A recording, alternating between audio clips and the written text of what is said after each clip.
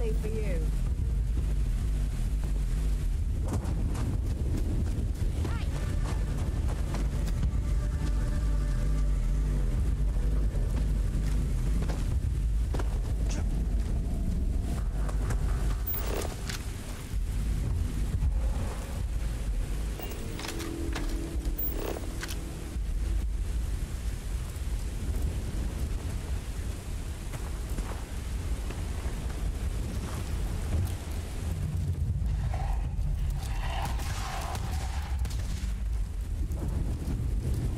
Got anything on your scanner?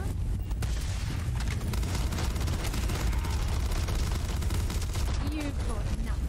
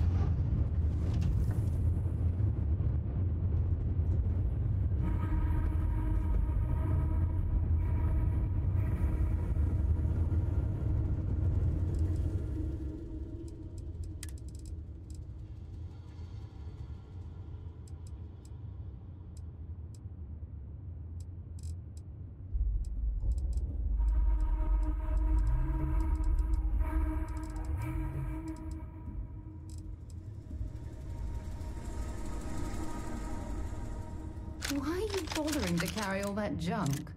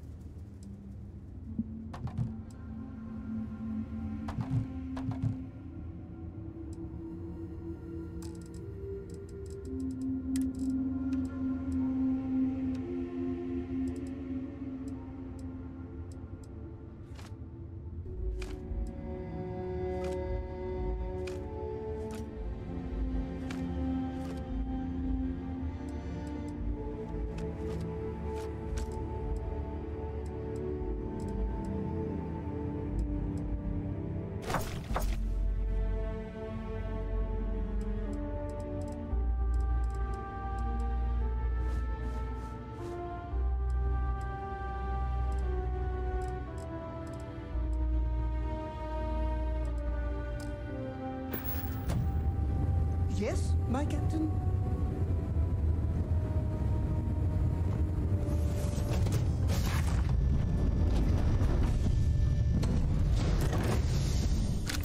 How can I be of service, Captain?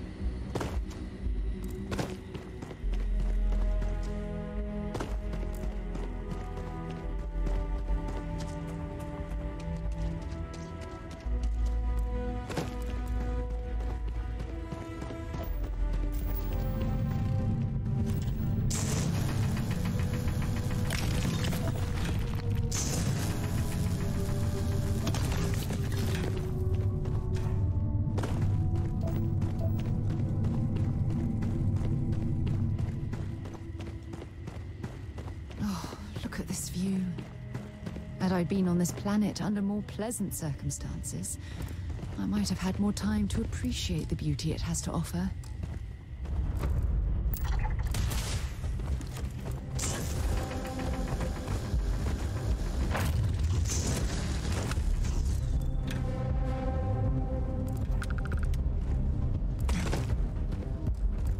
So that's what those look like on the inside.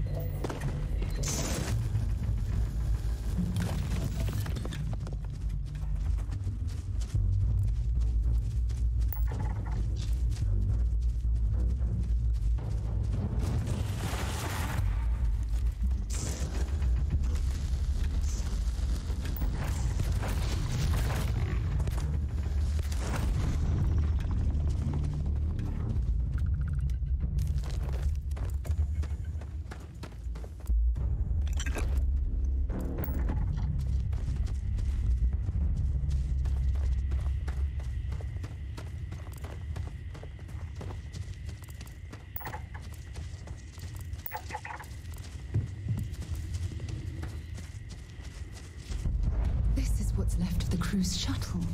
But it looks like parts were scavenged and dragged somewhere else. Could there have been survivors?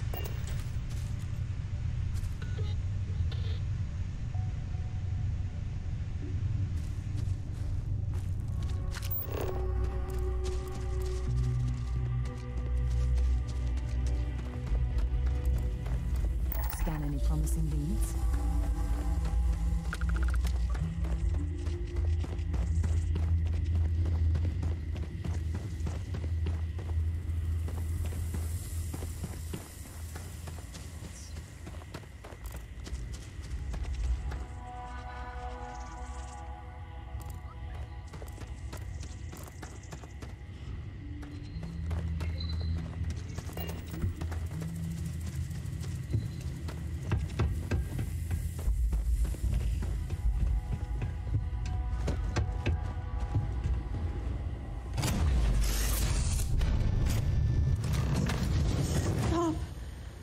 I'll shoot if I have to. Just turn around and leave. I know how to use this thing, and I will. Oh my God. Who are are you? I'm nobody. Just go away. I'm not going to let anyone take my stuff again. No way. Both of you, just go!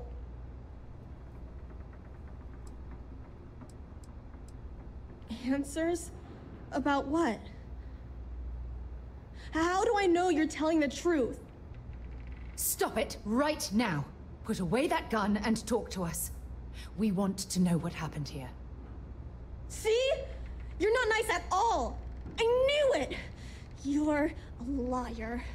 That's all grown-ups do is lie.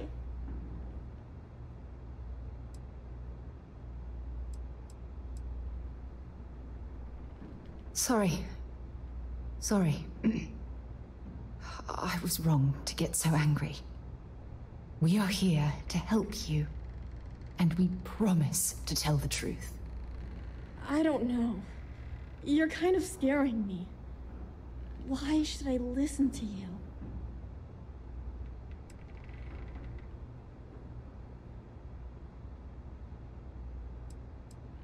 The crew? No one's been looking for that crew since before I was born. So tell me another lie. Go ahead. You were born here? Hold on. Oh my god. Your parents, your mum and your dad, what were their names? Jenna and Elias. Why? Jenna and Elias. Private Jenna Marsh and Corporal Elias Obrist. You're their daughter. Listen to me. I knew your parents. They worked with me on the Dauntless. I'm Commander Sarah Morgan. You're Sarah Morgan? Mom and Dad's captain? My parents used to talk about you all the time. It's like a dream to finally meet you.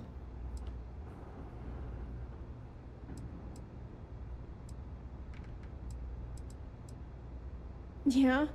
Well, you're too late. My parents are dead.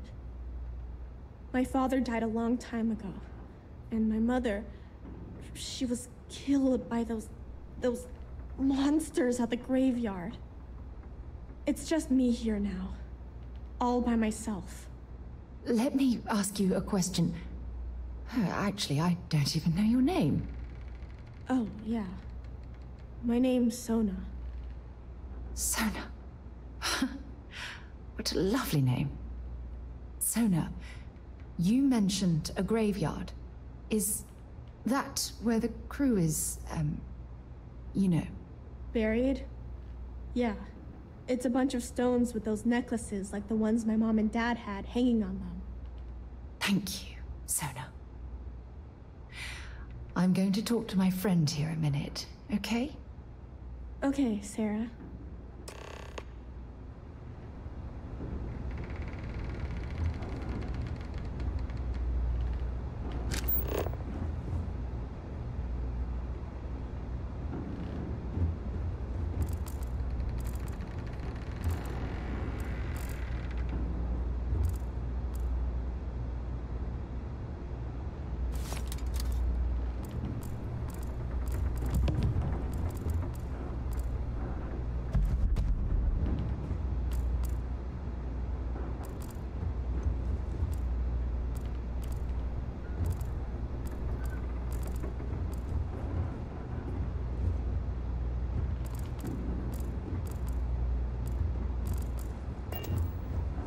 Phew. I don't even know where to begin.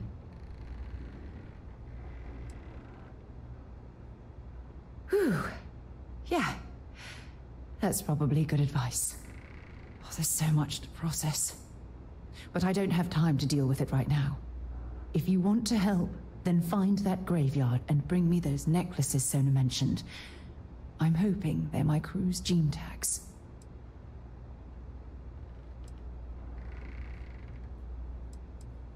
It's an identification tag worn by UC military personnel. It's encoded with the soldiers' medical information and a sample of their DNA. If we can bring them back to Jemison, it would be like bringing home the crew's bodies for a proper burial. Good. Just be careful. Sona's monsters are undoubtedly hostile life forms that have claimed the graveyard as their territory.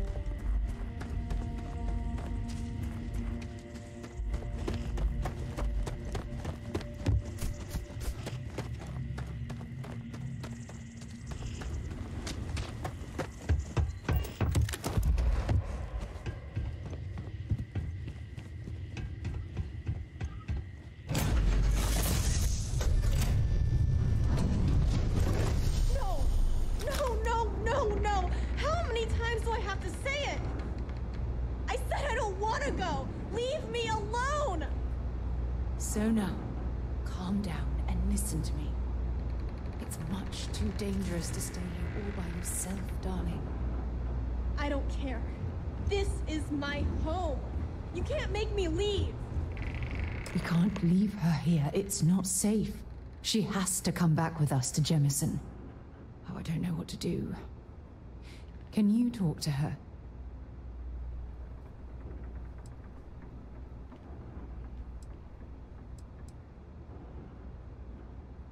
I knew I could depend on you. Now all we have to do is convince this poor girl that she's better off leaving the planet with us. I don't know if I have it in me to say the right things. I can hear you talking about me. And I don't care what either of you say. I'm not going anywhere. Look, I'm clearly out of my element here and not in the right state of mind. Could you just talk to her, please?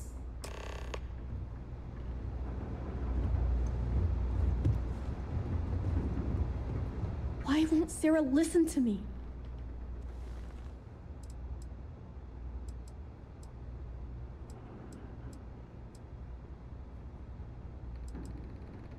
Mom told me 1,000 times that it wasn't Sarah's fault that that I'm stuck here.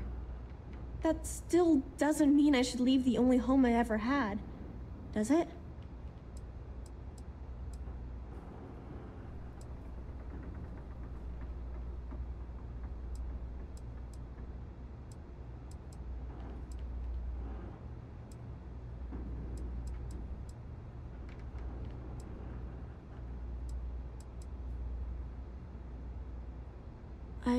I never thought of it that way.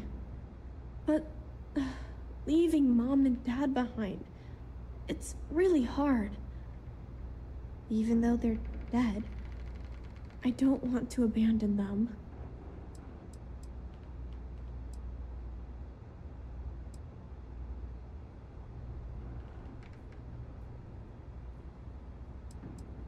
I suppose you're right. Mom and Dad always promised that I'd leave here someday. I'm sorry I yelled at everybody. I know you and Sarah are just trying to help. I'm going to go get my stuff and then I'll board your ship. Don't worry, I'll stay out of the way until we get, well, wherever we're going.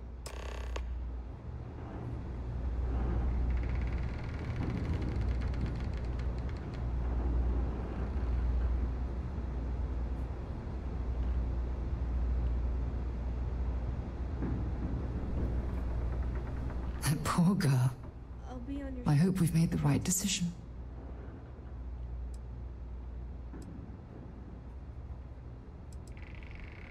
Oh, I do hope that's true. We're ripping Sona from the only home she's ever known and casting her back into society. It's going to be difficult for her to adjust to the changes. Wherever she ends up, just promise me we'll check on her from time to time, please. That means a lot to me. Look, before we leave Cassiopeia behind, I wanted to say one more thing to you. Perhaps at the overlook we passed on the way here? I promise it won't take long. Let's go.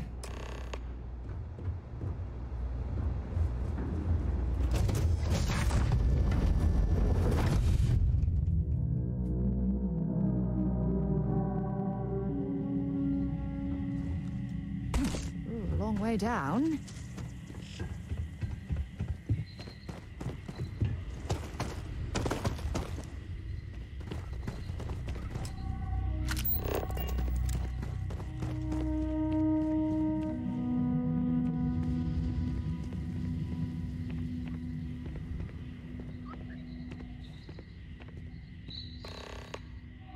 Look, before we head back to the ship, I wanted to tell you how much of an amazing gift this has been. You had to push me to come out here, and if I hadn't have listened to you, the universe would probably have never known about that little girl.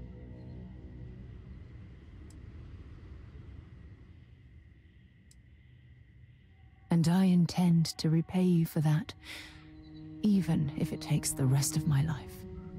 You know, this is the second time I've been on this world. And until this very moment, I never stopped to reflect at just how magnificent it was. Oh, look at this place. This is the reason I'm out here, exploring the stars. Worlds upon worlds, just waiting to have their beauty discovered. Shedding this burden of my past has finally allowed me to open my eyes, wider than they've ever been opened before. And it's all because of you.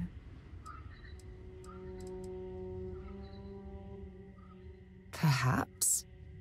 I suppose we'll both have to think about that for a while now, won't we? Well, I suppose it's time to bid goodbye to Cassiopeia once again. This time, under much happier circumstances. Now, let's head back to Jemison. I want to give those gene tags you gathered to Admiral Logan and figure out what we're going to do with Sona.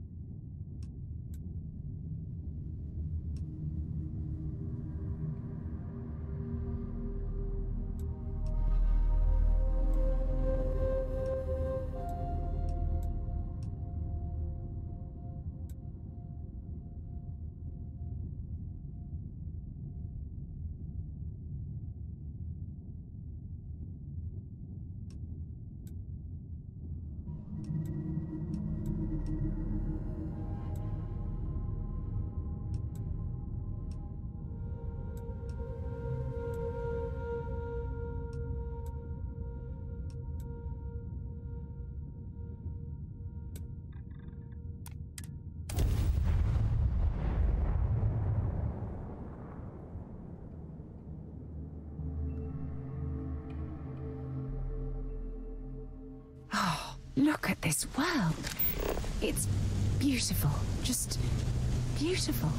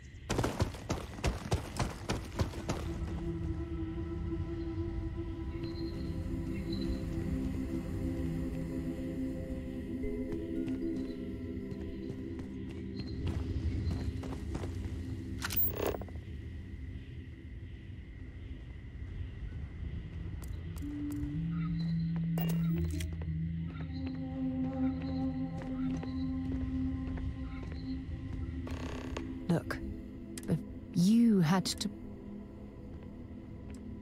It's been a long... You know, look at this place. Shedding this bird. Perhaps. Now...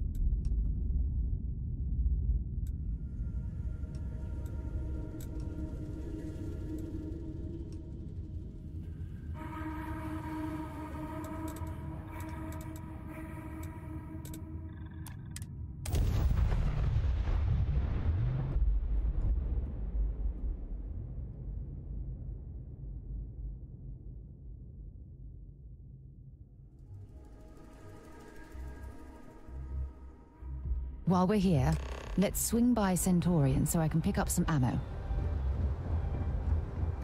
Hey, kind of breaking my concentration here.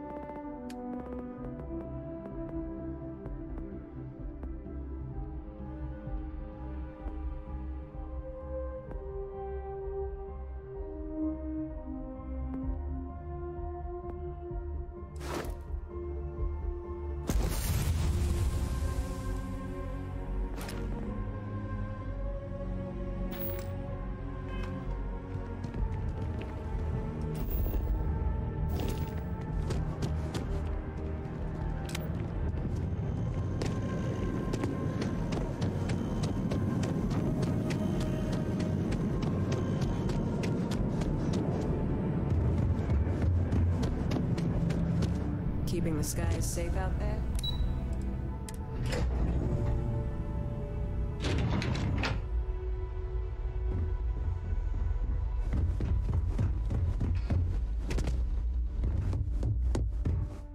You know, sometimes I feel a bit guilty. Sitting behind a desk, deciding the fate of others. Welcome back. Did you find your answers?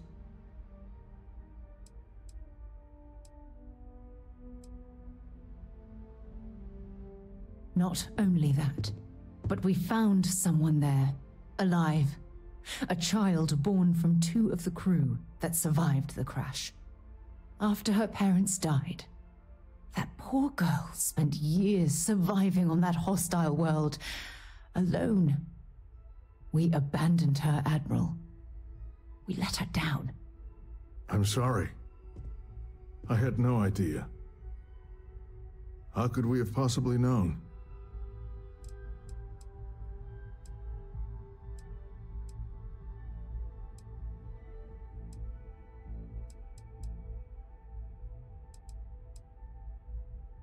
Sona. Is that her name? She must be a remarkable young woman. She's extraordinary, Admiral. And I'm afraid the United Colonies let her down. You're absolutely right, Sarah. We did let her down. One thing that I can assure you is that the names of these men and women will never be forgotten. I'll see to it personally. Thank you, Admiral. Good luck to both of you. It's been an honor. Once we're done here, we should have a little talk with Sona. Poor thing's waiting for us at the lodge.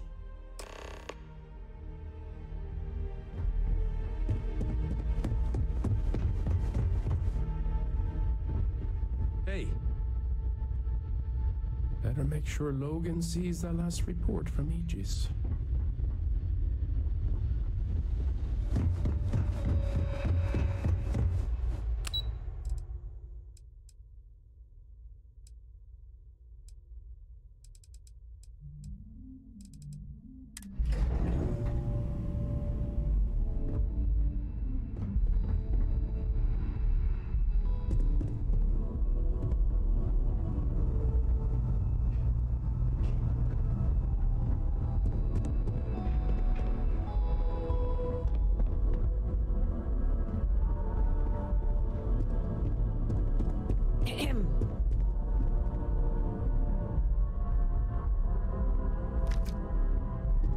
The things we do here, the tech we develop, benefits all of humanity.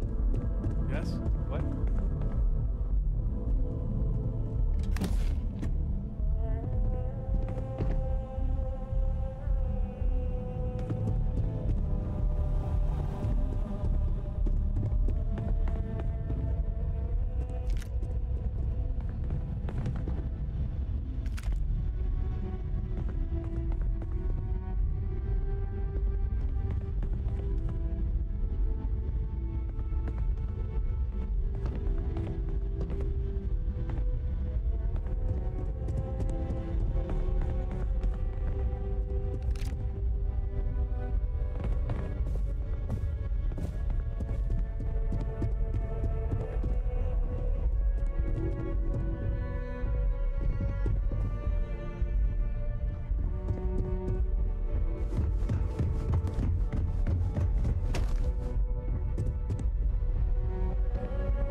Hello.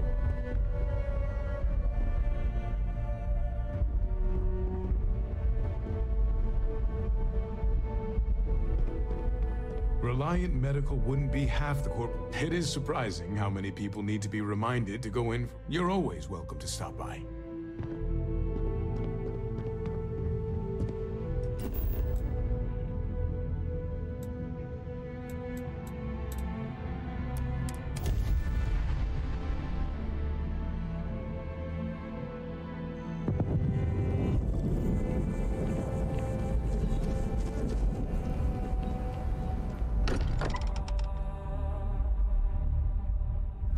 We're here. Perhaps we should check in with Mateo or Noel.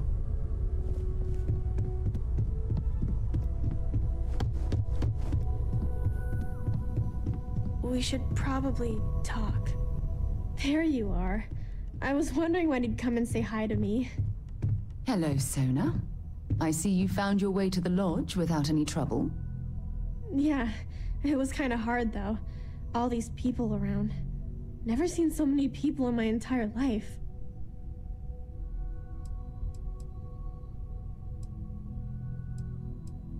I think I like it. I don't know yet. It's all really new to me. You'll fit in just fine. You're one of the smartest people I've ever met.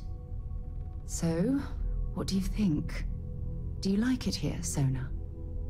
At the lodge? Yeah, this place is huge. I mean, I've never seen anything like it. You must be like a bazillionaire, Sarah. Oh, don't I wish? This place isn't mine alone. It belongs to everyone who's a part of Constellation. And I think it should belong to you too, Sona. I want you to stay here and make this your home. Whoa. Does that mean I get to go exploring with both of you? Or wait, do I get my own ship?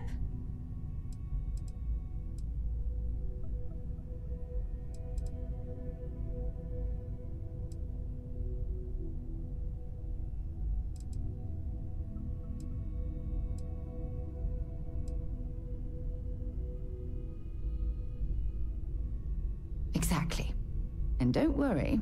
At the rate you're growing, it won't be long until you're grav jumping to unexplored star systems on your own ship. I understand.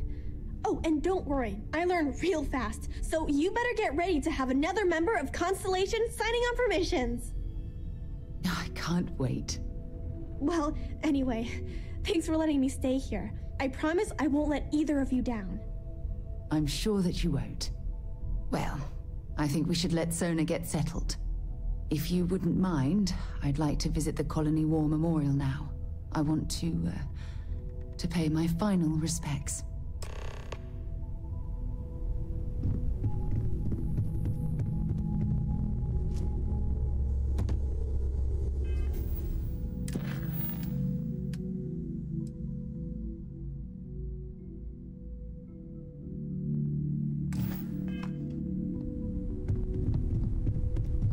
Sore. One too many squats.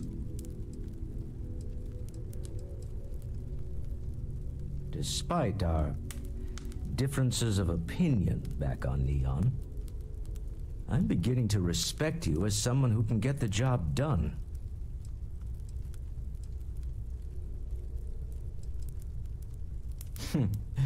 There's no fooling you. Don't worry, this is a much lower stake opportunity. My Star Yard's been having a little trouble getting our next project off the ground. I need someone capable and decisive to step in and steer it in the right direction. Interested? Of course, now that I know you're interested. It's a new ship. We want to diversify our fleet. Now, I don't know why the people I pay very handsomely to come up with new designs can't seem to get out of the R&D phase. And frankly, I don't care. I just want someone, you, to go there and show them how it's done.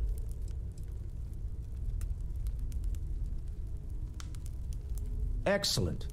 I'll send word ahead to the project lead, Jules Degante, that you're taking point.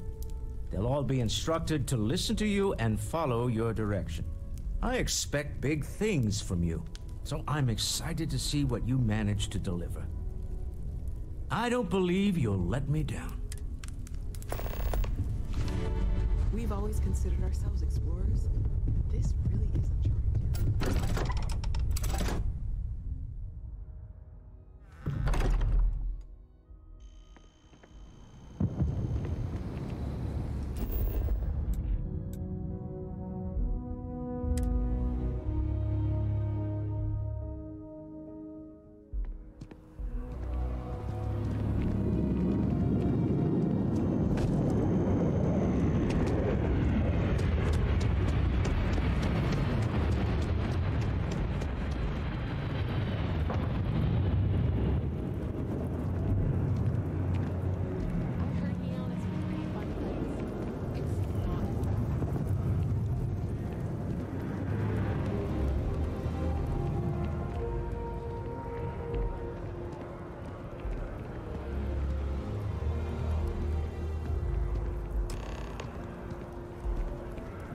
Look at this.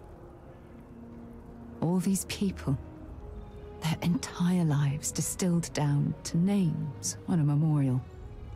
I wonder how close I came to being reduced to just a name.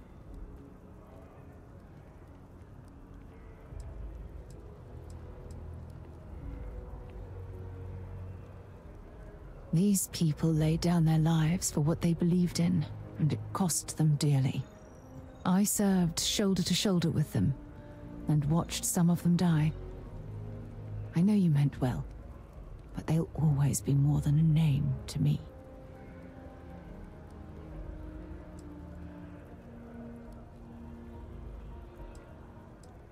And I care about you too. There's obviously some kind of a connection between us that I think we need to discuss. Just let me have another moment here, and then we can head over to the waterfall, so we can talk in private.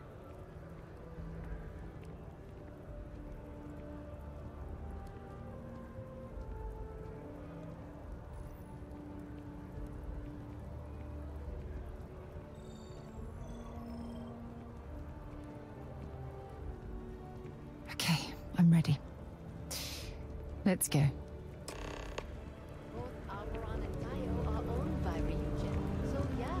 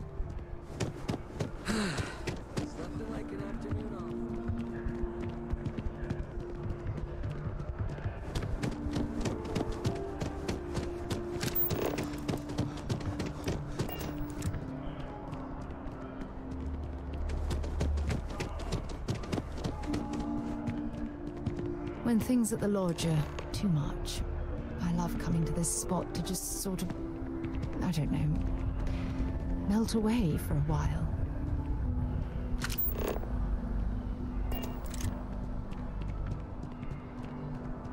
It's lovely here, isn't it? I've been from one end of the settled systems to the other. But this place, this exact spot, there's nowhere else like it in the galaxy.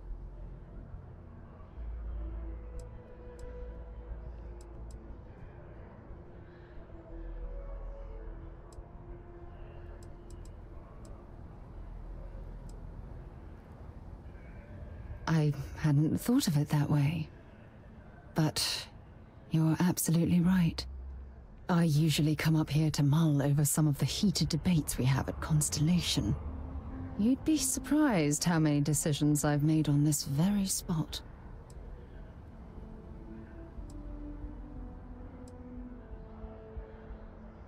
That's actually why I asked you to meet me up here. I was hoping we could talk about something very important.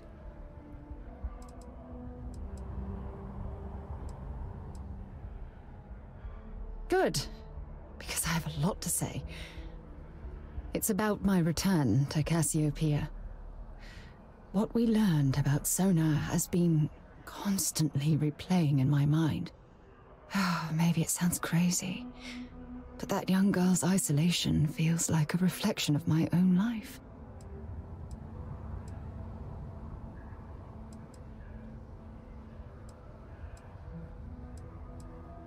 Don't get me wrong, compared to Sona, I've had it easy.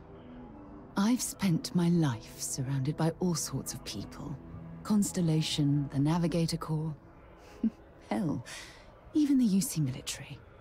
Despite that, no matter how hard I've tried to make them a part of my life, they tend to drift away and disappear.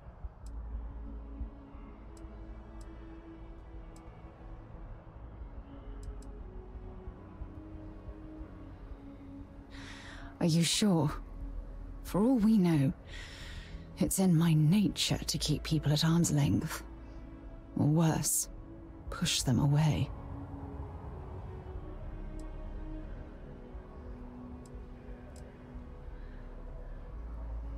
Right now? Are you talking about Constellation? Or what exactly are you saying? Ha! Sorry, I just need a moment to gather my thoughts. I know you want to have a serious relationship. You want to become close. So, if you're willing to take that leap of faith with someone like me, then I'm ready to do the same.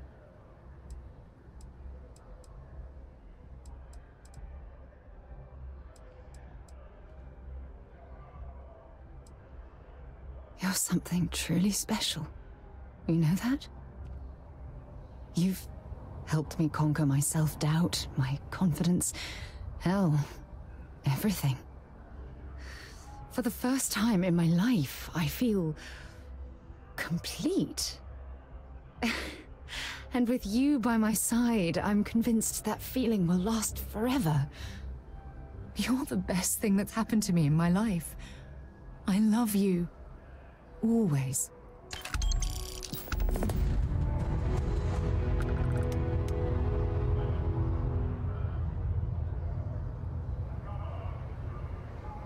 I received a message from my mother a few days ago. She's returned from another one of her sightseeing cruises.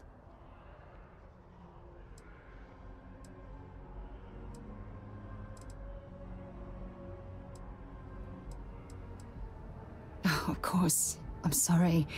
We never discussed this, did we? The thing is, my mother and I don't talk very much. We're not estranged or anything of the sort, we're just far apart.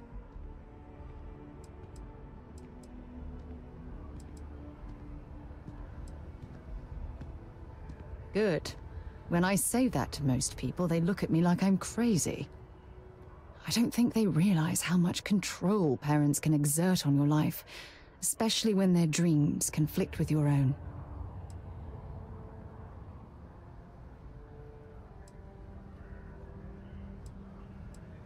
Oh, I'm certain they felt they were doing the right thing. You see, both of my parents were diplomats working under the flag of the UC Administrative Division. After I completed my basic education, they signed me up for a one-year apprenticeship in their department, without bothering to ask.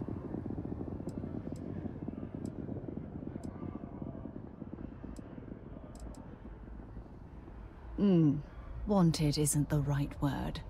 Demanded would be more appropriate.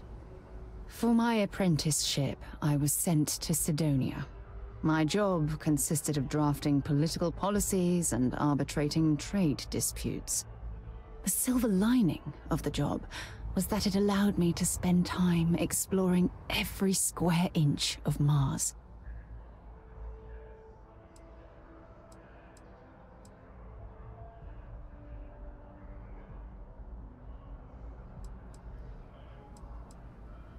I was swallowed by it. Months before the apprenticeship ended, I dumped my diplomatic certification and joined the UC Navy. Of course, my parents didn't approve. We had a huge argument that resulted in all ties being severed between us.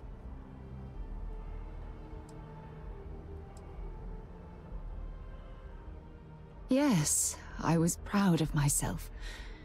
For a while. You see, my father was killed during the opening shots of the Colony War. I returned to Jemison for the funeral and reunited with my mother. After that, we vowed to stay in touch.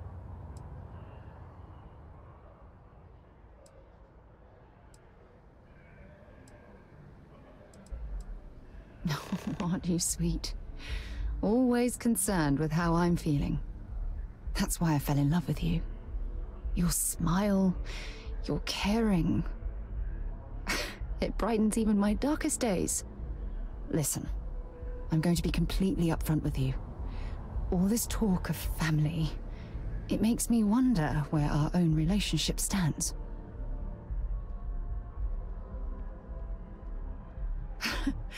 You mean that? You'd do that? For me? I've been dreaming about this moment and still... I don't know what to say.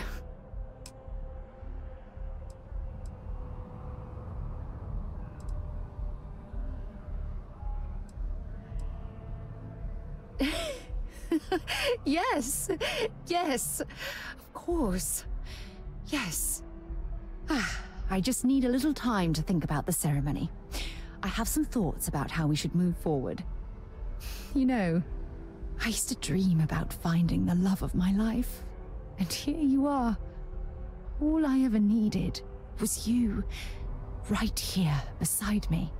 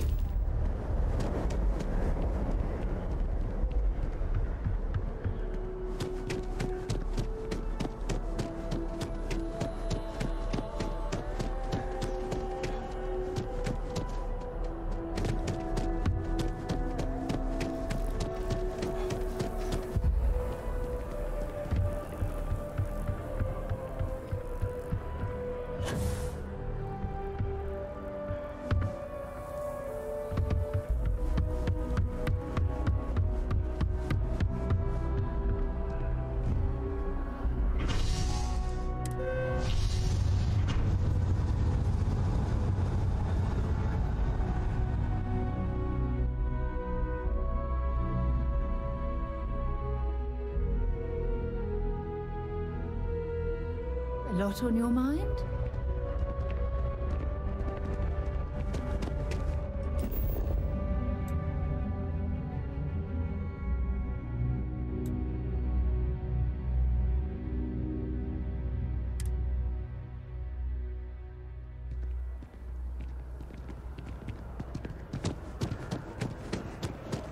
People joke, say those funny.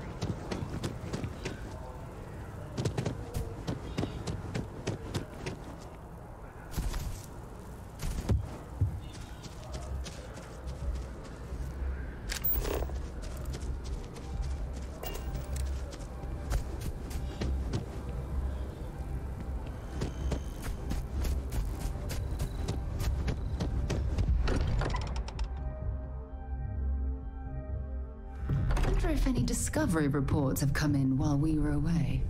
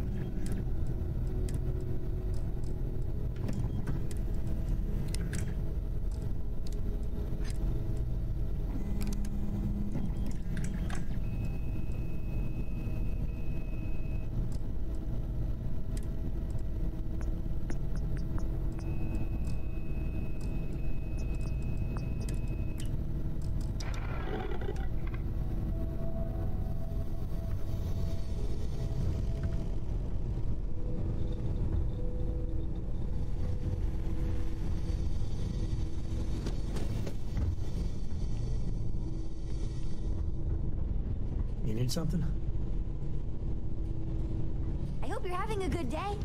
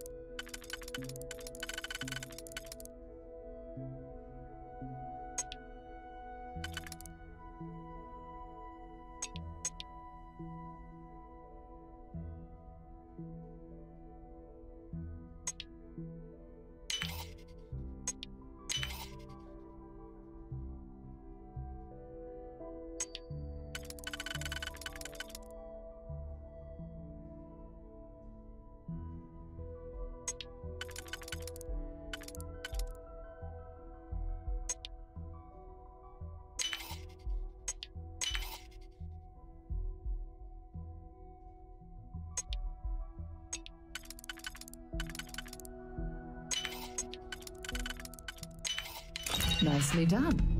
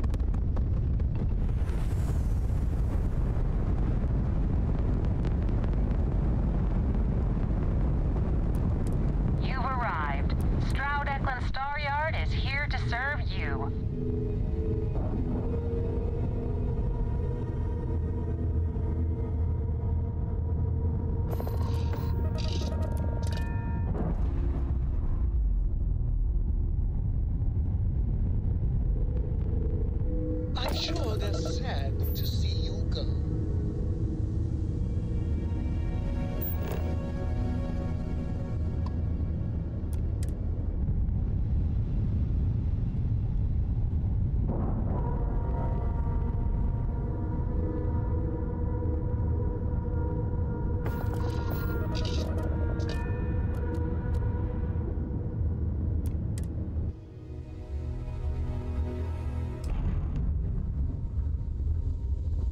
Greetings, Captain.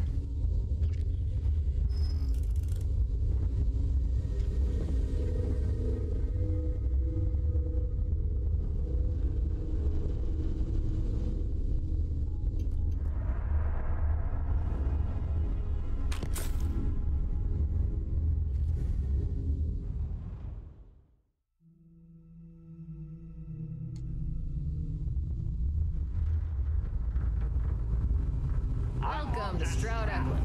And on behalf of Stroud Eklund, welcome. So this is the Star Yard Walter can't stop talking about. I can certainly see why.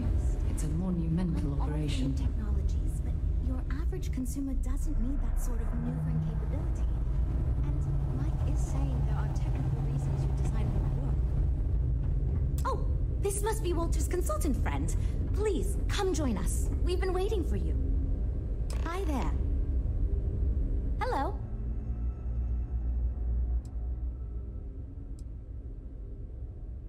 It might surprise you to hear that no, I have not. This is actually the first project I've led for Stroud Eklund. I recently graduated with a master's degree in engineering management. I'm actually kind of surprised they hired me, but I was at the top of my class, so maybe they didn't want to lose me to some other Star Yard. Anyway, I'm grateful for the chance to do good work here. It means I'm responsible for making sure our projects are carried through to completion. I'm not the one calling all the shots per se, but I do need to ensure the people making those calls are empowered to do that within the limits the executive set for us. You must be Walter's colleague. He informed me that you'd be taking charge of Project Kepler despite the fact that we have a fully dedicated R&D staff already assigned to it. But that's okay. I'm sure that even though you have virtually no experience with this, you'll do a great job.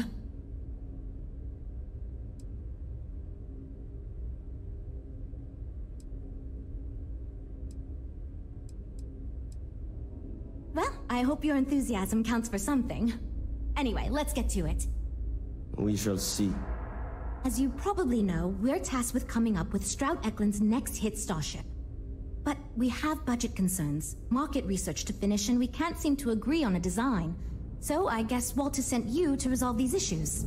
Have at it.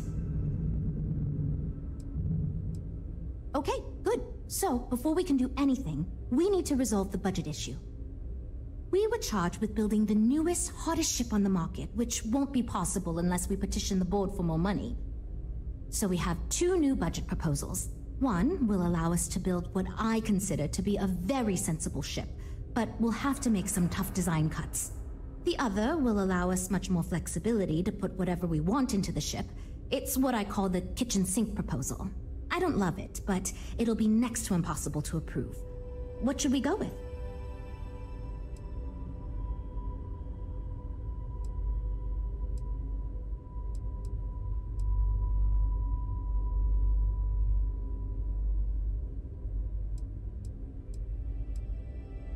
While it's true we'd be able to afford to put anything and everything into that design, it's just not practical, and the board will put more pressure on us to see that it succeeds. I worry that without constraints, my team will be disincentivized to focus this ship in any given direction, and they'll try to cram in everything but the kitchen sink, hence the name.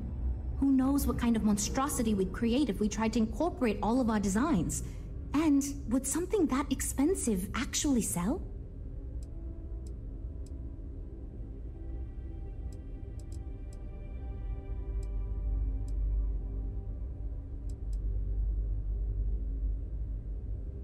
It's more that we can only choose certain design elements at the expense of others. In other words, if we go with something in Mike's design, there's not enough money in the budget for what Ella wants. That's one of the reasons we haven't been able to agree on anything. I'd love to, seriously. It would be a huge win for us if we came in under or at that budget. But none of the viable designs for this project can be made for that amount. I've already rejected that budget, so I have to go to the board regardless. And since you're now responsible for the major decisions, which budget proposal we go with falls on you. I was afraid you'd say that. Look, I'm the one who has to go to the board with this proposal, so before I can convince them this is going to be worth it, you're going to need to convince me.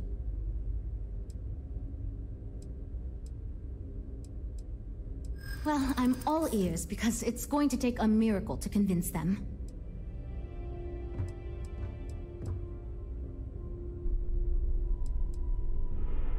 Well, there's always room for personal improvement, I suppose.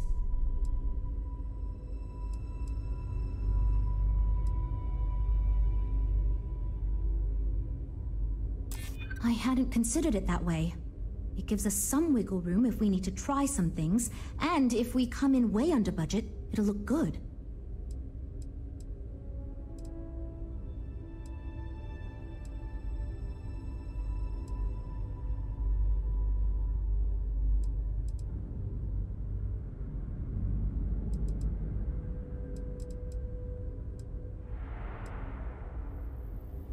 I'm glad you understand the position I'm in here.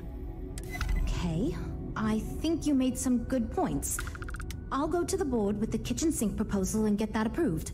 I'm glad you convinced Jules to get that larger budget, but perhaps we could have intervened a bit more. Great, that's one problem solved. I'll go forward with that budget proposal and we can move on. Next, we need to gather some market data. The best way to do this is to outfit your ship with some sensors and take it through some real-world scenarios so we can make more informed design decisions.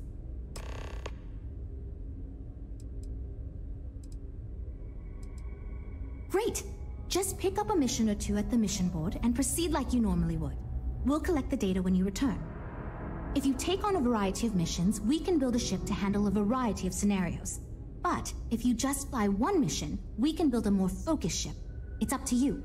In the meantime, you might also want to talk with the team, get to know them, give feedback on their proposals, etc.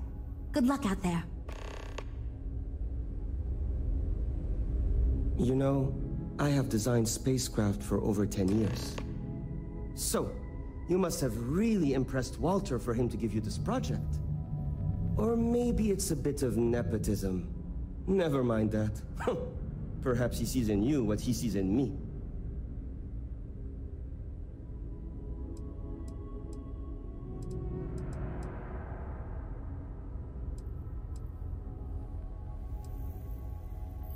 As a designer, I see the beauty in our craft and deliver that to the consumer. My desire is to make flying in our ships a joy to all the senses. I have won awards. I am proud of my work. But I do not like to brag. Rather, my goal is to change the board's perception of employees like myself from mere cogs in the corporate machine to value us as artists and let us do as we please. My hope is that he sees the passion in our work. In truth, I know he values me, but he has yet to truly cut me loose from the corporate reins and let me do as I wish. But I understand Walter has given you much greater control of our project. Perhaps I can learn from you and convince him I'm ready for the same.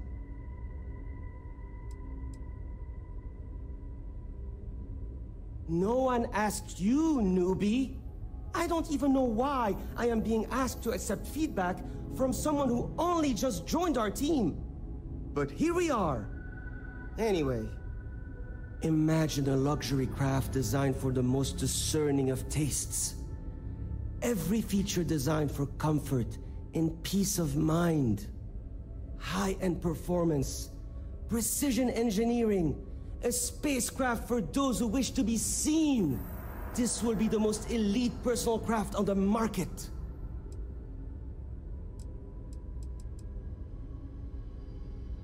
The ship should be mid-size, spacious but not bulky. We'll want to build it with the highest quality, most expensive modules available. It should feel safe but not threatening. Focus on defensive measures, not aggressive weaponry. Above all, you should be able to picture your favorite celebrity or Walter himself flying this ship and influencing others to buy as well.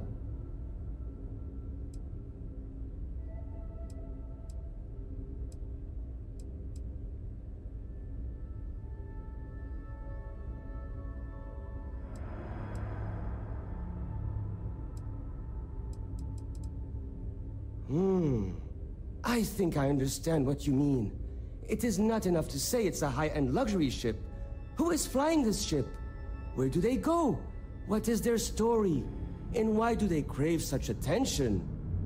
Oh, thank you. I will think on this and improve on my proposal.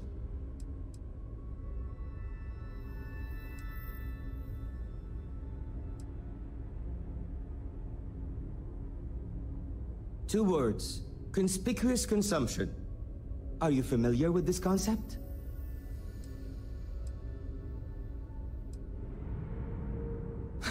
Of course not. It's when someone buys something expensive, mostly because it is expensive in an effort to show off their wealth to others. So, if we target what the wealthy elite and celebrities want and sell the ship at a premium, they will buy it, and others will follow in order to be trendy. Imagine a star like Borealis is seen getting out of one of our luxury ships. Everyone is going to want one, so they too can feel like a celebrity. Yeah, see you. Hi. Need something? Oh, you really want to hear my ideas? I mean, I have an idea, but it's not that great. I'm not even a designer or anything. So, I was thinking that we could really use a recreational craft in our fleet. But not like super luxurious like our Adonis pleasure yacht, something marketed more towards families. Something mom and dad could pack up and take the kids on vacation. You probably think that's stupid, right?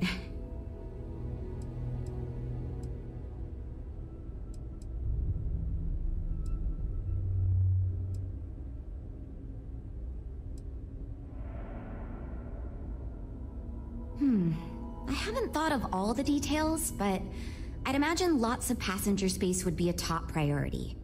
A mid-sized ship with enough room for one, or maybe even 2 or 3 families to spread out and relax. I don't think it'd need any fancy weapons or scientific equipment, so it should be pretty affordable. Families don't want to spend a fortune, so keeping the cost low will help guarantee plenty of sales.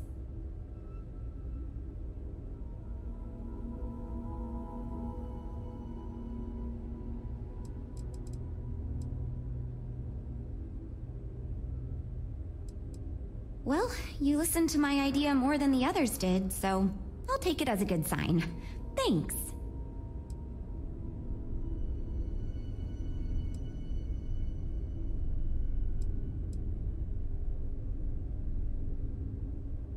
It's interesting. I'm new, and I've never done anything like this before coming here. Marketing for ships, specifically, that is. There are so many things to think of for different demographics, like style, features, cost, and all that. And you also need to think about offensive and defensive capabilities, because space is dangerous and people need to feel like the ship they're buying is safe.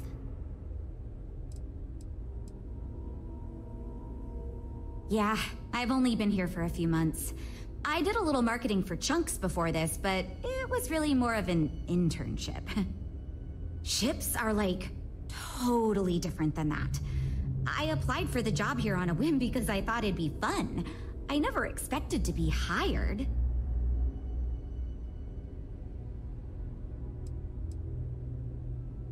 So far I do, but just between you and me, I feel like I'm in a little over my head.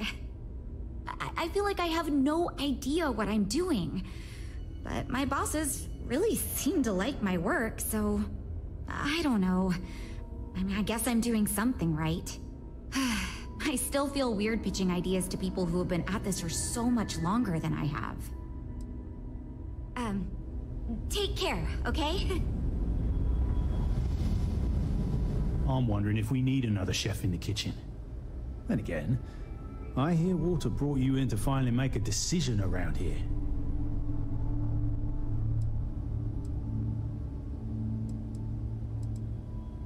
Well, how do I put this? My co-workers are smart people. But between you and me, they're in way over their head with this project. Jules especially. She's new at being a project lead and has insisted we design by committee, so everyone's voice is heard. Admirable. But no one could agree on anything, and we're running significantly behind because of it. Good. Just so long as you don't push us to make anything too nutty. I think your decisiveness will put us back on the right track. Speaking of which, I think my plan will get us where we need to be as quickly and efficiently as possible. It's simple, no frills, and most importantly, won't cause me any major headaches on the engineering side.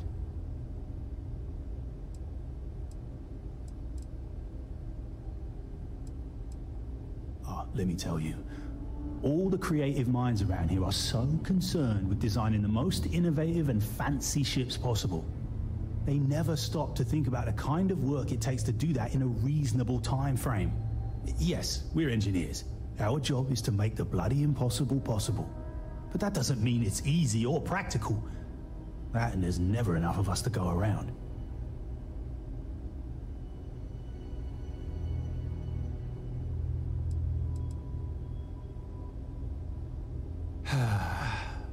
Couldn't figure it out from the engineering talk? I'm an engineer, mate. It means I'm the one who's got to put together all these plans and actually make the bloody ship fly.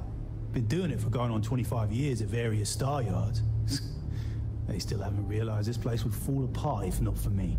Instead of letting me get to my work, they keep giving me fancy new titles and got me tied up in endless meetings like this one.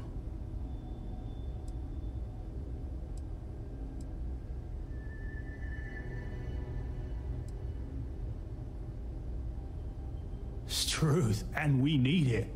The others believe we need to think big and innovate. Reality is, we just need to do what we do better than anyone else. So I'm thinking, there's loads of fighters. No sense in mucking about with that again. And we've already got one of the best luxury liners in the biz. What I figure is, the cargo running business is booming, and no one's quite built a personal craft like that to serve the working class folk. Nothing fancy, no frills. Just a simple, sturdy, inexpensive ship with cargo room up the wazoo and make it so easy my cousin's little moppet could fly it.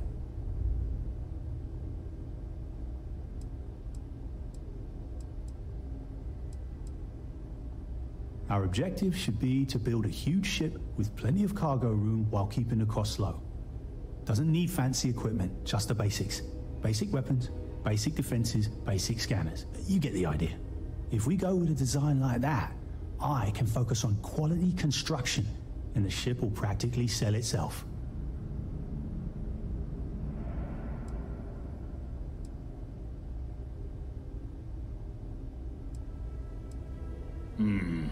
Yes, of course.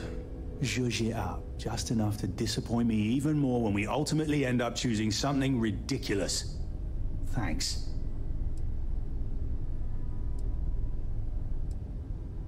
I assume you mean the company and not the people. Because even if I didn't already think so, I'd tell you that both Walter and Issa are great. The company is still kind of young as far as Star Yards go, but it seems to be going in the right direction, despite what it may look like. I've been doing this for a while at other Star Yards, and so far, we're avoiding a lot of the mistakes some of the older corps have made. Seen the specs on the Adonis? I'd rather be in a ship that can defend itself. I don't want to be a target. Maybe the Venture, then? Nope. Not really. I like to think I don't have the ego for it. I've got nothing to prove, and I don't rightly care to make my mark on the industry. All I want to do is build the best damn starships I can, not get bogged down with all the excess particulars. But upper management loves the work I do, and they wouldn't let me say no to this. I guess they needed someone to keep everyone's heads out of the clouds, so here I am.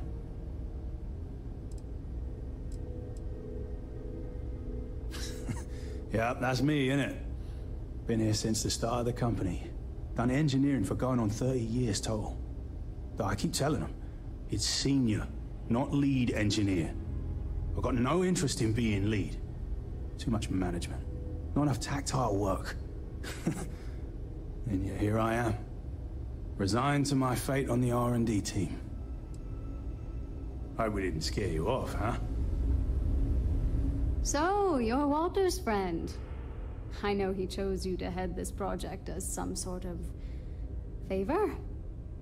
Honestly, as senior technical designer, I was hoping to receive that honor, but, there's always next time. Regardless, I'm excited to help you out. Do you have any experience building spaceships? Good. We were worried you knew nothing, and this would be a complete disaster. As long as you are willing to listen to us, we may still avoid that outcome. Now, I know you've been asked to give feedback on our design proposals. Would you care for a brief synopsis of mine? Of course. But first, let me ask you this. What pilot demographic is currently being underserved by the current starship market?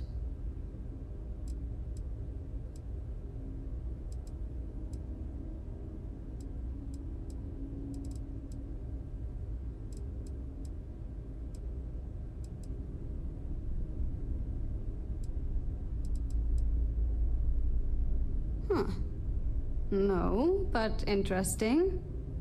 I've never considered that. I should add that idea to my backlog. My idea is a little less conventional. I believe we should invest in making a dedicated exploration ship, marketed towards citizen scientists.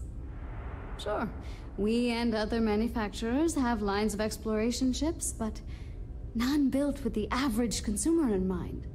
It's my hope that we can jumpstart a new era of affordable, accessible space exploration, fueled by ordinary people like you and me.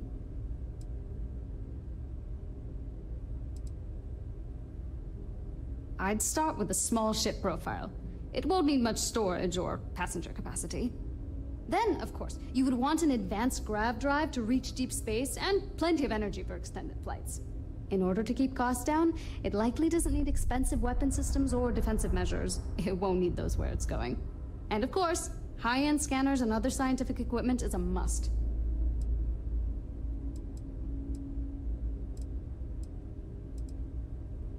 Thanks. Let me tell you, we would not regret going with my idea. This is a chance to do something that will truly inspire future generations.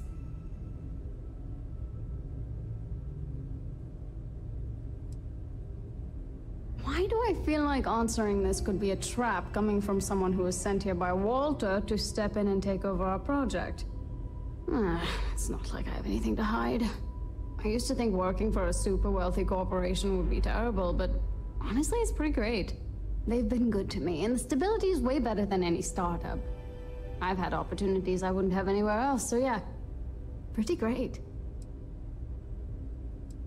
Well, as a senior designer, I'm trusted to work on some pretty important features on these ships. Most of my work is on the technical features, designing them to be more user-friendly. Computer systems like navigation, targeting, you name it. It may not be as glamorous as what Frank does, but without me, these ships would be almost impossible for the average consumer to actually use. See you around, I guess.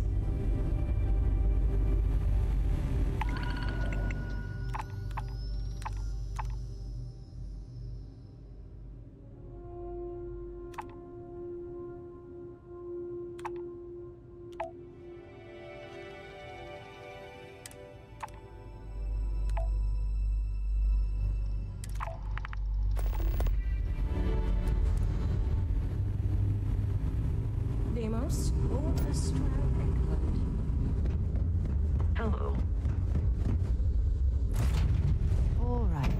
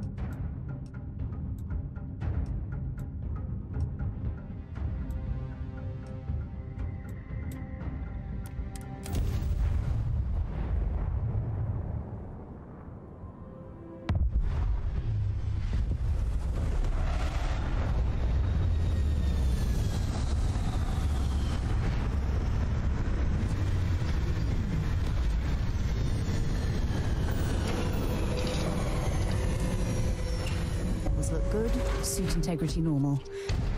Hope this place is worth the trouble.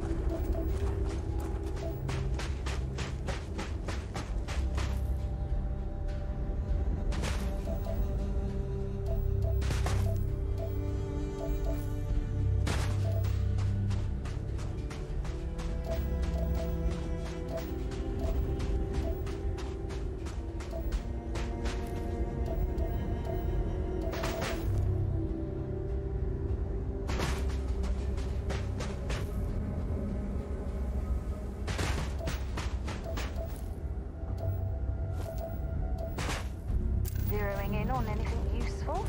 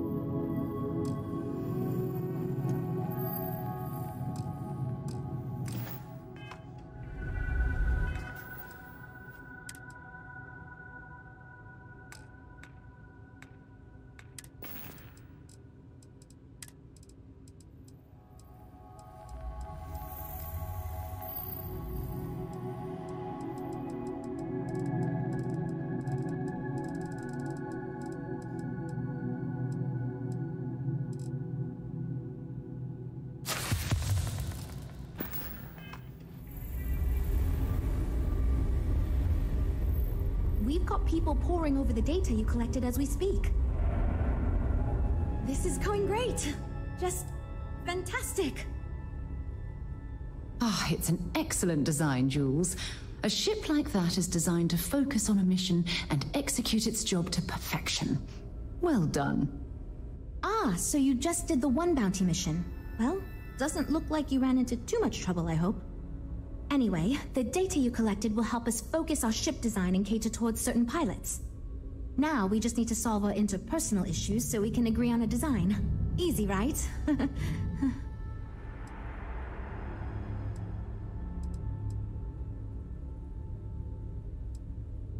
You seem awfully confident for someone who doesn't know how long we've been dealing with this. I've tried everything I can think of besides some sort of hokey team building exercise. So, what do you think you can do differently?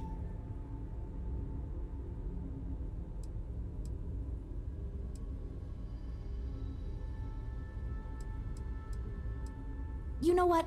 Why not? I'll try anything at this point. Stranger things have happened. And since you mentioned the idea, I think you should be the one to lead us in the guided meditation. Just feed us a steady stream of whatever positive affirmations you've got.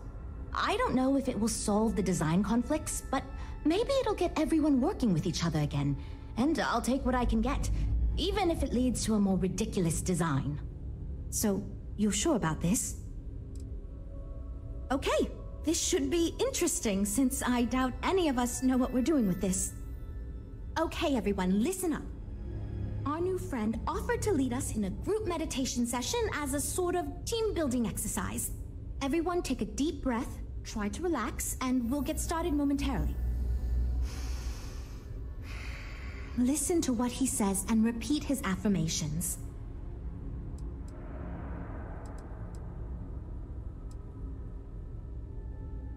By working as a team, we can conquer any challenge. Maybe they should. Right, Frank?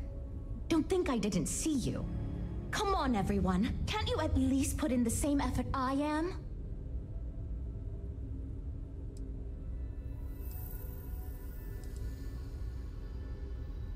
My brilliance and creativity help guide us to our goal.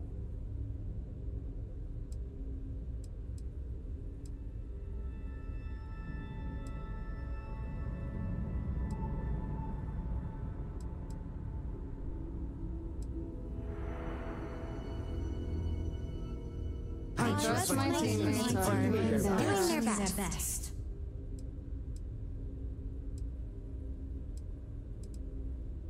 I believe myself and my ability to do my job well. Myself and my ability to do my job well.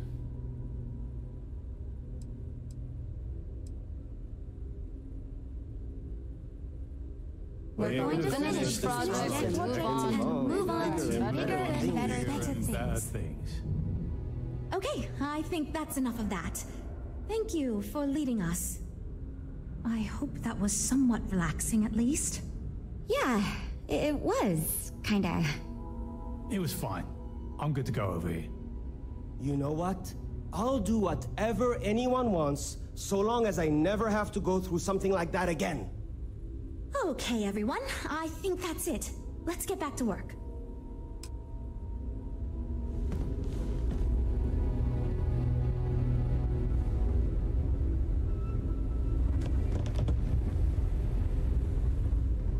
Well, we're making progress now, I guess.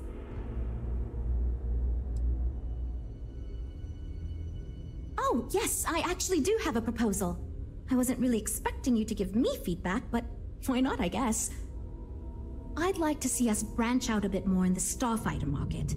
Bounty hunting and mercenary work are both big these days, especially among the hard-blooded Freestars.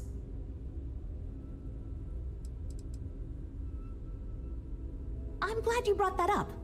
No, and yes, there's a lot of work out there that requires a capable fighting ship. But the real success comes from UC military contracts, which we would hope to attract by building a higher-end version of this ship platform for them.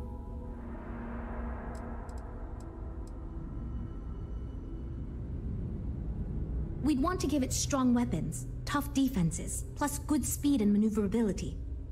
Most starfighters are fairly small, and the tricky part is keeping costs down with all those fancy modules.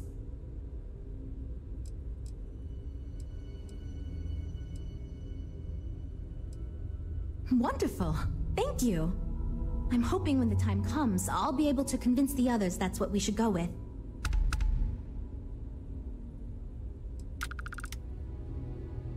Based on the decisions you made, well, I'm not quite sure what kind of ship we're going to end up with, but it should be capable in a variety of situations. It sure will have a lot of stuff to it.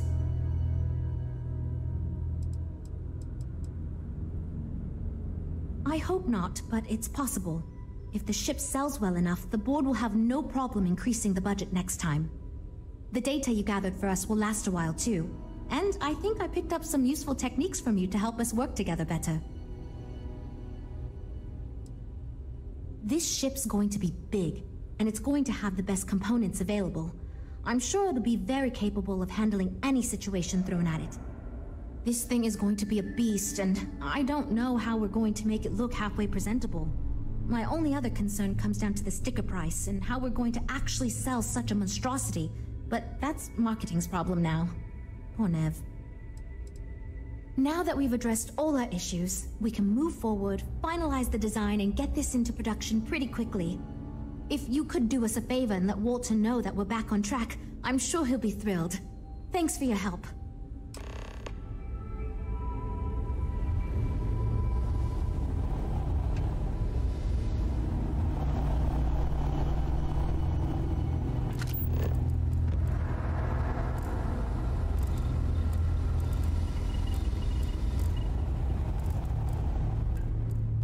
We have a state-of-the-art R&D department here.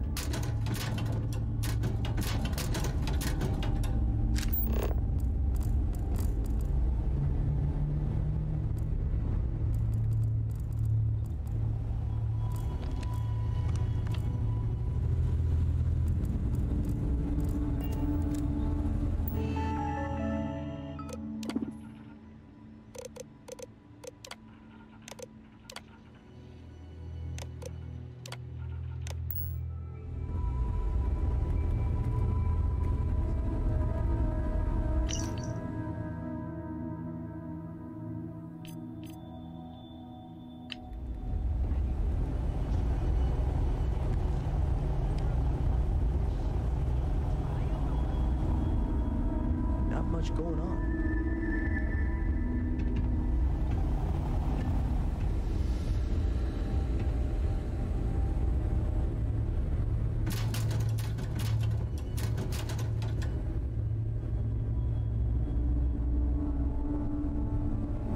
I can't believe you just stole that.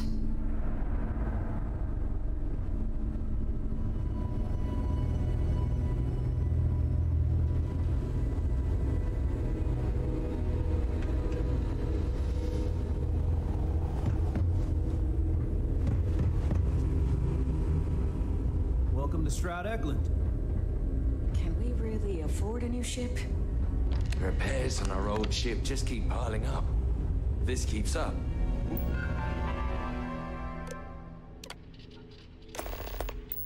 All our profits are just gonna keep it flying.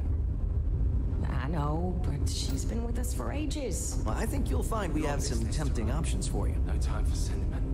A pleasure to meet you. Welcome to the premier star yard in the settled systems. We may be new, but I think you'll see why everyone's talking about us.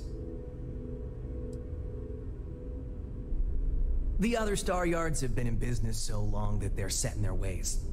Take Deimos. They've been making spaceships since my grandfather's grandfather's days. So we looked at every facet of these elderly corporations for opportunities to revolutionize and innovate. If you don't believe me, see for yourself. Thank you. So, what sort of ship are you looking for?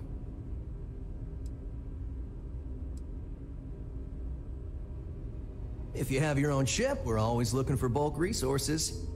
The Star Yards have negotiated a set price with the Trade Authority. Twice the market rate.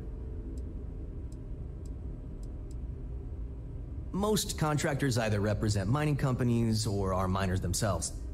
But really, we don't care where you get the resources. So however you procure them is your own affair. Once you have the requested resources in your cargo hold, just return to me. We'll pay you the agreed fee and we'll send porters to pick up the cargo. If you deliver the full amounts, there's a bonus in it for you too. As a first-time contractor, I'm required by law to let you know that every Star Yard offers the same terms. But obviously you should deal with us. Depending on your cargo hold size, you may need to make several trips to fulfill the order. So what we need is nickel. The request is for a large quantity, 5,000 units of it.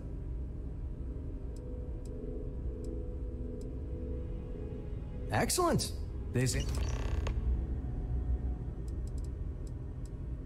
Well, let me see your manifest. We'll unload that from your ship right now. Stroud Eklund may be new. Of course. If you need anything, just ask. Let's get you a new ship.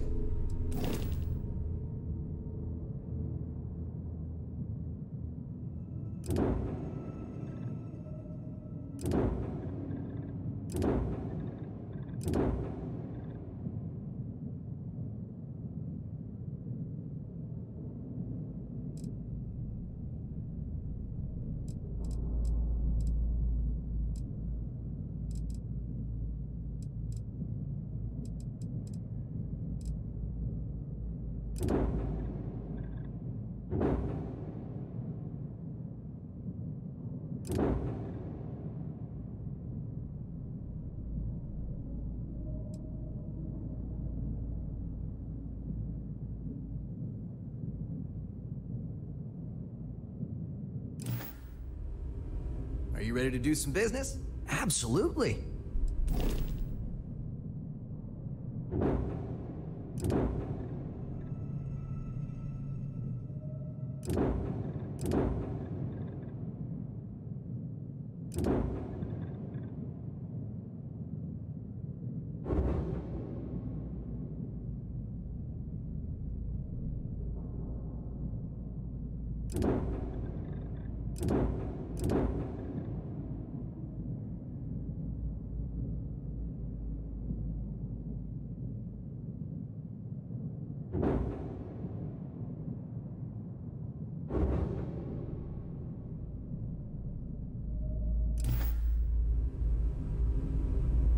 Nice to see you again. How can I? Let's get you set up.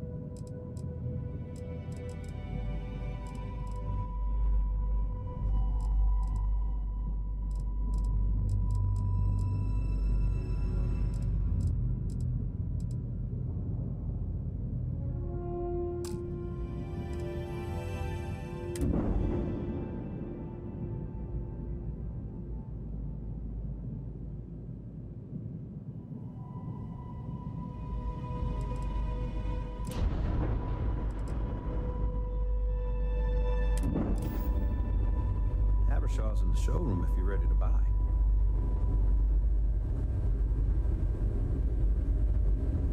If I were tired, I'd be very keen.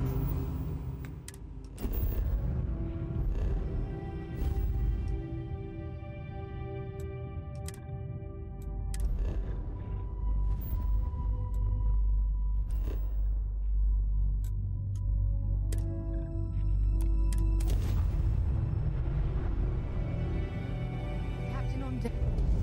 This is UC Security. Prepare to be scanned for contraband. Scan complete.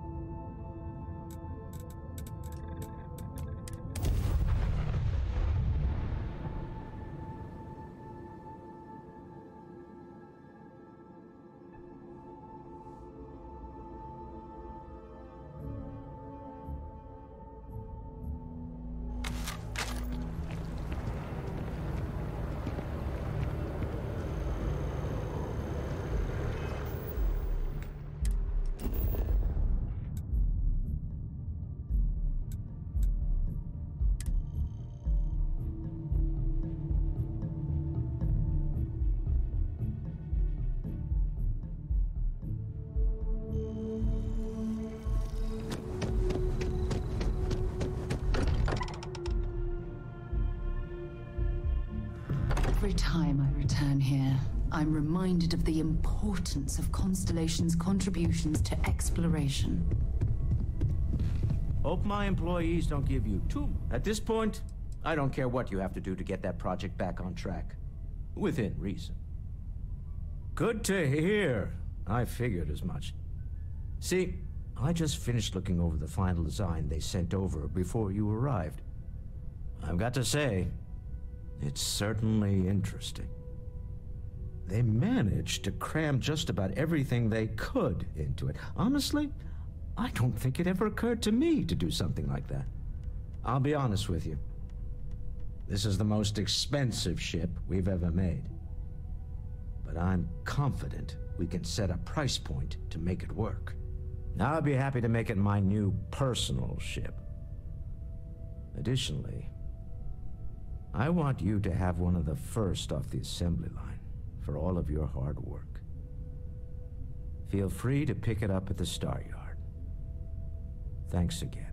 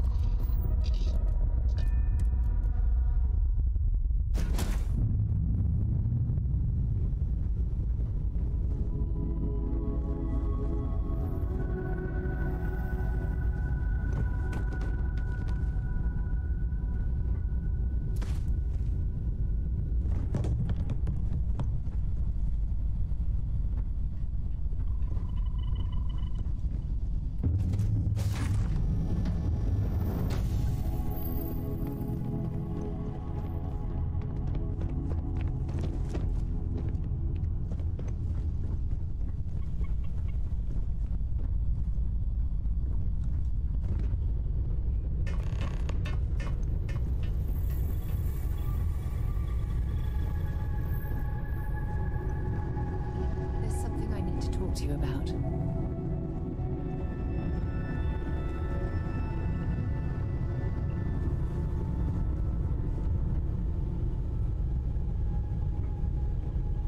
So, I've given everything we've discussed a lot of thought, and I've decided I'd like Aja Mamasa to conduct our marriage ceremony. You're kidding, right? She was the former chair of Constellation? The one that passed the torch to me about 5 years ago? We've talked about her before. Come on, stay with me.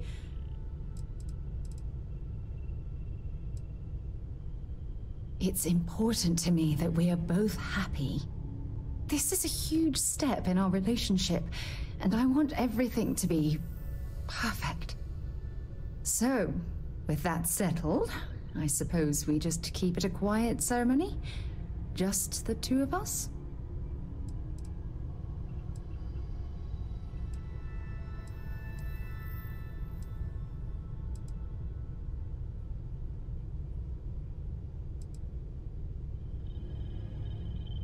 Honestly, no. I respect everyone at Constellation, but this is part of my personal life. If it's all the same to you, I'd like to keep my personal feelings about us separate from Constellation.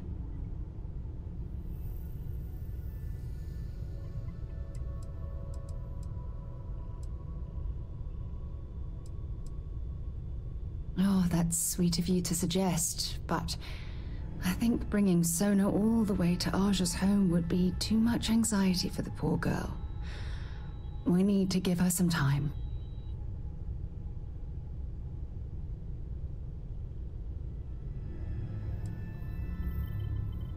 All right, it's settled then. I'll send a message to Aja asking for her to preside over the ceremony. As soon as you're ready, let's head to Paradiso. I can't tell you how much this means to me. I love you.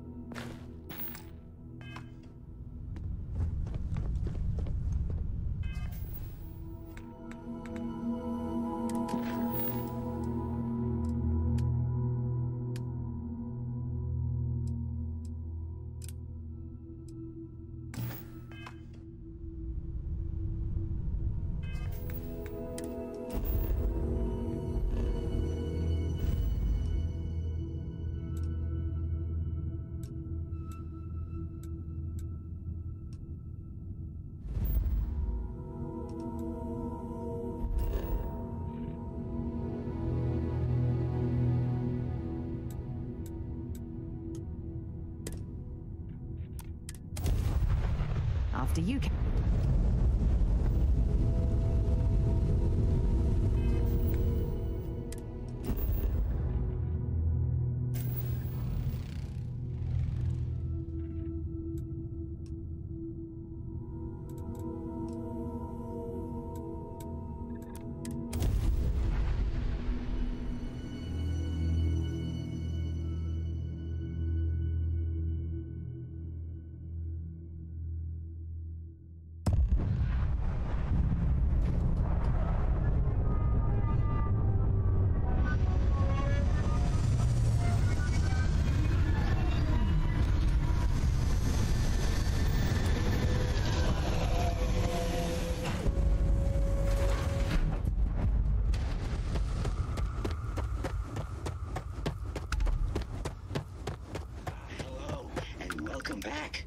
Mr.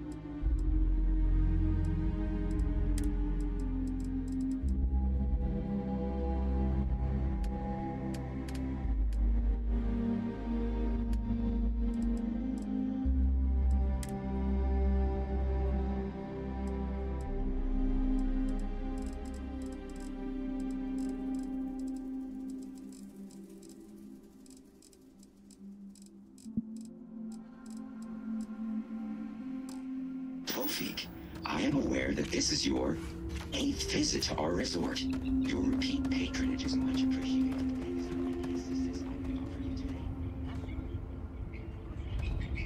As we were landing, I picked up a message from Aja. She said to meet us at the park overlooking the ocean. Before we go to the ceremony, I want you to look me in the eyes and tell me this is exactly what you want.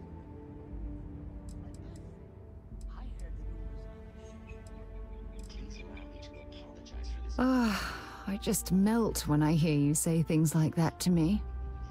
I love you, and I'm forever thankful to have someone as amazing as you in my life. Now come on, Aja is waiting for us.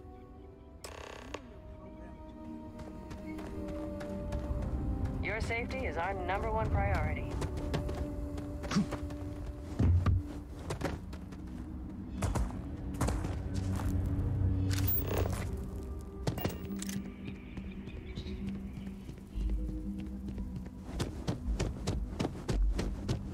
Paradiso is absolutely beautiful. Can you possibly imagine a more tranquil place for a resort?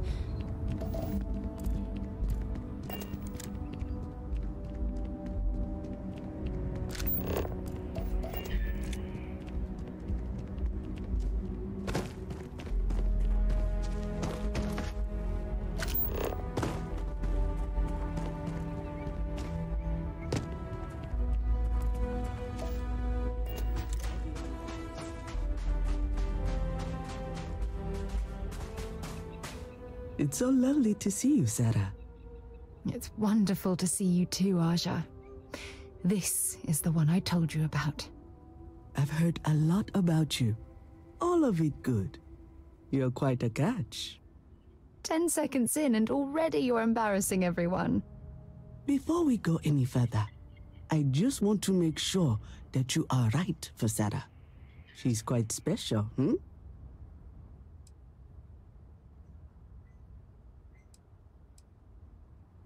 Oh, God. Now you're embarrassing me. That's called love, my dear. You better get used to it. Well, I've seen enough. I can read people the moment I lay eyes on them. And you're going to make Sarah quite happy. Coming from you, Aja, that means a lot. Of course, Sarah. You know I always look out for you. Now, are we ready to begin the ceremony? Very well. If everyone's ready, then I'll begin. It's been years since Sarah Morgan and I have spoken. And though it might appear that we've grown apart, I feel that we've become closer friends than ever before.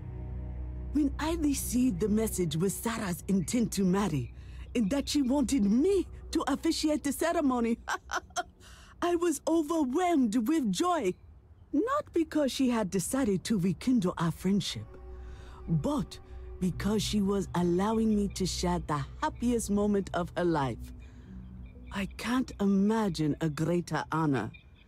And for that, Sarah, I thank you. I wouldn't have had it any other way, Aja.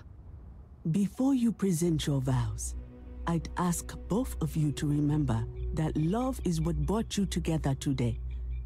It is a foundation upon which a structure of trust, faith, and affirmation is built.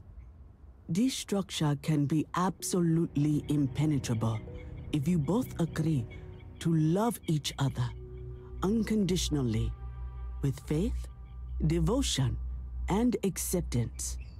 And most importantly, to allow yourself to be loved. Remember, there are no other bonds more meaningful than the one you are undertaking today. You should cherish this moment and hold it close to your hearts as a reminder of the love you share. If you both are willing to abide by these words, then you can be assured that your lives will be filled with joy and happiness forever. That was beautiful, Aja. Thank you. Did you need a moment, Sarah? No, I'm fine. But I wanted to say something before you continue. When we stood beside that waterfall in New Atlantis, you told me that I needed to forget the past and focus on what I have right now. I swear, with every fiber of my being, that the past will no longer be an obstacle in my life. And I will honor your words by focusing my affection on the most important thing in my life. You. This is my solemn pledge to you. From deep within my heart, from deep within my soul, for all eternity. And you? Did you have anything you wanted to say to Sarah?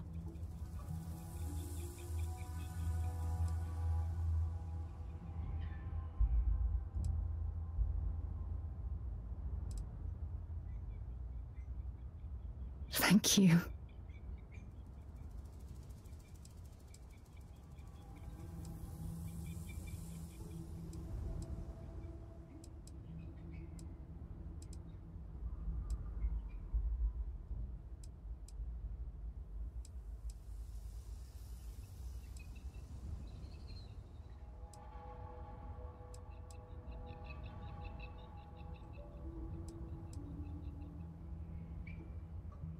I don't deserve someone as special as you.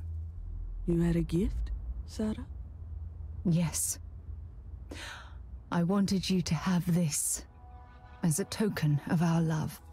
I'm giving this to you as a symbol of the clean break I've made from my past. Oh, it would have been impossible without your help. And for that, I'll be forever grateful. With these promises of affection and these vows you've exchanged, by the power vested in me by the Articles of Constellation, I happily pronounce you life mates. Congratulations! Aja, I don't know what to say. That was... amazing. I couldn't imagine having this ceremony without you. I'm glad everything worked out for you, Sarah. I'm only sorry that we waited so long to reach out and contact one another.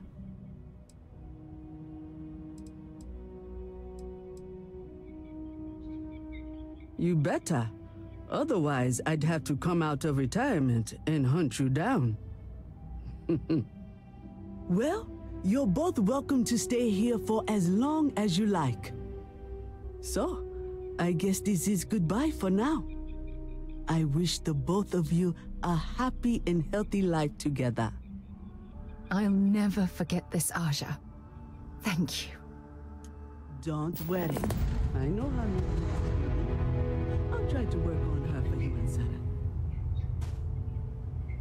Any troubles you need to share? Only if it's one of your deepest, darkest secrets.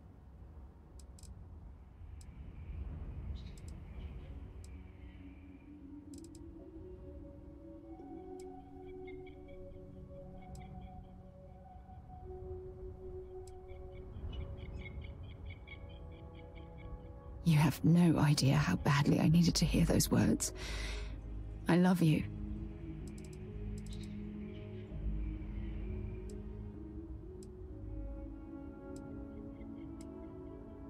Glad to haul whatever you...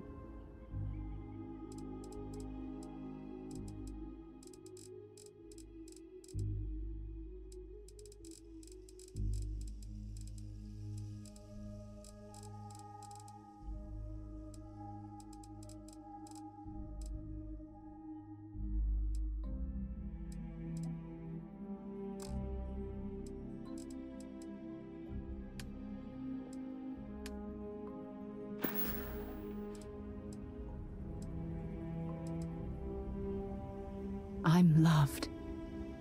You have no idea. If it keeps us close, then I'll gladly say those words every time you ask. I'm happy to host Abigail here at my home. She's quite charming.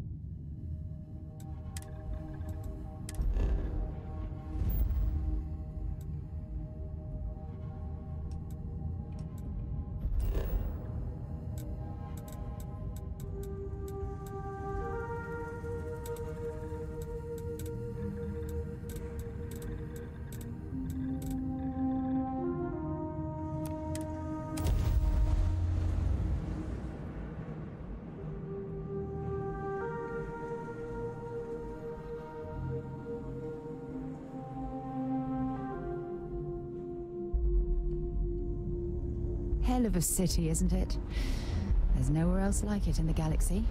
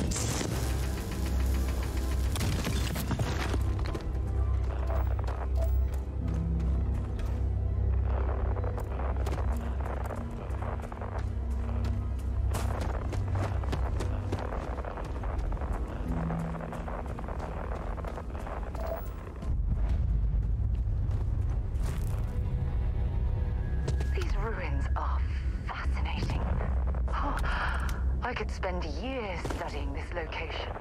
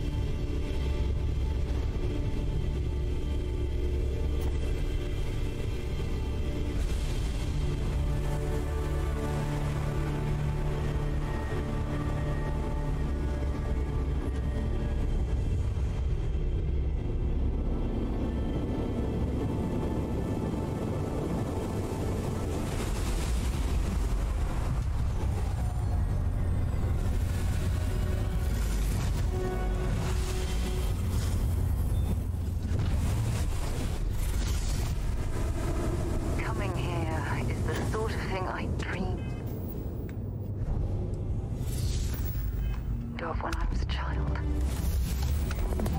Open fire! Hurt when you do that.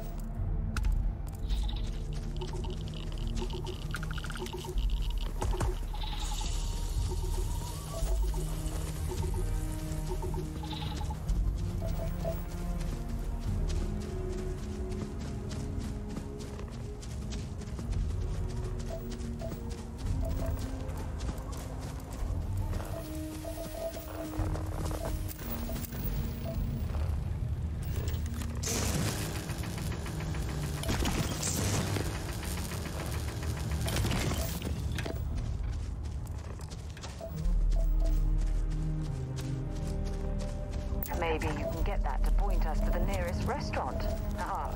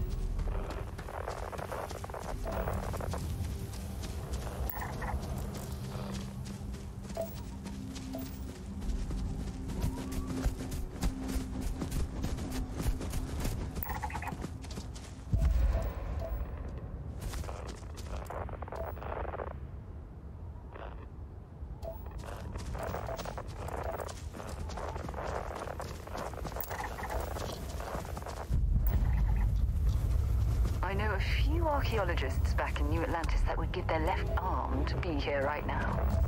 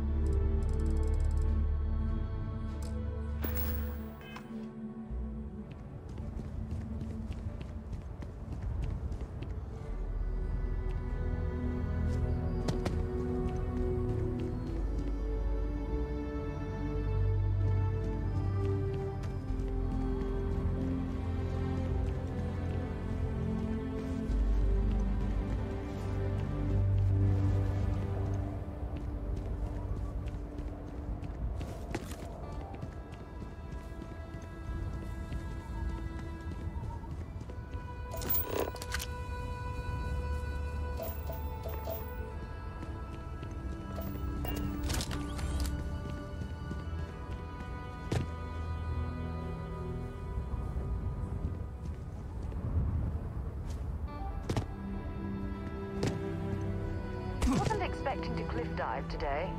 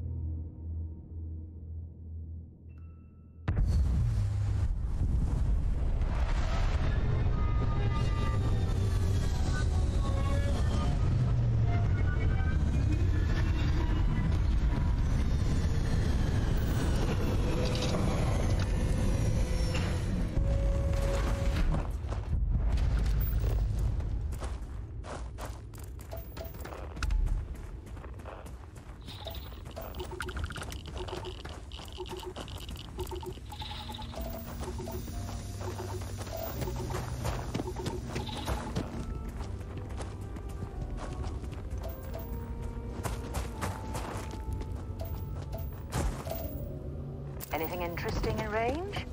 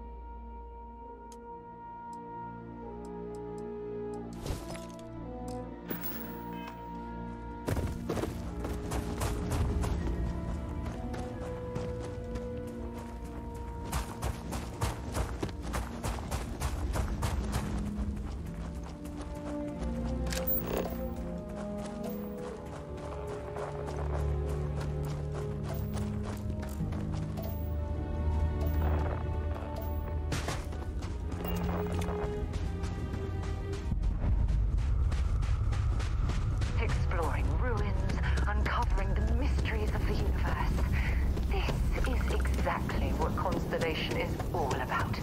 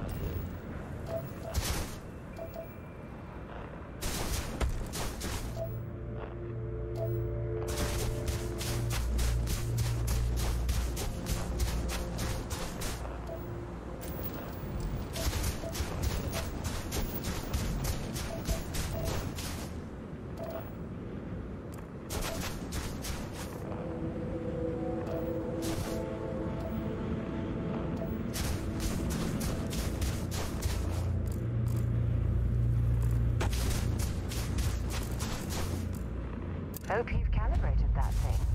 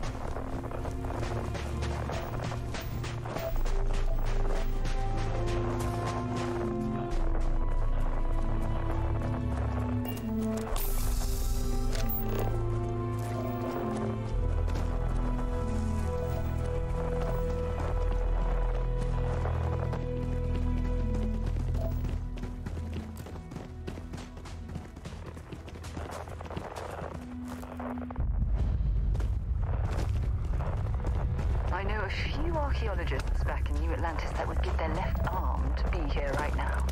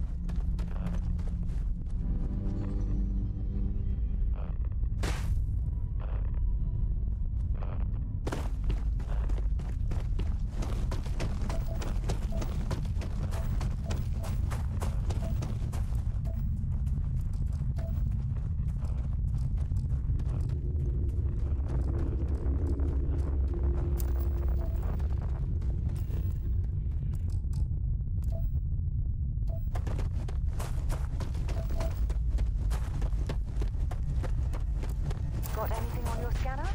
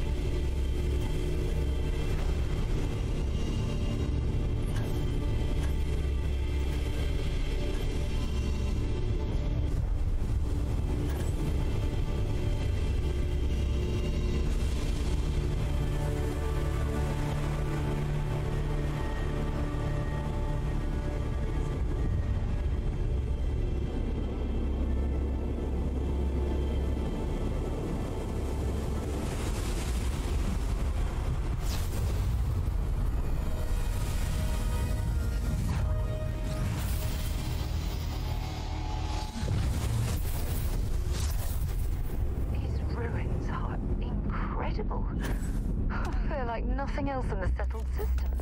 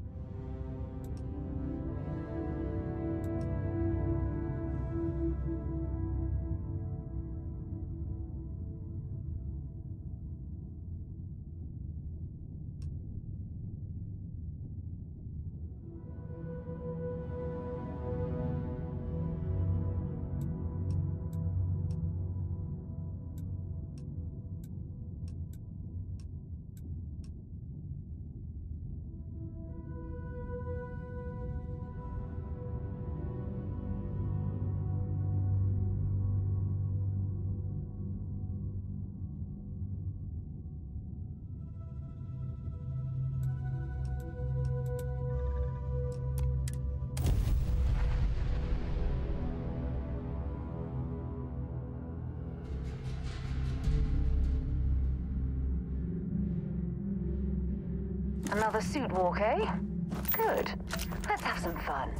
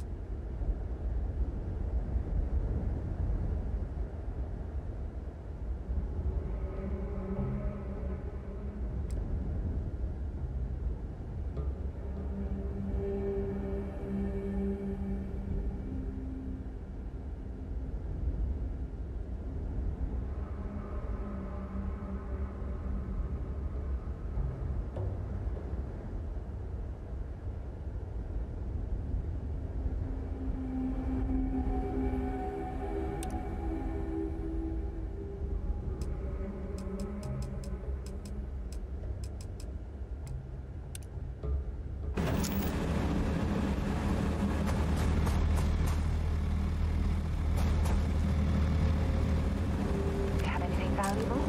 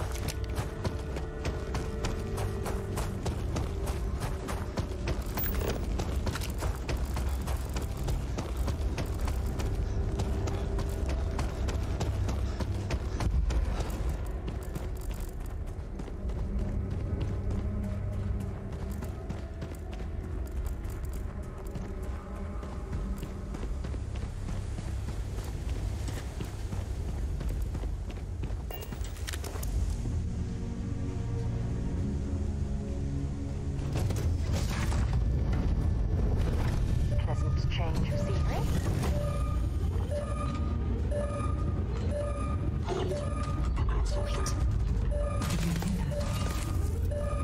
Can't hide from me.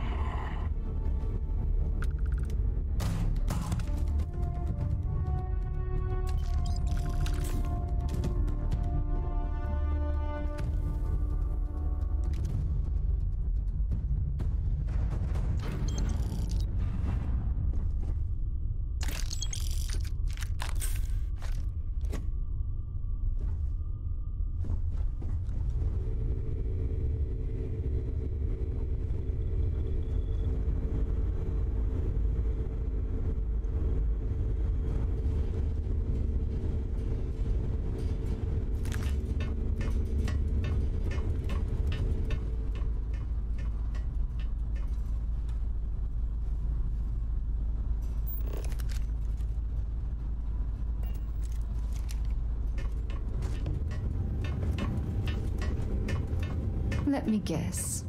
No, we done talking already.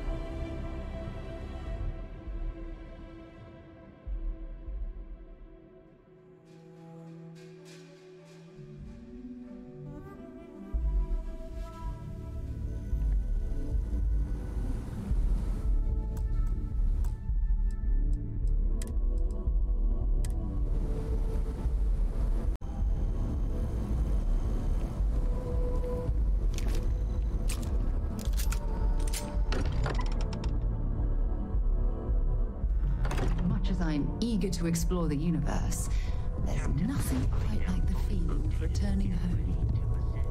Hate to interrupt, but I have a favor to ask. Lot of equipment on the Eye has reached the span's end. If we're going to find more artifacts further out, we need work done. Got the nods and signs from Sarah and Walter for the materials, but I need hands.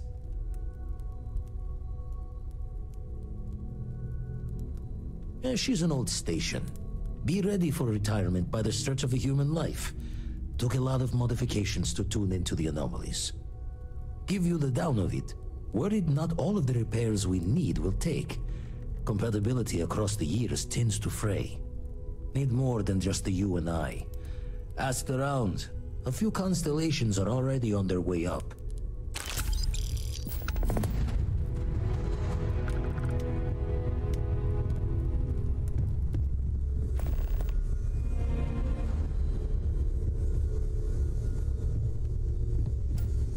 As much as I love uncovering new questions, I wouldn't mind a few answers now and then.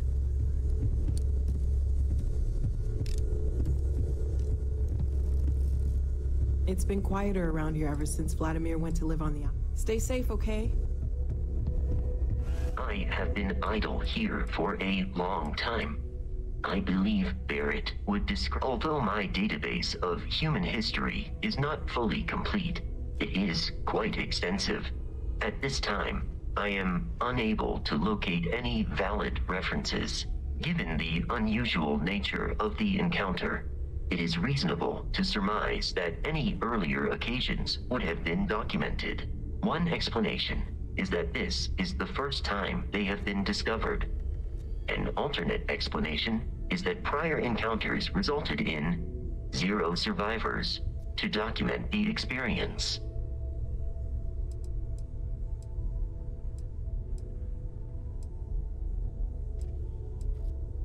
I detect a discrepancy between your words and tone, commonly known as sarcasm, one of Barrett's frequent choices in communication. If this analysis is in error, please let me know, and I will update my database. Commencing item.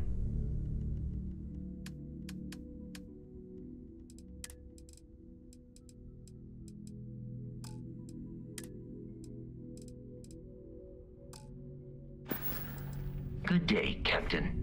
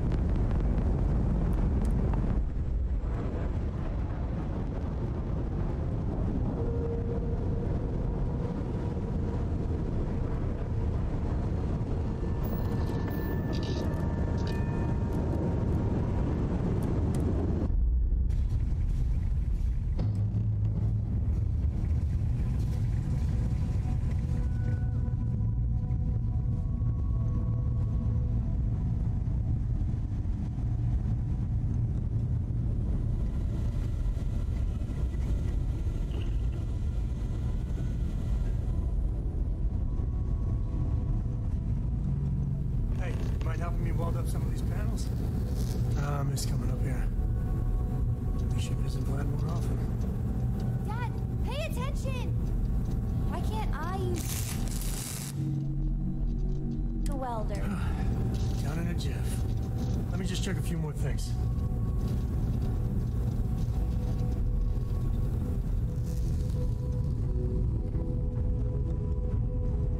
This scanning equipment needs to be installed. I could use your help. If you could help me install these parts.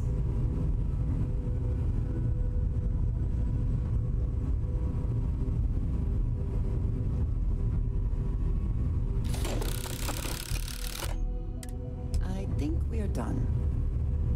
Thank you.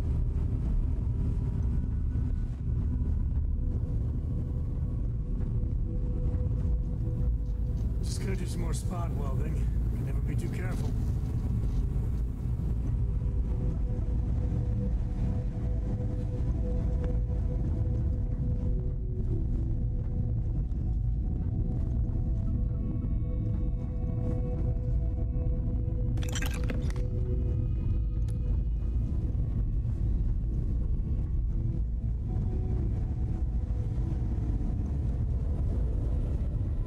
Setting up some software. Want to test the computer over there? Help Vladimir code up this system the first time.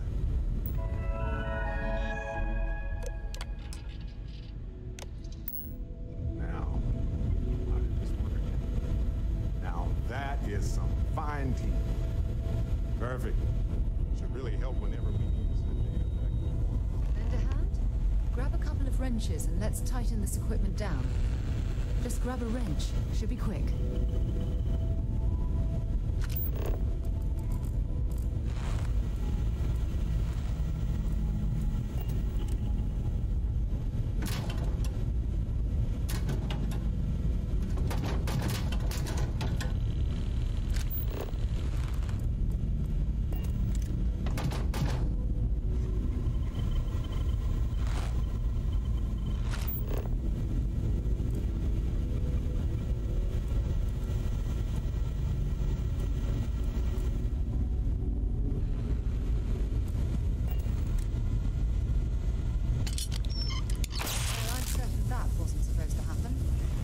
Vladimir? Forgot to check the math on a few equations. The brain's long gone. Forgetfulness. You color the wrong wires. Station showing red.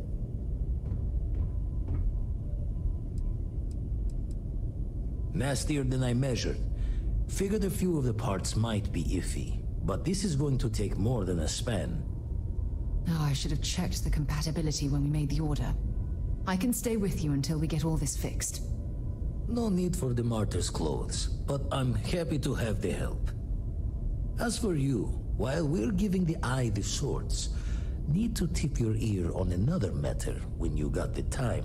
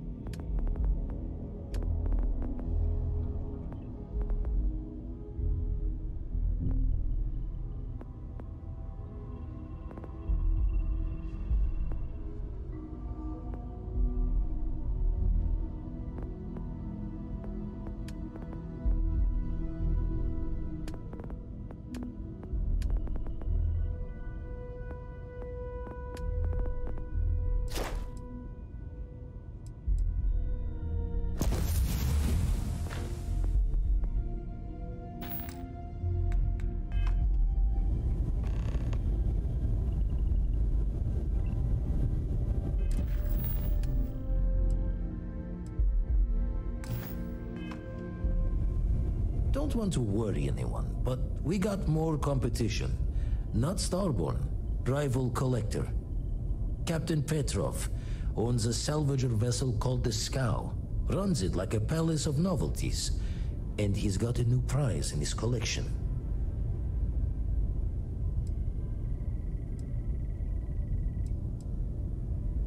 Reached out through my hand-to-hands to see if we can do an honest swap. He says the rock ain't for sale for any price.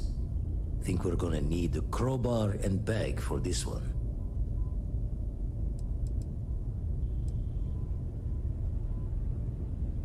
He's got a reputation for seeing the gold in things, but he's no lab coat. Thinking he knows it's unique, but not why.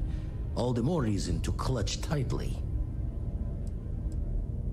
Left the life of a jacob once behind myself. I know what I'm asking. But I see a clutch prize not up for the prying any other way. Not sending you lone hook on the job. I want Barrett with you on this one. You two will be foot to foot the whole way, so make sure you're ready.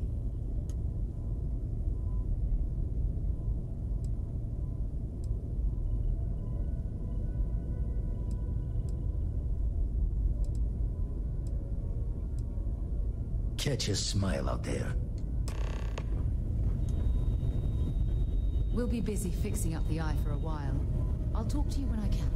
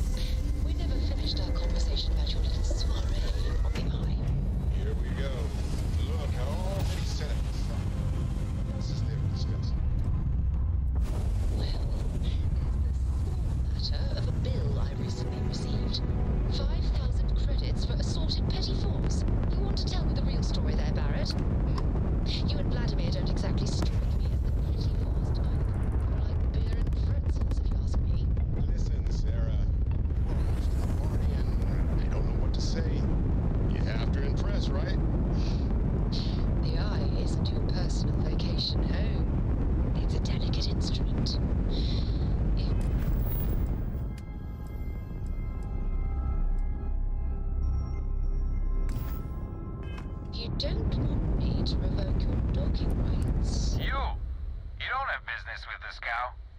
Our captain is not taking visitors.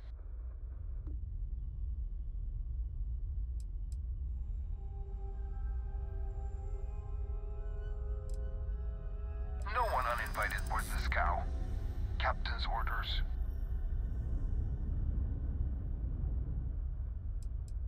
The captain does love flatterers.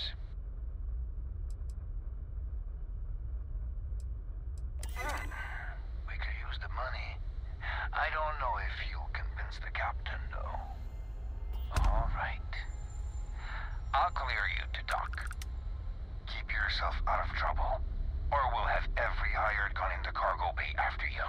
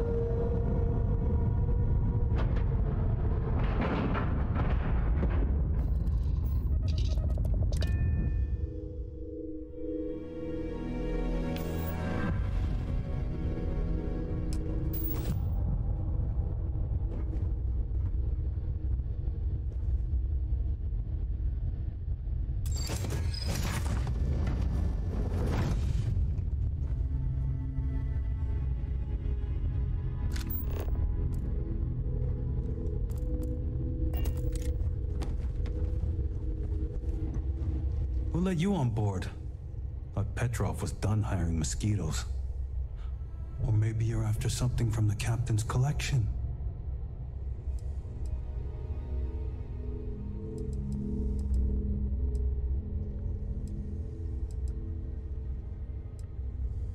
Yeah?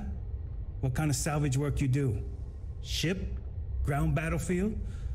Or do you just skulk the back alleys picking through trash?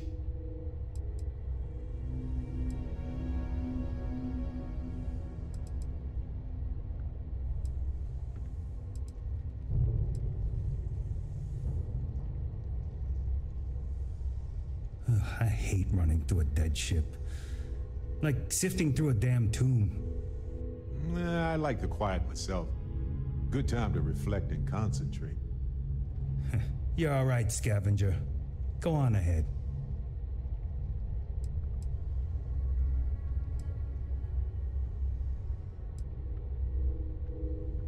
Petrov's got a whole little alien zoo in the back. He's asking for trouble with those things. But the locks on the cages are pretty high-end. Thankfully. Strewn about all over.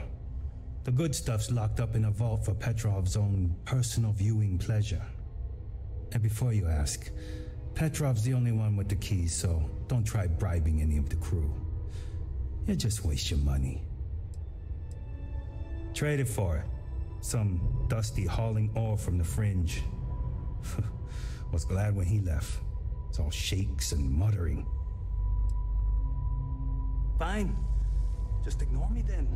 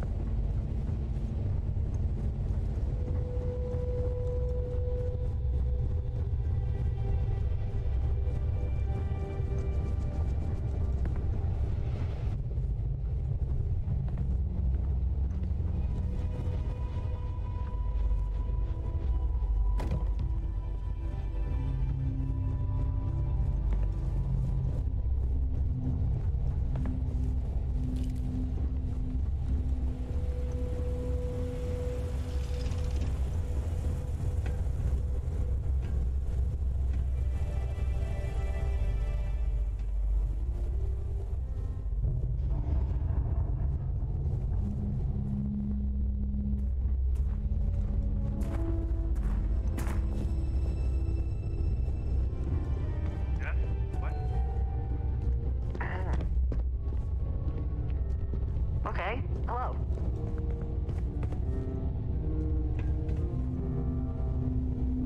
Ah, I wasn't aware we had the visitors.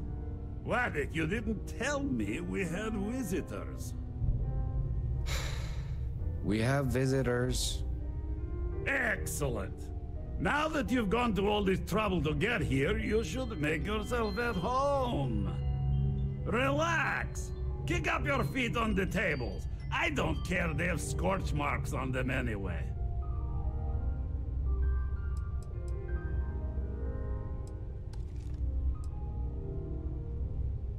Oh, flattery, huh? My favorite pastime, huh?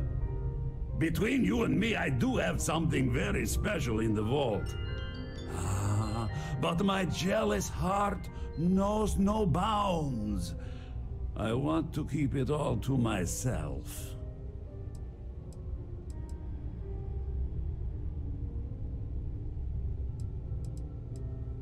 Petrov! It's me! Barrett? You dare show your face in my ship again? Hey, you still sore about that?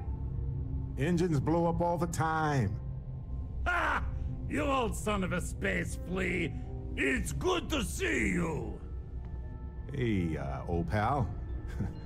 How about a tour of the vault? Let me wallow in my jealousy one more time. Of course! Come with me! I know. People look at me and say, Petrov, your whole ship is a testament of splendor. Why do you need a special vault? Well, all I can say is that even the greatest collection needs its own private viewing area. Plus, between you and me, there are thieves everywhere. So I spared no expense. Every door between me and my treasures is painful. But that is the price of security, huh? Que sera? Just a bit further. This ship and I have been through some adventures, I'll tell you. I once collected salvage from a Deimos Celestial class while it was exploding. The crew was scraping scorch marks and bits of metal off the hull for weeks. And of course, there was the time I accidentally steered us into a UC Navy vessel after a particularly uproarious celebration of my latest acquisitions of fine art.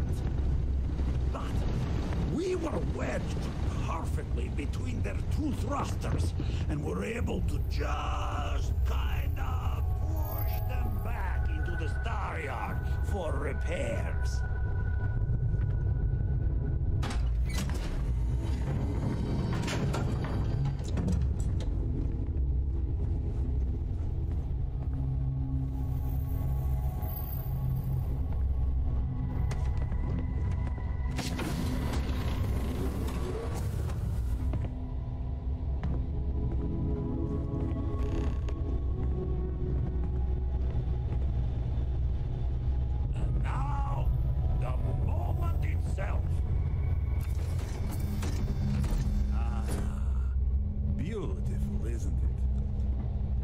The man who sold me this told me that it spoke to him. That holding it for the first time was like drowning in your own soul. Alas, I've held it several times, and my soul is still breathing, devoid of any such enlightenment.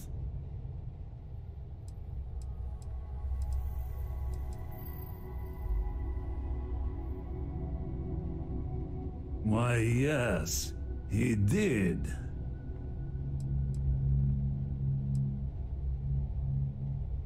Oh, no. No. I can't. This one is mine. And it's only fair to warn you. Hands off. I would hate to sour our new friendship by becoming the victim of piracy. We're not pirates, Petrov. We're explorers who might do a bit of piracy on the side as a hobby sometimes.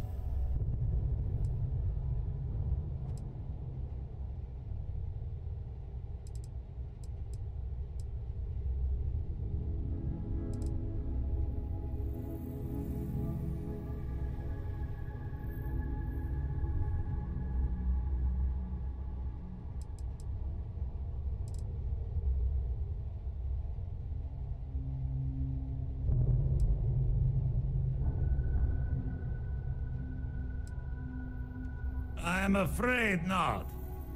I'm easy in all things, except my collection. Then I suppose it's just a question whether my immeasurable love for my collection and my crew of hired cutthroats is enough to stop you. Go ahead. Make a move for the artifact. Let's see what happens. Would it help if I said we needed it for scientific research?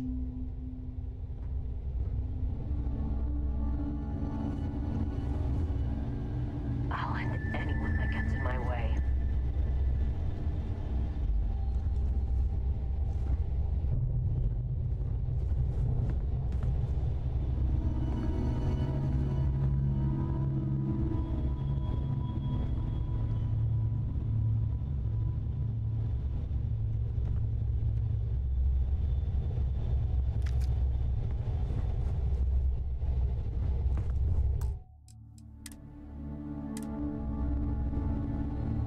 Steal what is mine, and I will ensure that every security officer in the United Colonies knows you're nothing but a common pirate.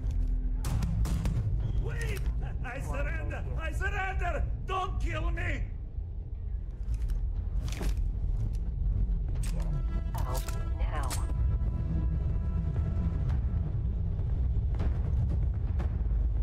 Get out now.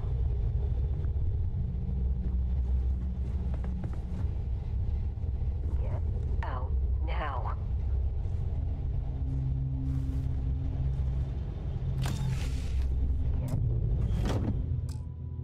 out now.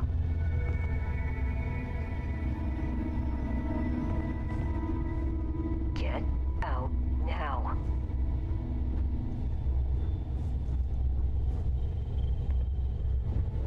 Out now.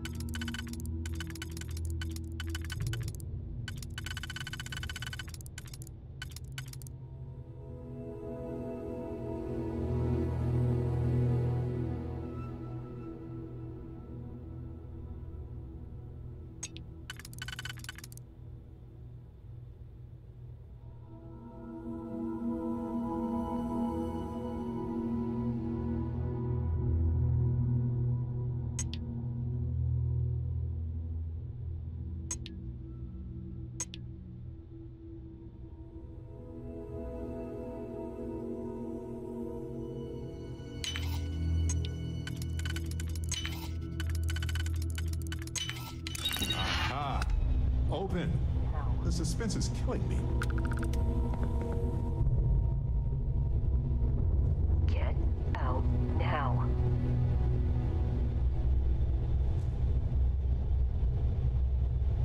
Get out now.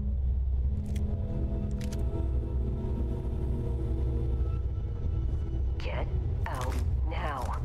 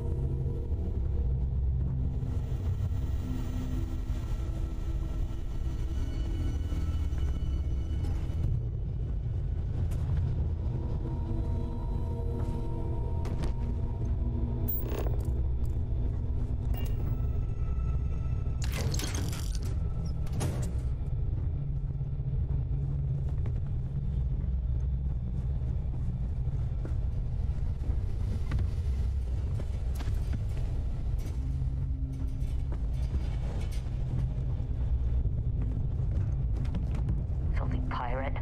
We're not gonna forget this.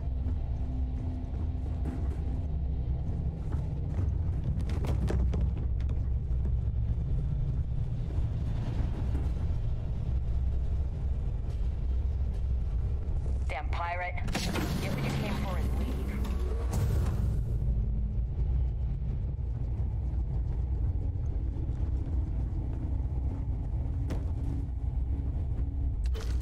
What if we leave?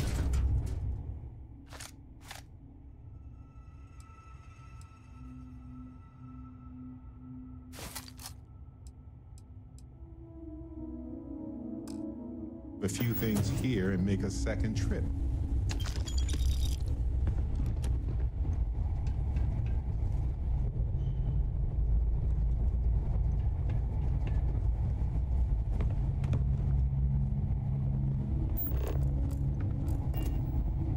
What's new?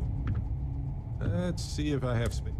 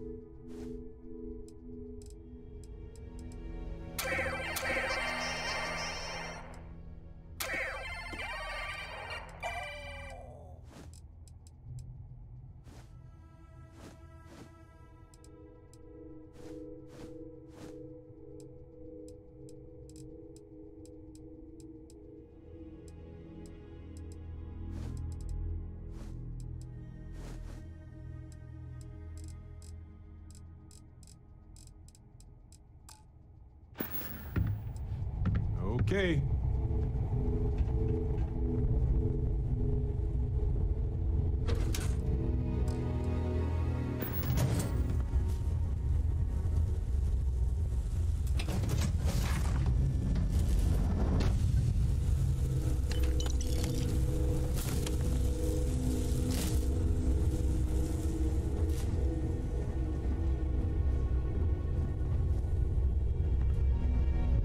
So what?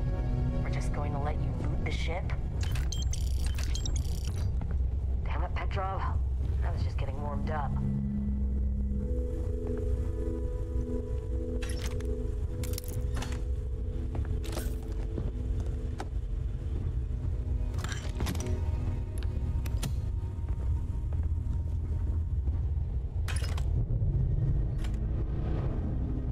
You're lucky the captain's a coward. If it were me, I'd say we'd go a few more rounds.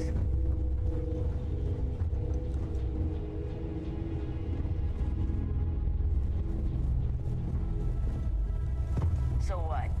We're just going to let you loot the ship?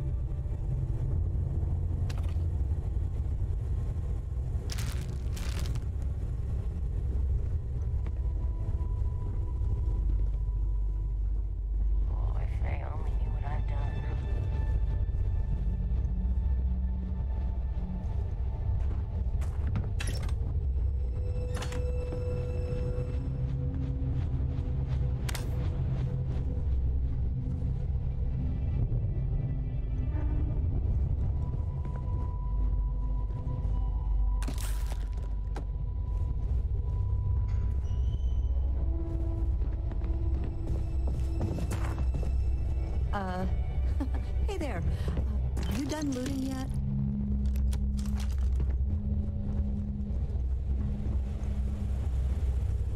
Filthy pirate. We're not gonna forget this.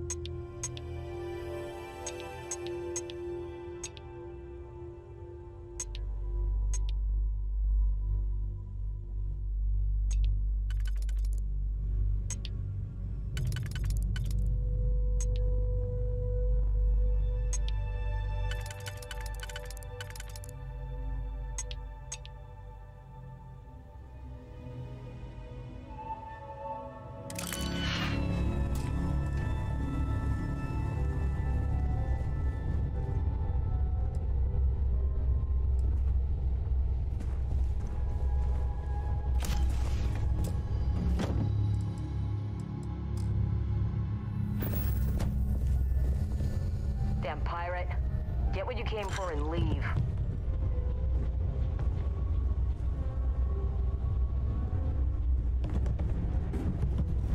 You're lucky the captain's a coward. If it were me, I'd say we go a few more rounds.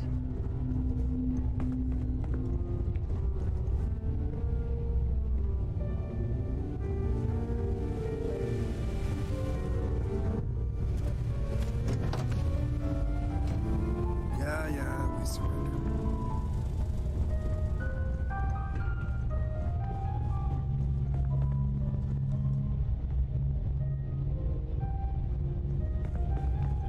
It's over, right?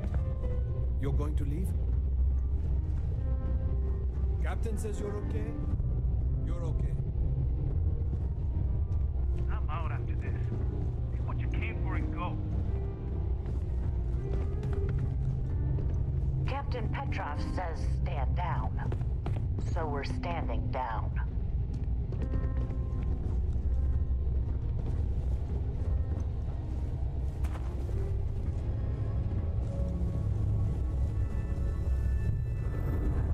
Damn it, Petrov. Just give up.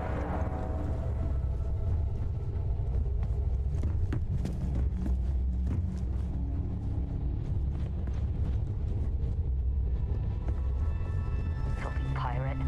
We're not gonna forget this.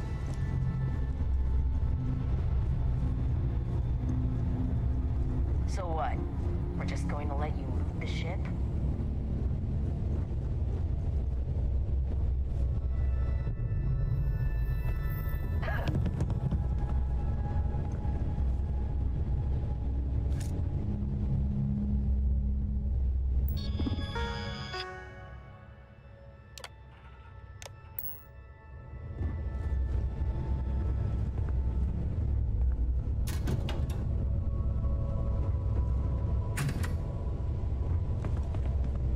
Settle down? Yeah, right.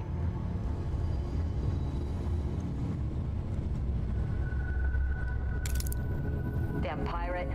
Get what you came for and leave.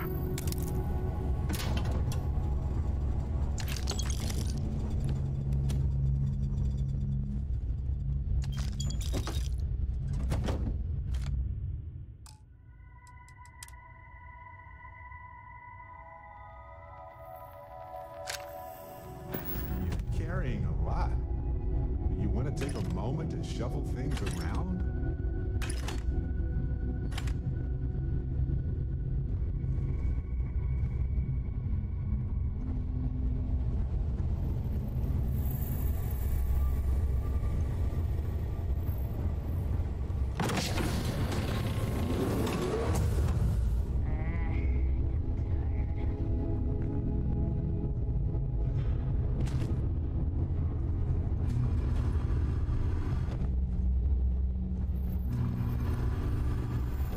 Petrov? I was just getting warmed up.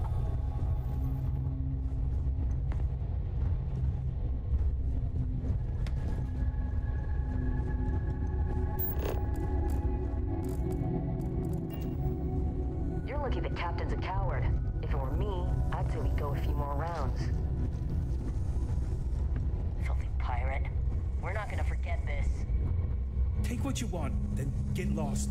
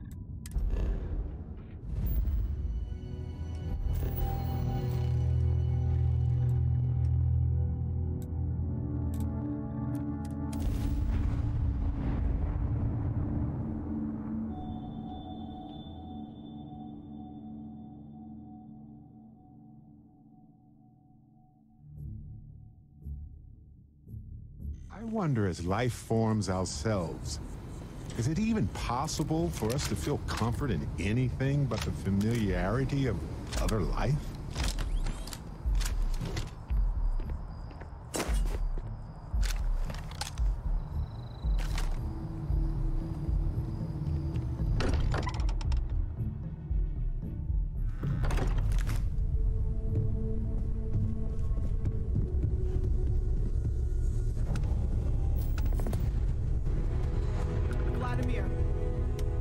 Vlad, come in. Come in. The eye's gone completely dark. I can't reach anyone on the station.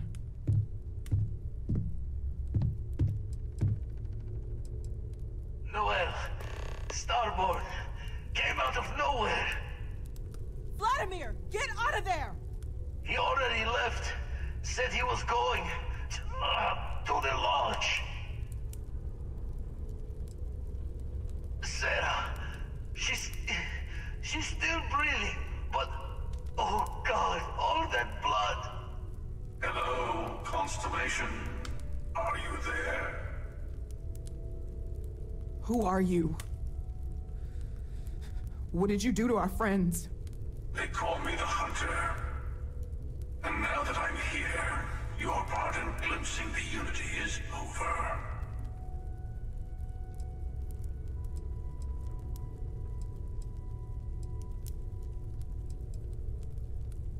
I'm already on my way. Say goodbye to your friends. It won't be long. Forget about us! That Starborn bastard is after the artifacts! You can't let him take them! Pack up the collection, move it somewhere they can't find it! Damn it. Vladimir's right. We need to get the artifacts packed up, and that means holding off the Starborn. What about everyone on the Eye? We can't leave them to die up there.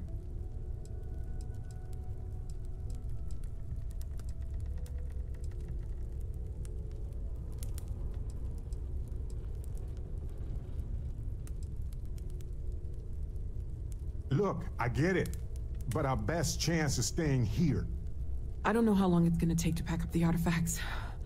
I'll get started. Hopefully this will only take a few minutes, if my hands can stop shaking. Take cover, everyone! Where? Do you really expect them to barge through the front door? That's right, Walter. He's just stopping by for a check on a call. Could you all keep it down? I'm trying to work here.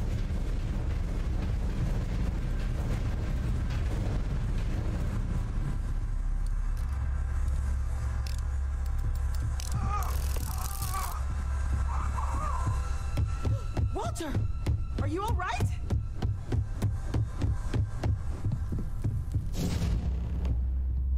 Hello, again.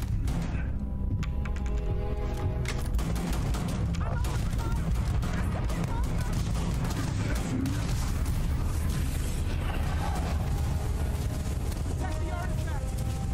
Ignore them. Focus. Well timed. We'll know what next.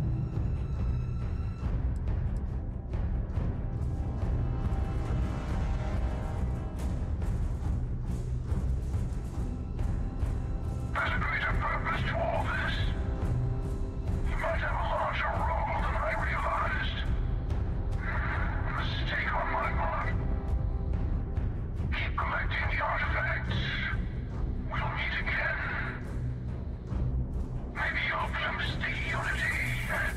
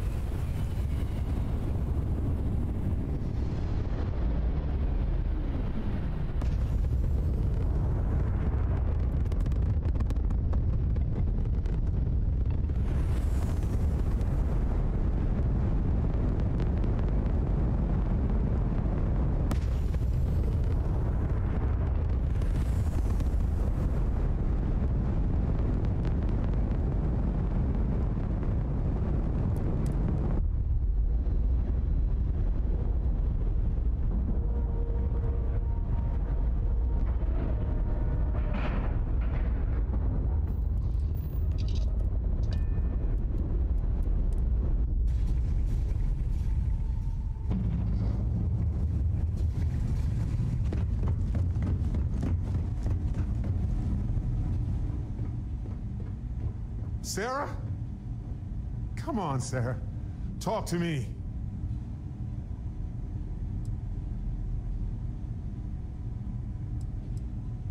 No, not again. I can't bury another member of Constellation, Sarah. I can't. Don't go. She's gone. No.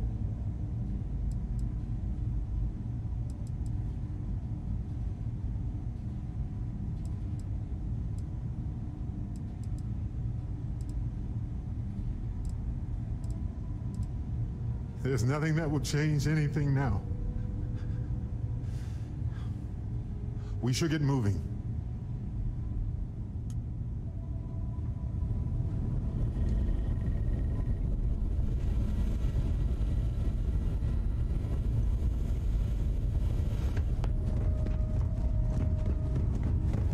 Dad! The others are here! I really messed up on this one, friend. Usually the last guy to get outdrawn.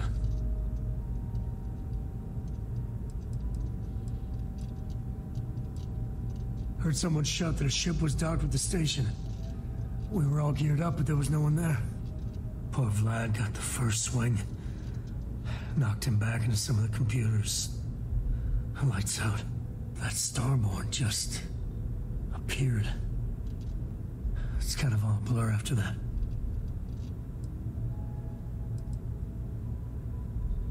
I got a good look at him before he knocked me senseless. I know that stance. That arrogance. The hunter works alone. Back at you. I don't think I'm gonna be moving around too much for a bit. But I'll be alright. Oh, thank the stars beyond.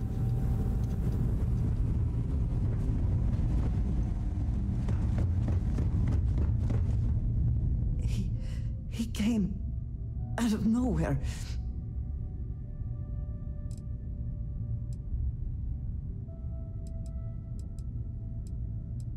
Thank you. I don't think I can move right away. But I'll make it. Go on.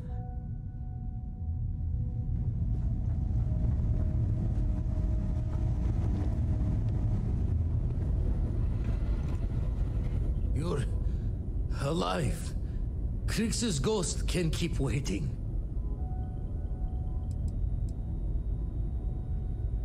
Not many sights to see before I lost the lights. Can't be sure yet. Starborn could have done a lot more damage. Guessing the glitter of the prize wasn't here. Saw the ship dock with the eye. We took up the arms call, but when the doors opened, there was no one there. Skulked in like a damn specter. Before I had to know, it was nothing but pain's wings and a cold sleep. Time's unknown, but I came too long enough to hear him gloat about going to the lodge and seeing our friends trying to crawl away from him on a bloody trail. No tears for the old. Got the others to...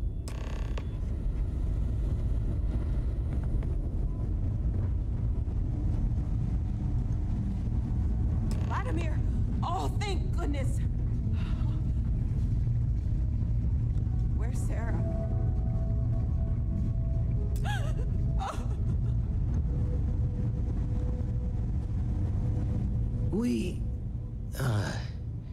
We need to talk locks and bolts. Lodge and the Eye are not secure. Just means he's playing the waiting man's game. He'll be back once we've done all the work of collecting the other pieces. The hunter, he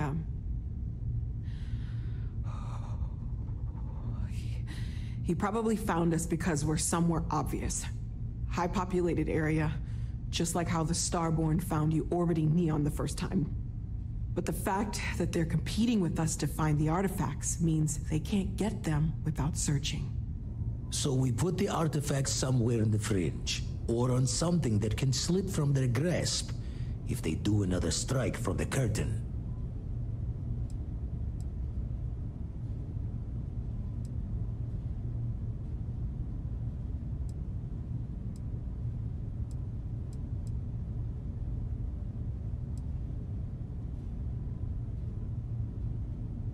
Hope your walls are high, just in case the Starborn get lucky and find the spot to do the breach and storm. Here, keep the artifacts safe. I guess we'll meet back at the lodge after?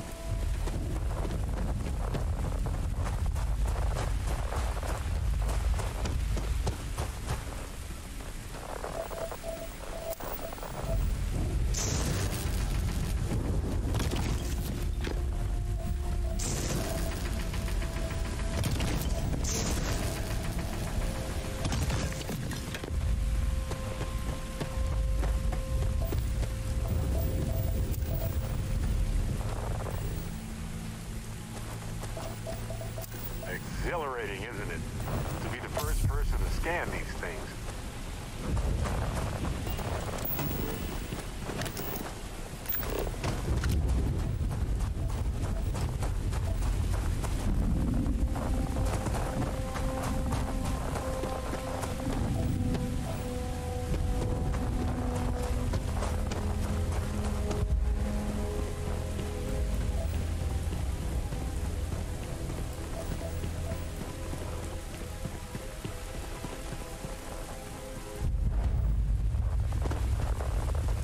We could unleash scientists on these temples for decades and still only scratch the surface.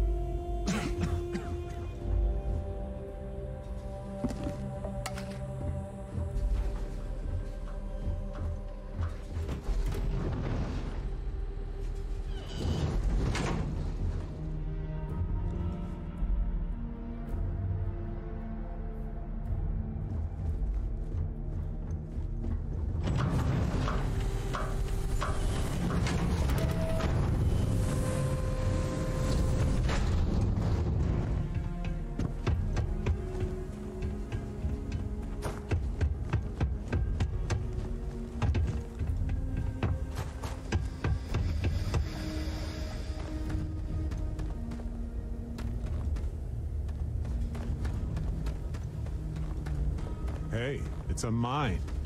I'll follow your lead, Dusty.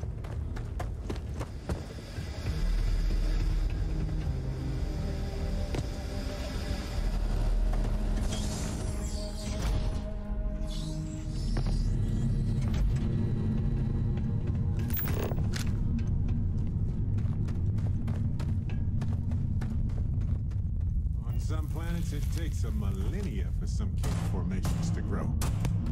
On others, it can take days.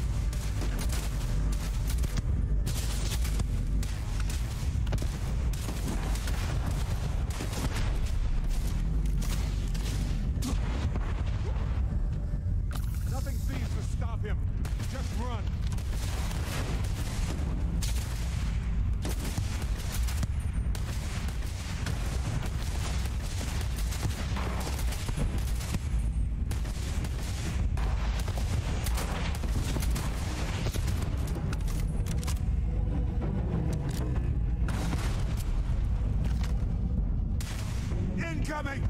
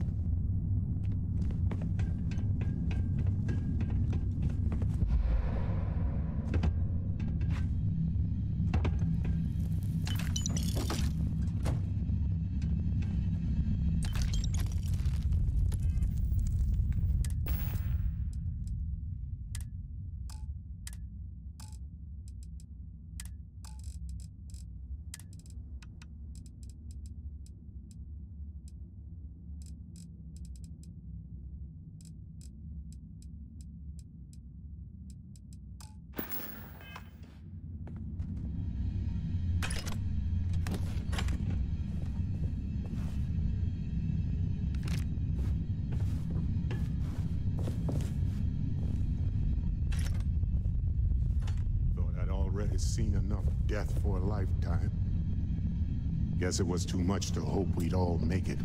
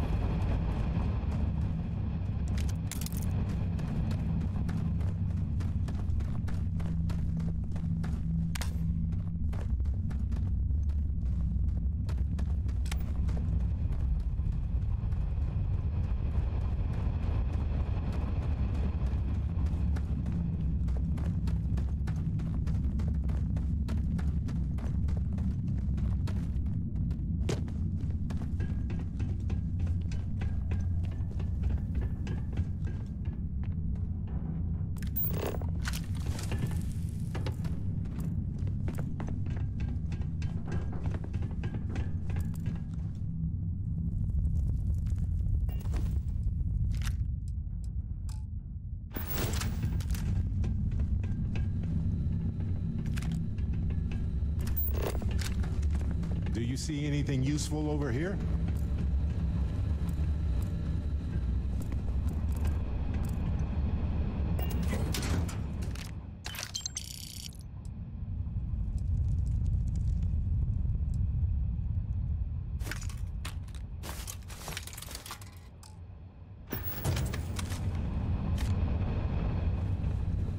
If you don't mind, I need some time to think.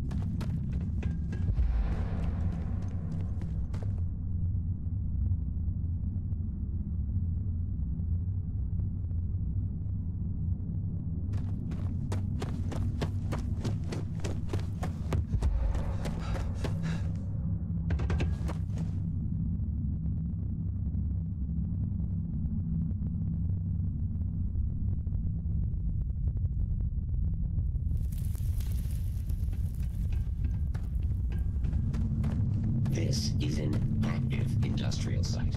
It will be advisable to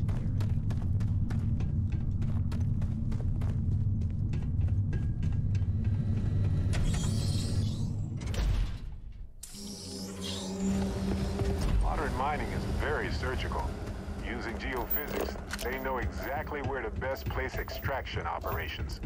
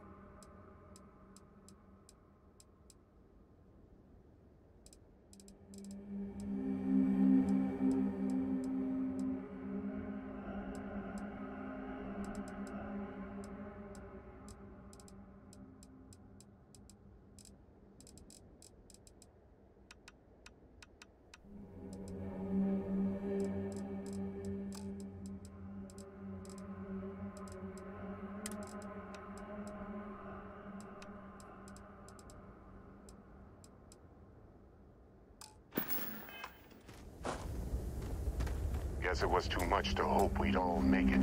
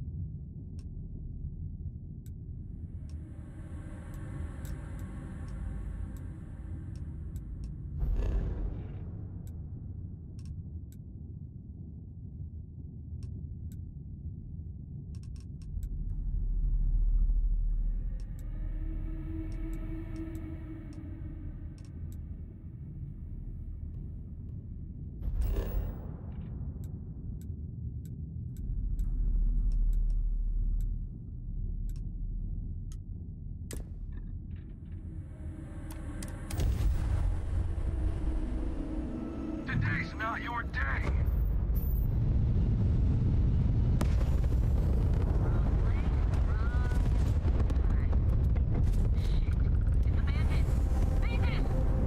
Yeah, right. Scanning.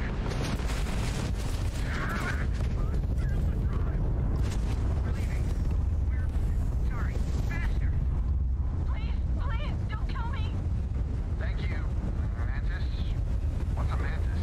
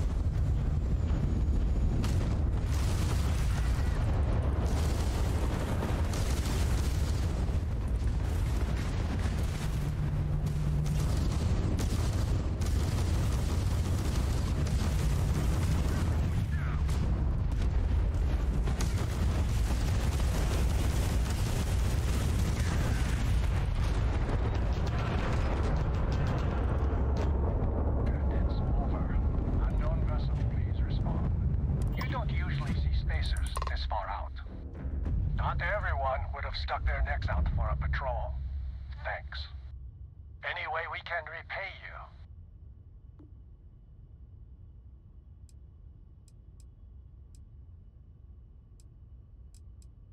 Transferring parts. Thanks again for the help.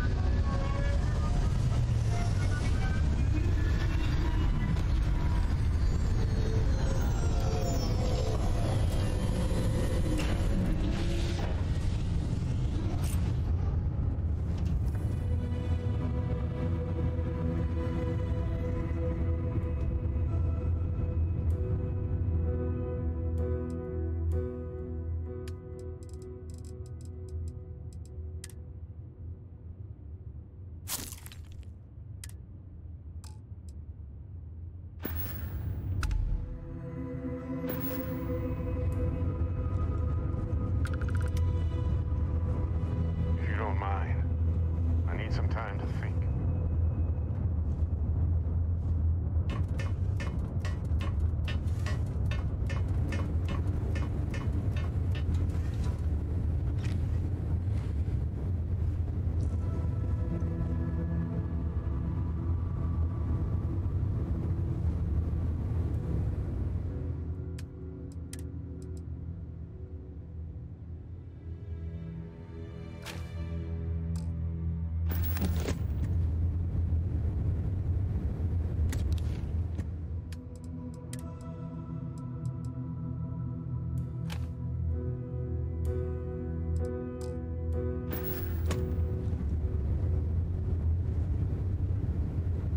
This is all my fault. Financial losses I've made. Our group has one less member. I understand if you need some time to yourself overall right now. effectiveness in all areas.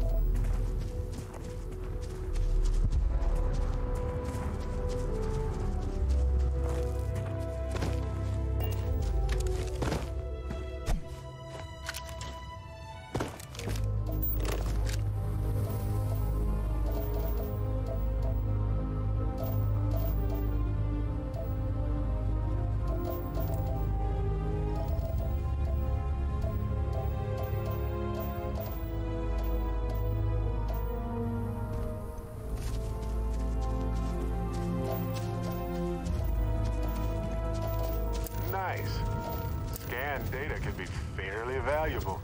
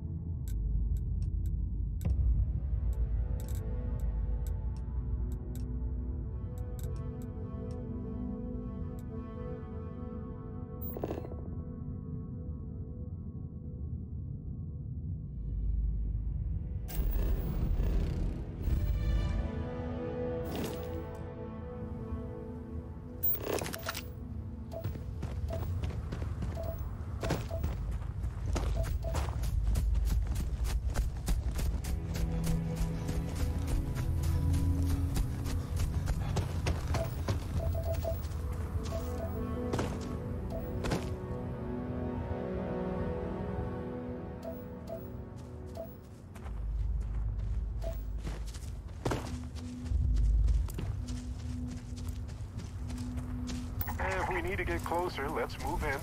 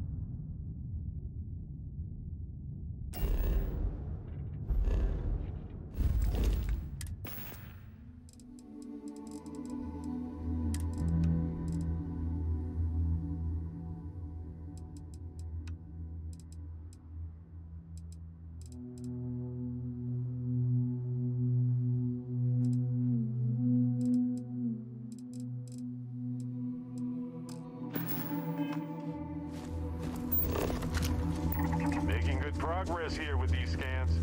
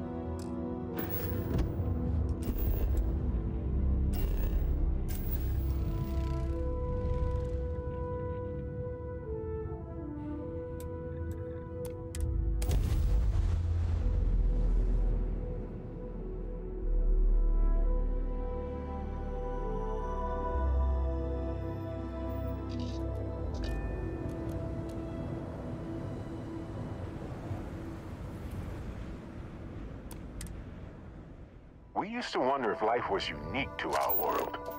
Not only is it not, but it seems to take every opportunity to emerge.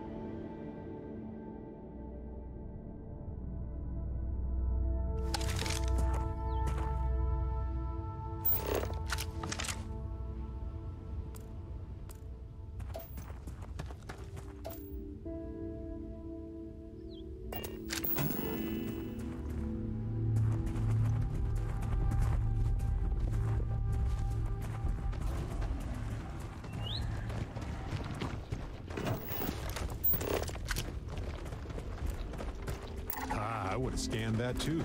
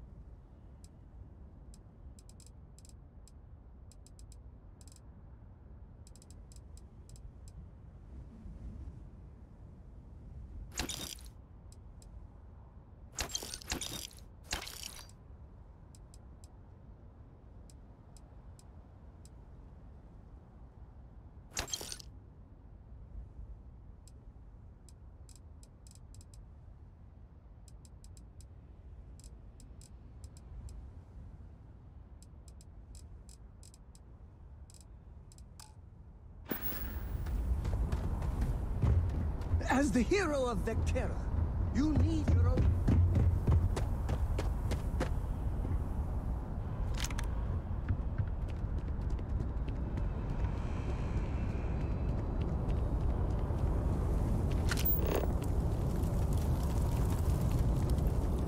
Keep moving. Right through the checkpoint.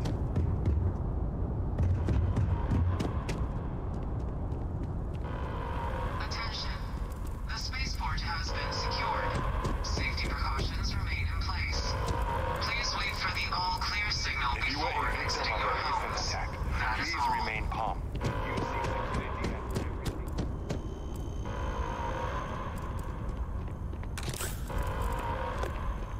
There's been an incident. Please continue going about your business.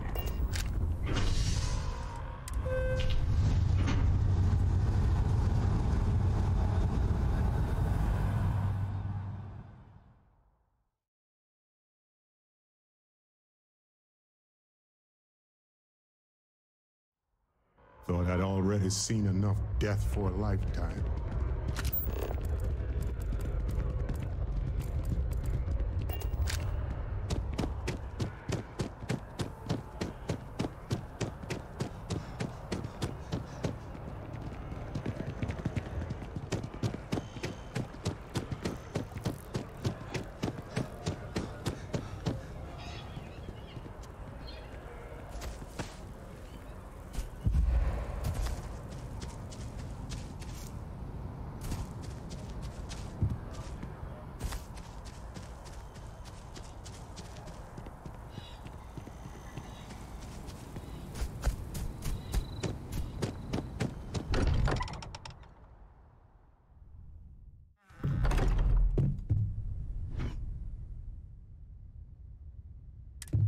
Morale in the lodge has been measurably reduced.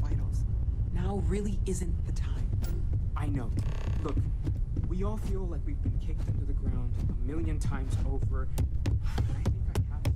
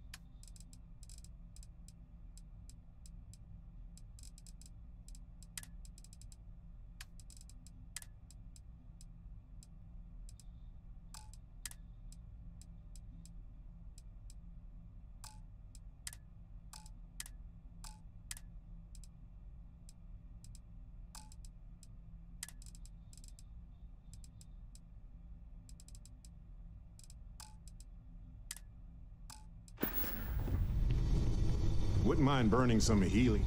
I might have some.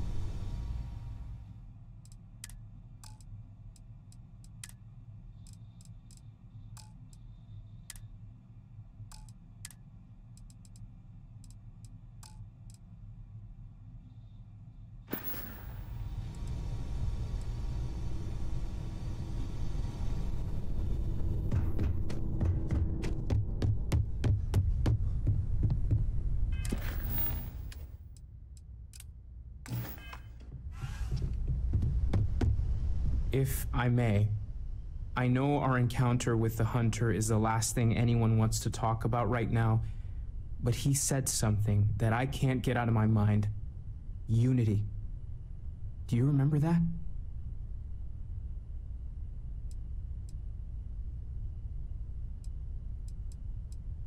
Because he was stopping us, implying that we were getting closer to it. The thing is, I've heard that word before. It's an important concept in Keeper Aquilas's speeches. The priest? Is the Sanctum Universum going to bless our little crusade of discovery? It can't be a coincidence. The Sanctum has always believed that answers are out there in the stars. Look, I know it's the longest of shots and the biggest leap of faith I could ever ask us all to take, but why not talk to him?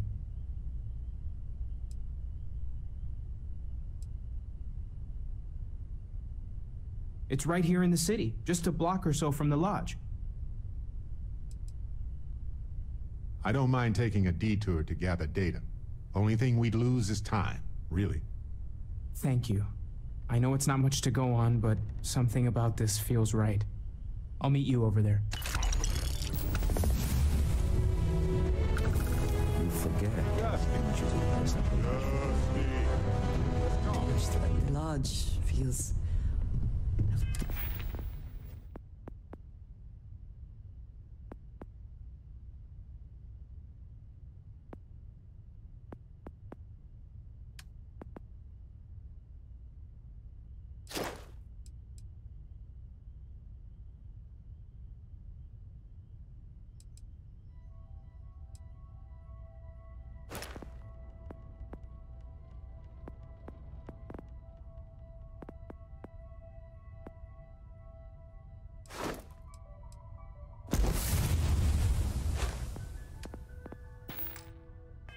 colder than it used to.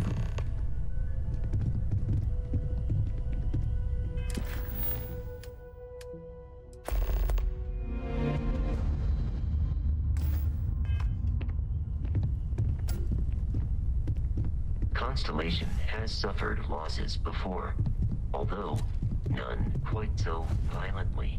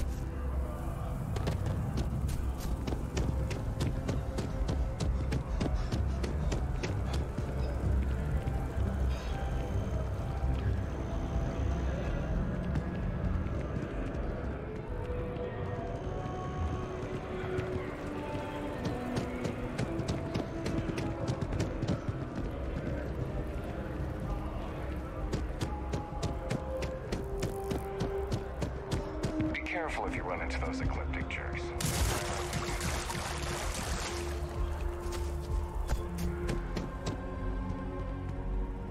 Keeper Aquilas, can we have a moment? Oh, Mateo. It's been too long. How are your parents? Your mother still struggling with that azalea garden? No, she figured that out a while ago. Had to adjust the pH levels in the soil. But, Keeper, I didn't come to catch up. Oh, well, what's on both your minds?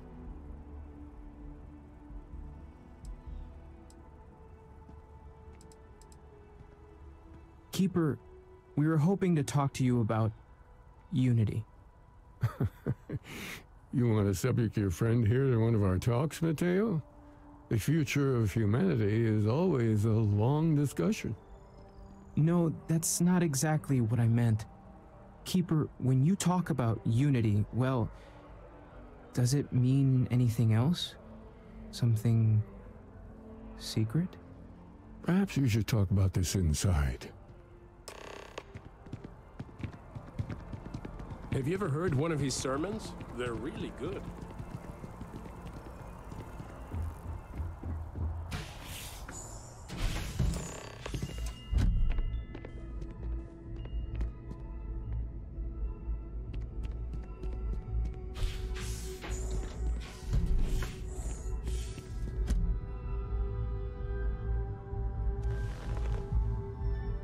now that we have a little privacy, why don't you tell me exactly what it is that brought you two here?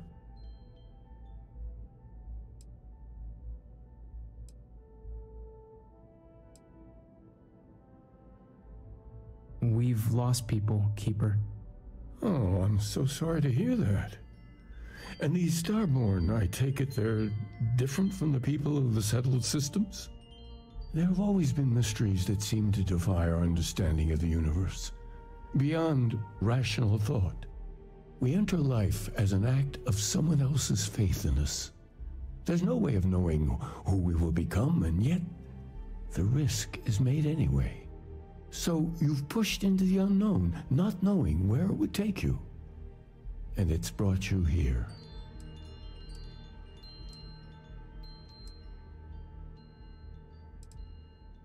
I think I can. If you're willing to find your way in the dark for a bit longer, I can give you a path of discovering its meaning. There's an old story, far older than the Sanctum Universum, of someone who walked the settled systems and saw every corner of it. This pilgrim claimed he found the true meaning of unity. I always thought of it as just a parable for trying to bring humanity together, but maybe it's more. In my story, the pilgrim met the founders of the House of Enlightenment and the enigmatic cult of the Varun, and he gave them each a part of the truth. Then he goes to his final resting place to live out the rest of his days in contemplation of infinitum addendum, his addition or contribution to the infinite. But what if the story isn't a metaphor, but a code, a way of finding the pilgrim again, or at least his grave?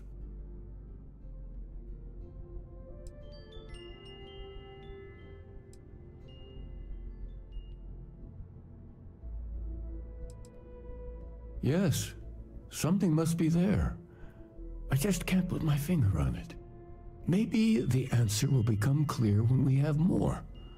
The House of Enlightenment and Varun have versions of this story.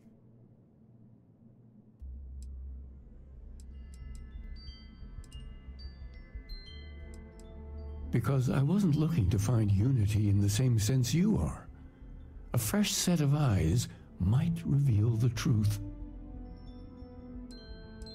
The enlightened work out of the well here in New Atlantis, helping the poorest citizens find a better life for themselves. Varun worshippers are more enigmatic, but there is a lone zealot that was captured recently for attacking UC ships. I visited her a couple of times. Hopefully she'll be willing to talk to you as well. I'll stay here with the Keeper. We need to catch up. And I wouldn't mind asking him a few more questions.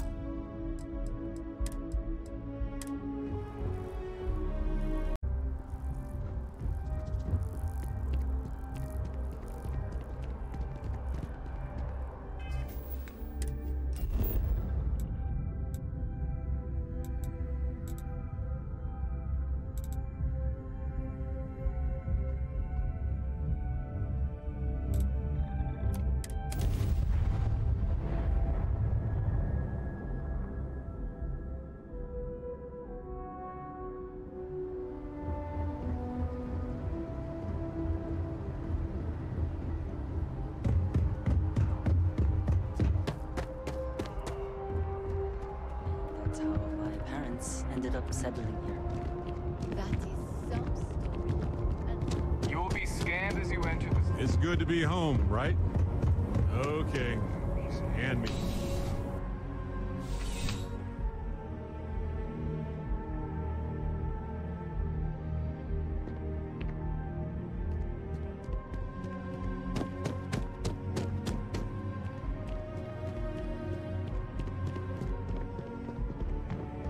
Having a good one?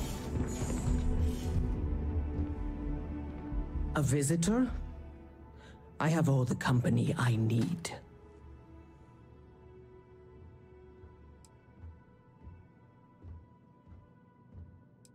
He knows not the truth. He sends another to ask more incessant questions. He sent both of us to ask more incessant questions, actually. The Great Serpent waits in the shadows. He will entwine the universe, and all but the faithful will be made as dust. That is the truth. No more, no less.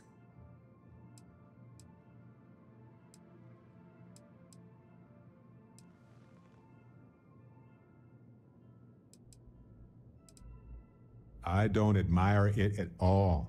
I think it's concerning, to say the least. The knowledge of the Great Serpent sweeps away all concern.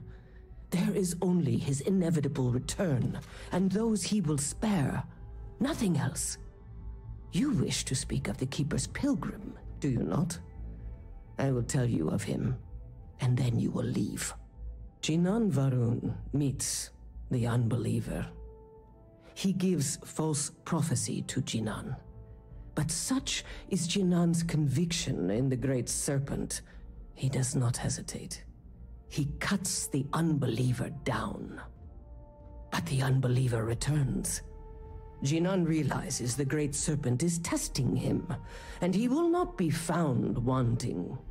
4 times they fight. Over 120 rotations of the planet they are on. Remember these 4 battles, Jinan, the unbeliever says. Remember these 120 rotations. But Jinan knows this is blasphemy and delivers the killing blow. That is all.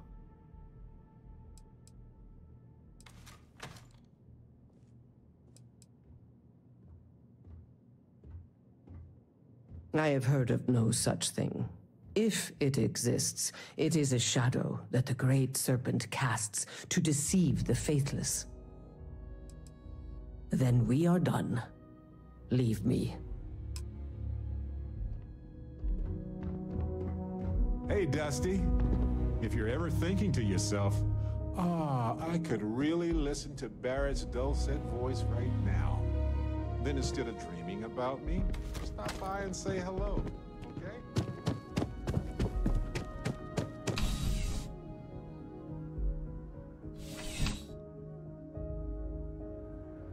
Got a moment? Let's catch up.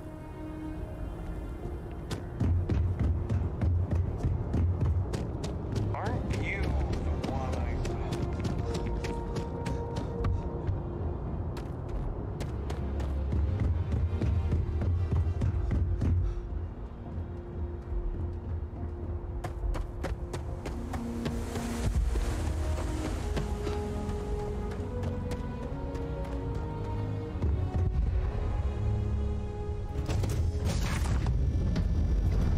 Shotgun!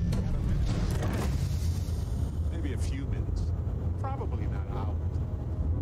No guarantee.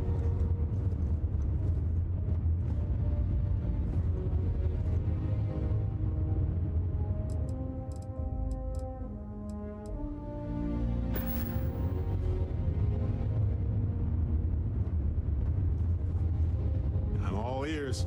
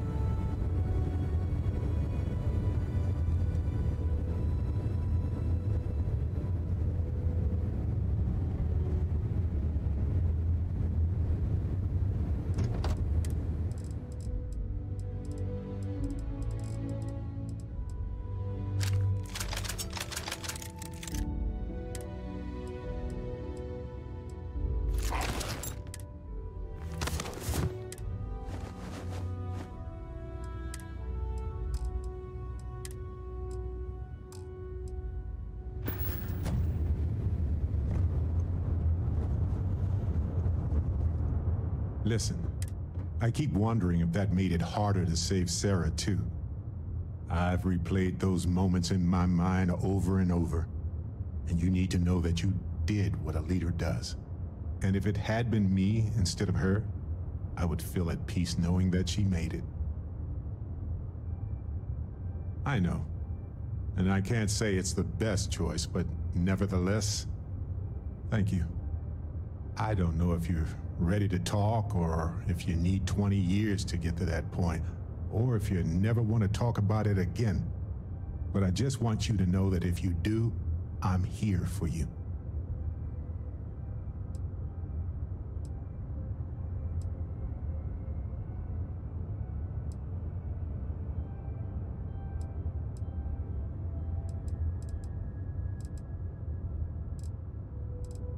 I'm not sure that I am, but maybe in time that will change.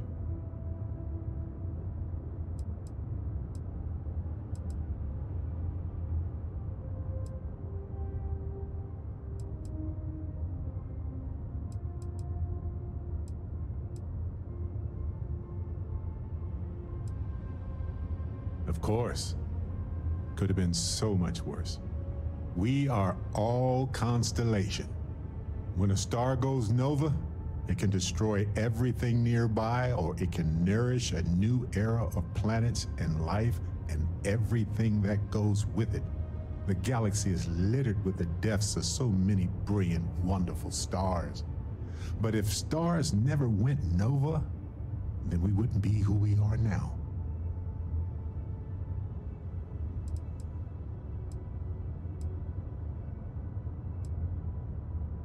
Still doesn't make it easier for anybody, even you. But you did what you had to do. We all know that. Sarah was our leader. She was a light in Aja's eye, and she kept everything together. She would tell you right now that this was not your fault. She would want us to focus and solve this problem together.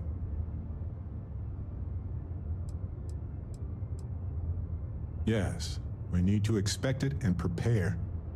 You know, we're fortunate. Constellation brought us all together, and we're all better for it. If we're going to set things right, it's going to be because of that. Exploring the galaxy is hard work. Trust me, I know.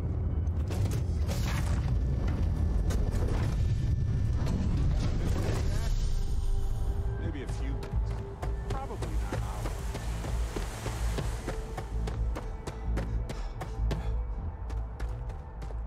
Hey.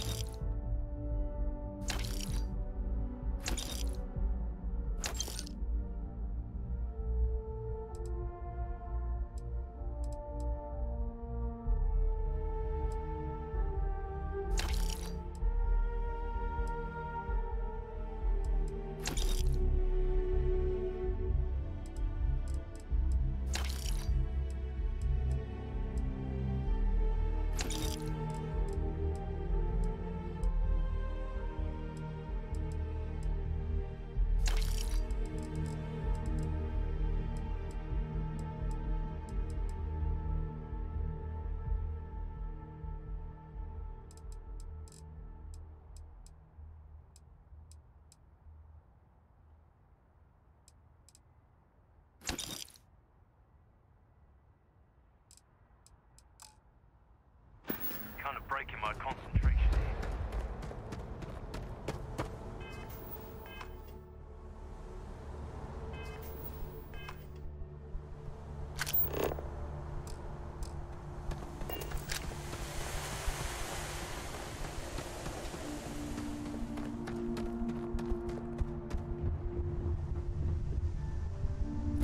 I have something for you.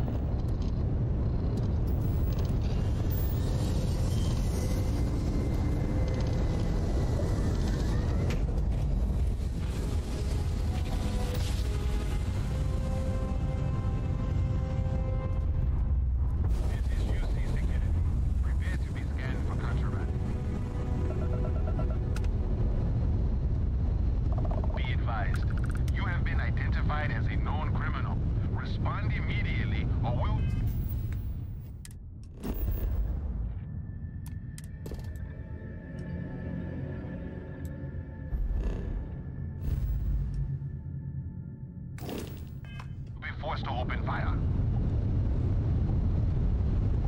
You're on the wanted list. Halt and prepare to be boarded, or we will be forced... Copy that.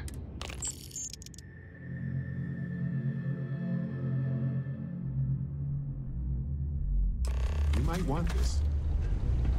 You run a tight ship here on Sidonia. Who steps out of line, learn never to do it again.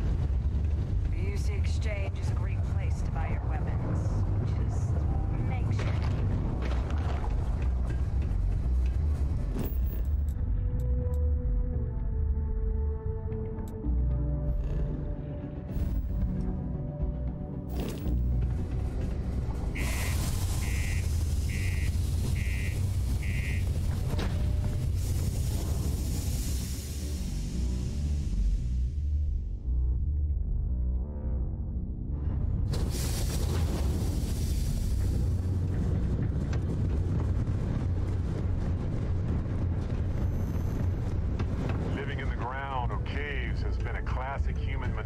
Since our species branched off.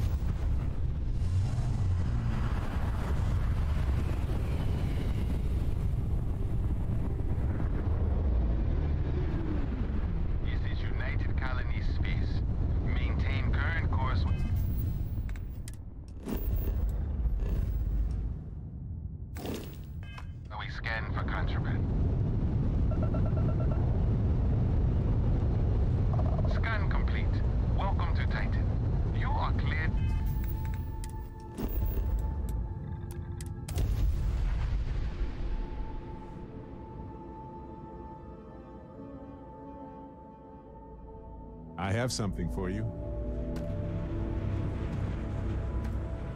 Here, this is for you. Yes, of course it's for you. Anyway, I figured you might have a use for it.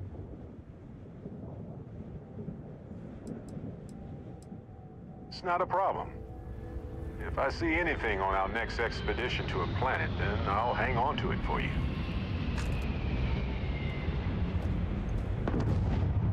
I've been meaning to thank...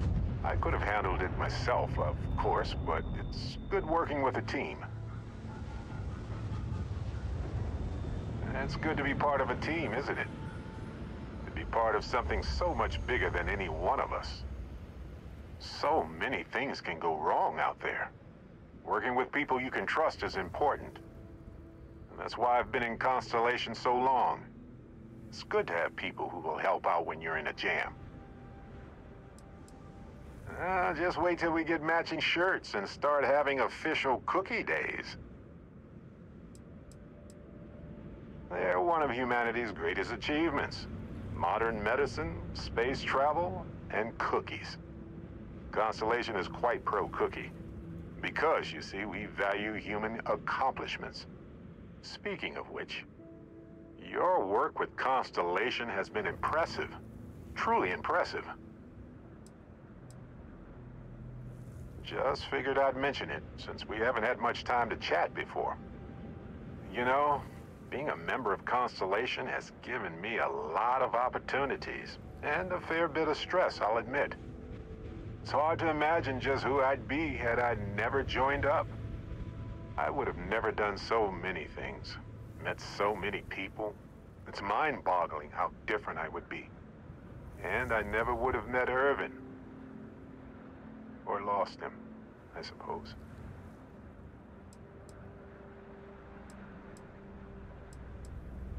That's right. We can't know the consequences of the choices we never made, and anything beyond that is imagination alone. But for the choices we made, it feels just a bit closer, doesn't it? Irvin's been gone for over 20 years. Strange how memories can pop up when you least expect it. Oh, I've been giving myself nothing but space and time for years. But maybe it's time for me to really think about it. Well, maybe I'll take you up on that offer later on, Captain. I need some time to think about things. On that note, I think I'd do well to distract myself with a little adventure for a bit. Hey, Captain. Need help? Looking for something?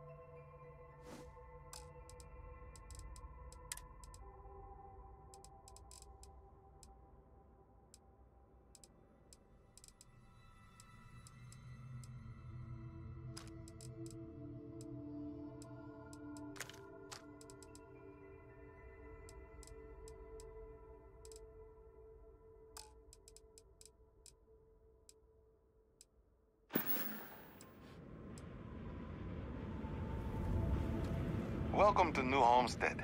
Please make your way to the building at the end of the path and down into the colony below. Stay safe and enjoy your visit.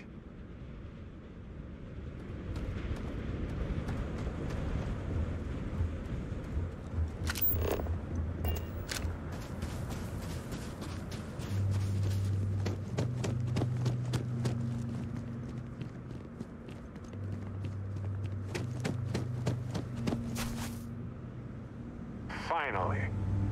Museum. Now we're in the good stuff. People here live a simple life.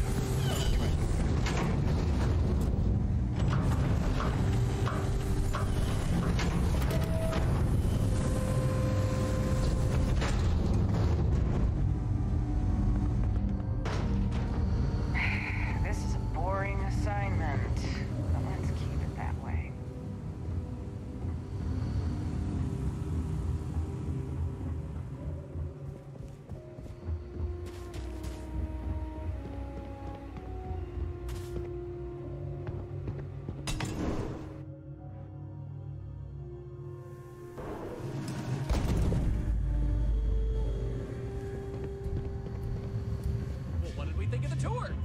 Very informative.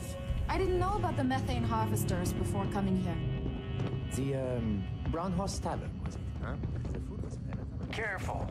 There are some dangerous areas around here that aren't part of any tours. Feel free to look around, but don't touch.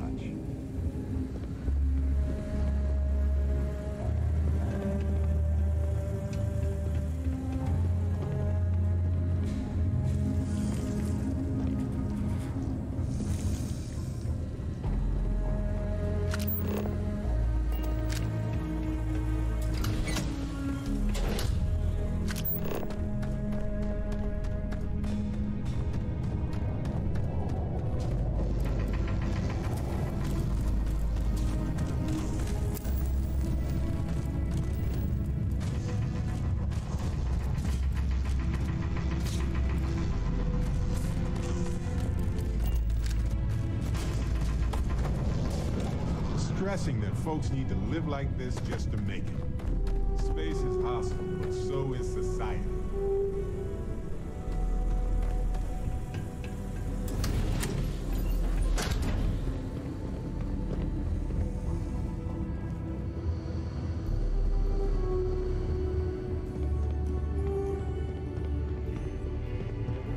Don't stay outside for too long here on Titan. It'll freeze solid without the proper protection. Well, hello there, and welcome to my little shop. Are you visiting New Homestead for the first time? Oh, nice. You know, it's always such a pleasure to meet people from other worlds. Or just space. I don't judge. I'm Jay. I'm happy to help you find what you're looking to buy or take a look at whatever you want to sell. Trades of all kinds are welcome here. Or if you have any questions for me about the shop, the merchandise, or even just New Homestead in general, I'm happy to help you.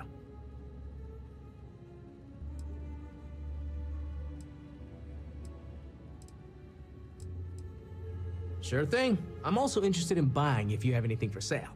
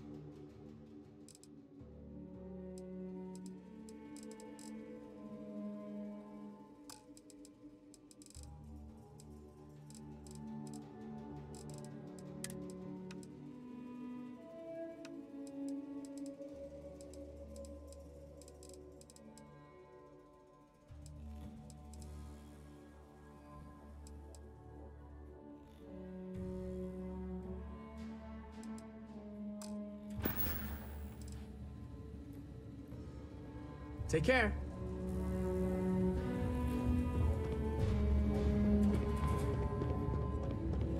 Sure would be nice to get off world sometime.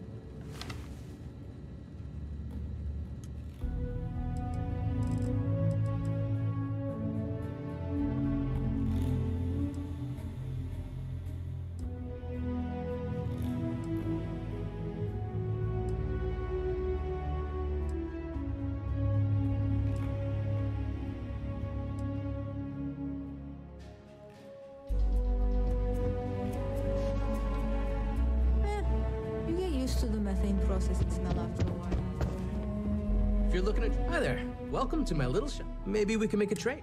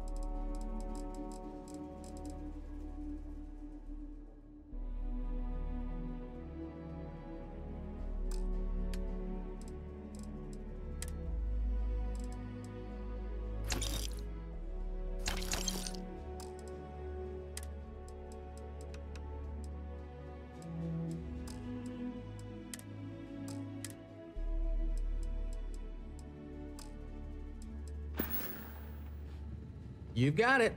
I also take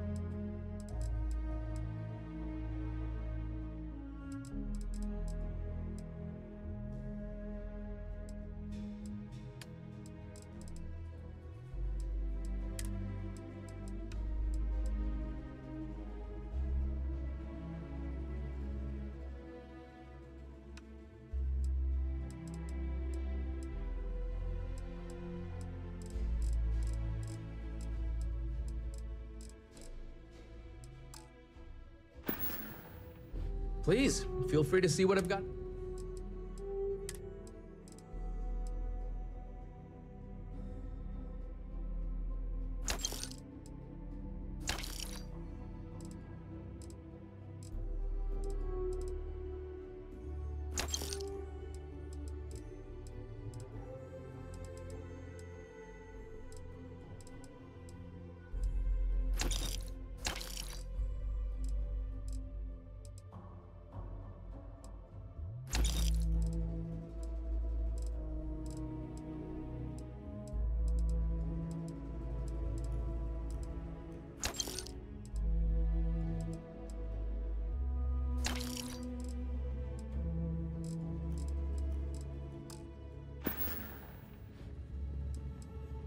We used to, but no, we don't really have the resources or... Only thing we have are these souvenirs. Tell you what, enjoy the rest of your day.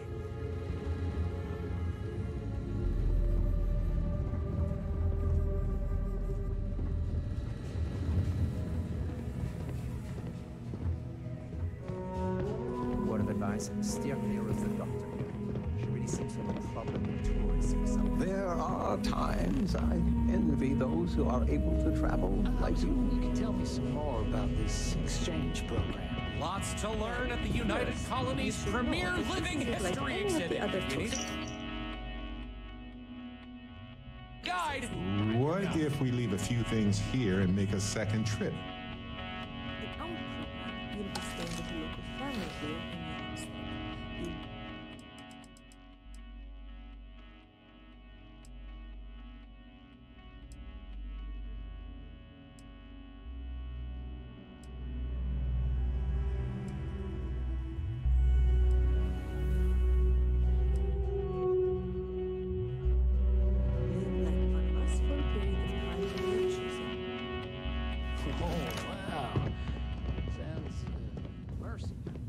Hey, that's a nice outfit you got.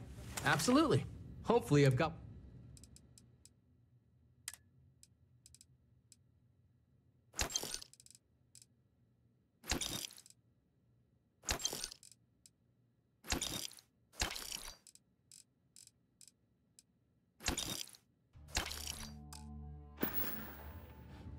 Come back anytime. It's so cold here. Sure.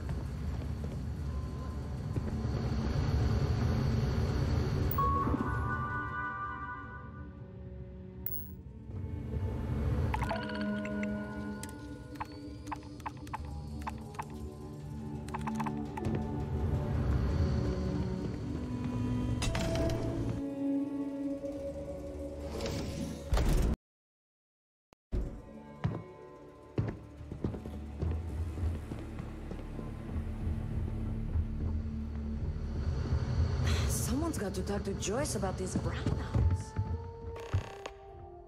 We Titans are hardy people. You'd have to be to live in a place like this.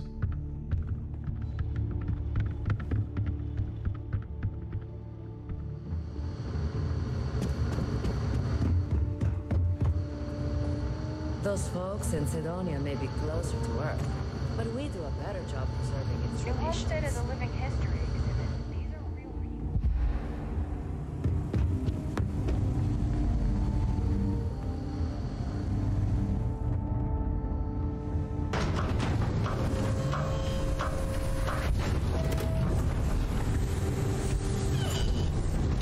Heads up, if you're planning on going to Chunks.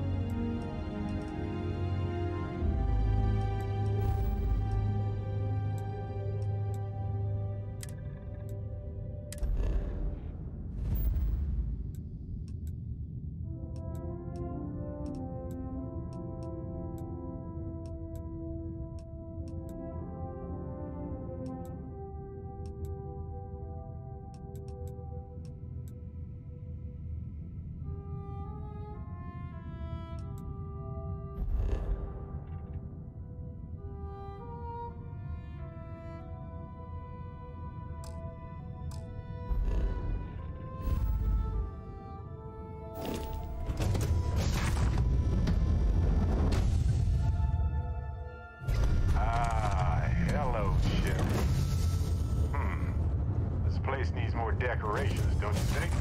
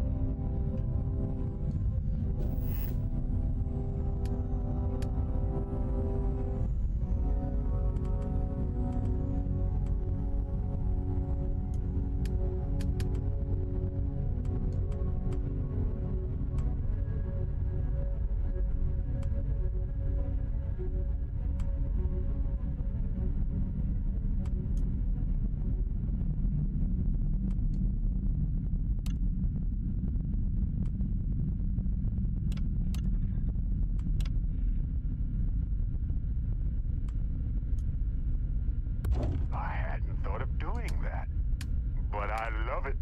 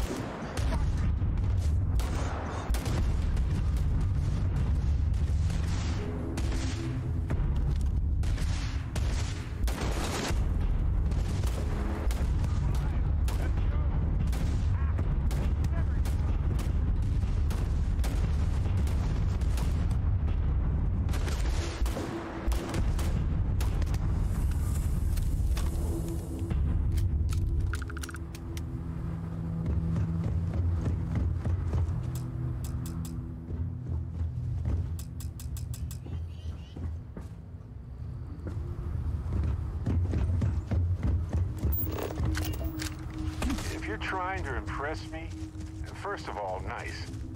Second of all, don't die.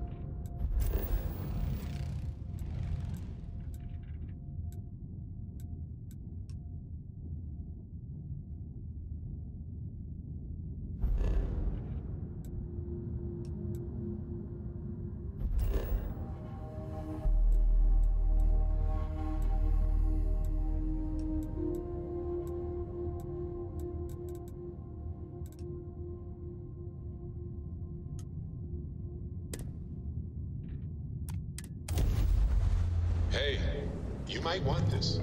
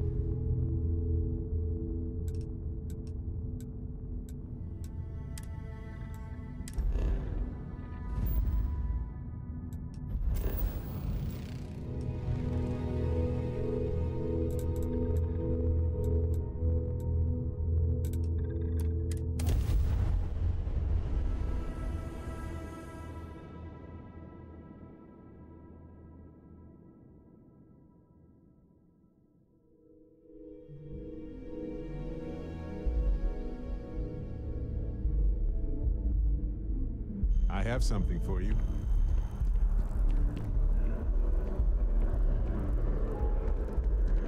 Whoa, whoa, whoa. What?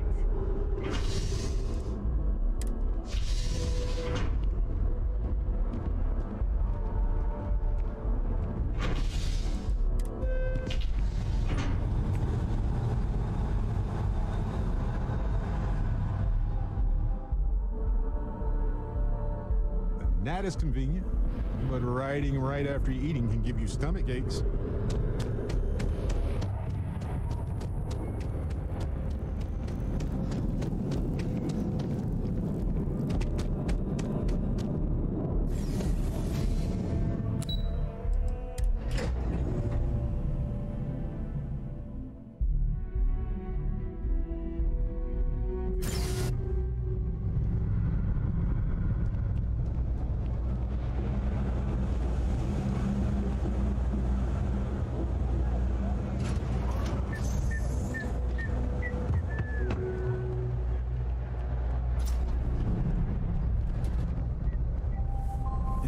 lot of work that needs to be done in the well.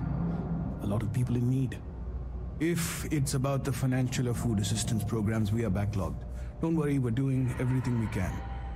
Oh, we're not. Sorry. Can I help you?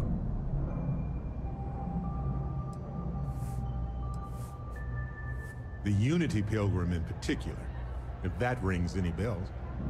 Listen, I've talked about this with him a ton of times, and there's no record of a Unity Pilgrim, but since you both insist, our early records are mostly administrative. Humanitarian projects, group counseling notes, charity expenditures. But there is a series of exchanges the founding members recorded in a lot of detail. It's the closest thing I have to what Aquilus is describing. A man walks into the first House of Enlightenment. The founding members just call him the Drifter. So they think he's a charity case at first, but no, the Drifter asks them a bunch of questions. If your philosophy is built on an individual's own morality, what about the second person? That second person might disagree. Isn't the problem of two what you're really looking for? And the founders respond, each individual must understand how the second person lifts them up. All of human effort is a story of cooperation pushing us forward. And it kind of goes on like that. He comes back every week for a year. Same conversation every time. Second person this, the problem of two that.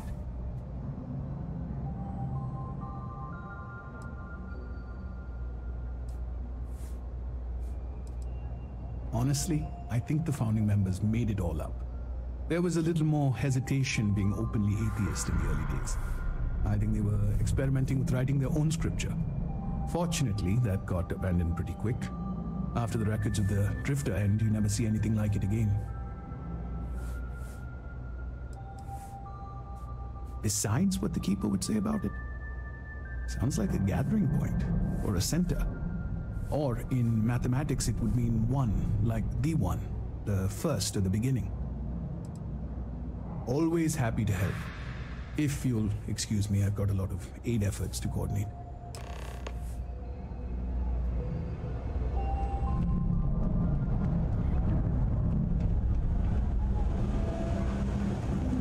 Yeah?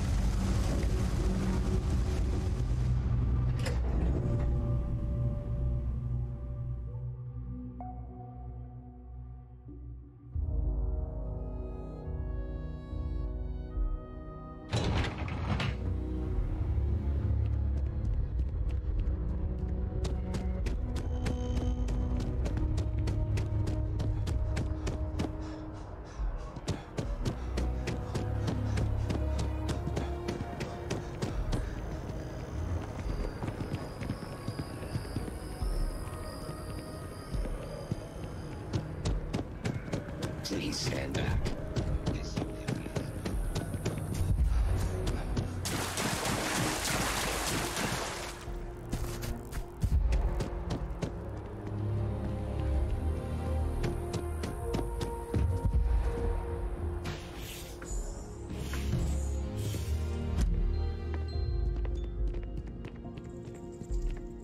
Oh, you're back. What did you learn? Was there something hidden in their stories, like we thought?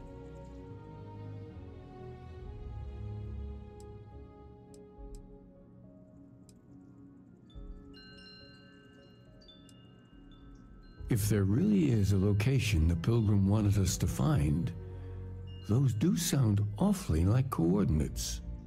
What else did you learn? Planets are often named by number.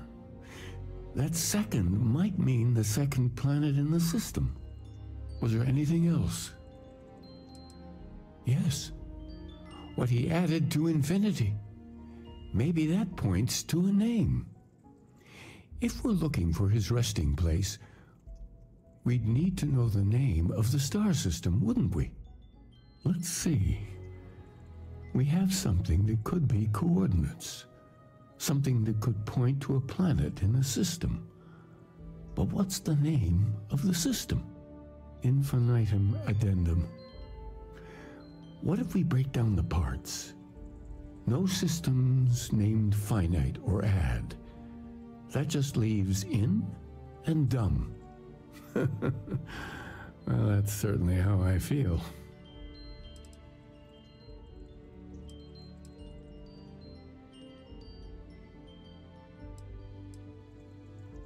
Well, I suppose that'll make someone laugh. Yes, that's it. The second planet in Indum, at 4 and 120. That's where you'll find the Pilgrim's resting place. And from there, maybe you'll find the true meaning of unity.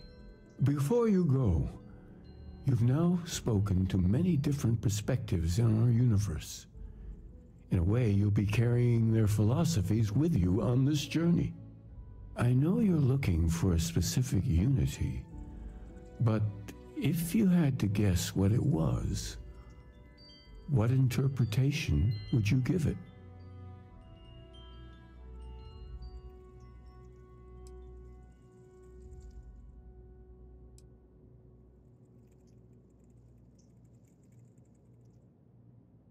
Conviction. Another word for strength. Can the truth not be revealed to the weak?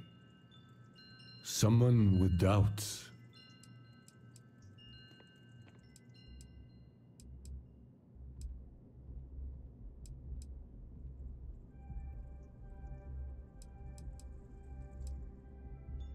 So that's your intention. Your friends, your companions, all of them will be swept along to the answer by the might of your forward momentum? Nope. We'll be swept away by the might of persuasive evidence, though. Well, I won't keep you any longer. This has been fun, I have to admit. Go, find your truth.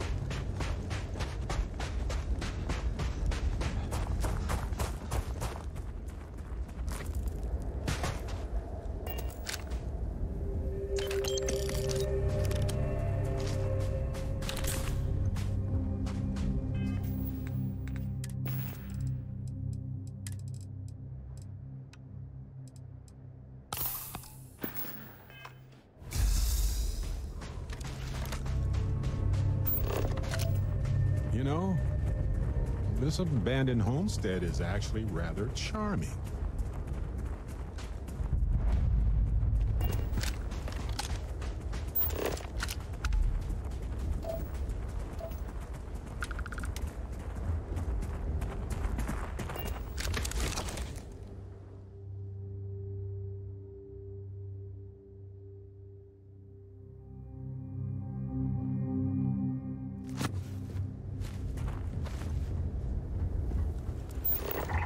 Exhilarating, isn't it? To be the first person to scan these things.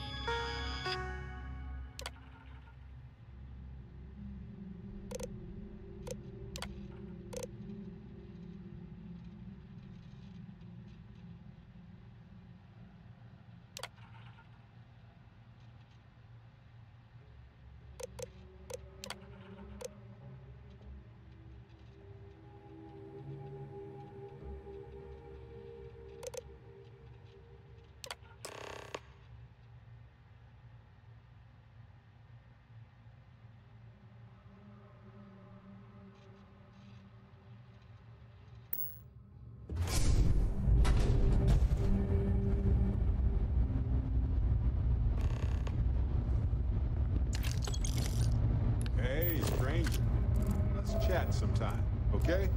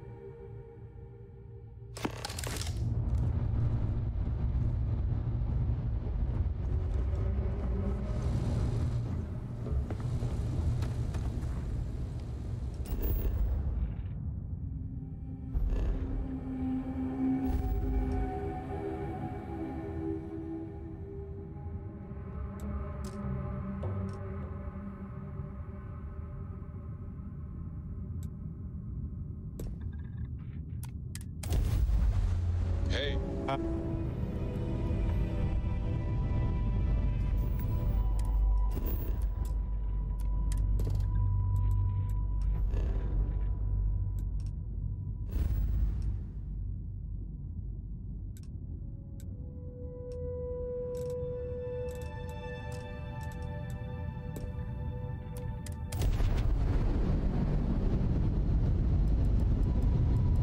Dusty. You're ever thinking to yourself, oh, I could really listen to Barrett's dulcet voice right now. Then instead of dreaming about me, stop by and say hello.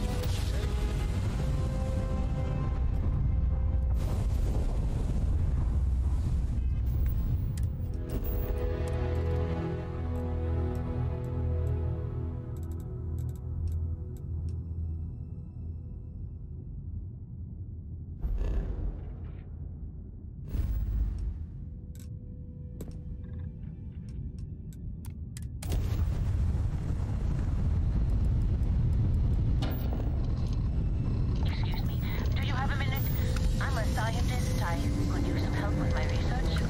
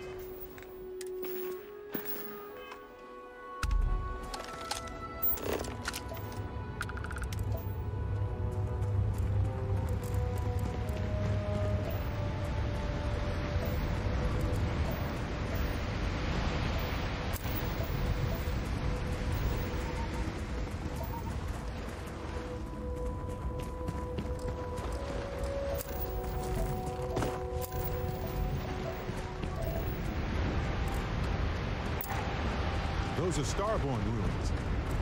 You see that, right? We have to get a close-up of that statue. Wow.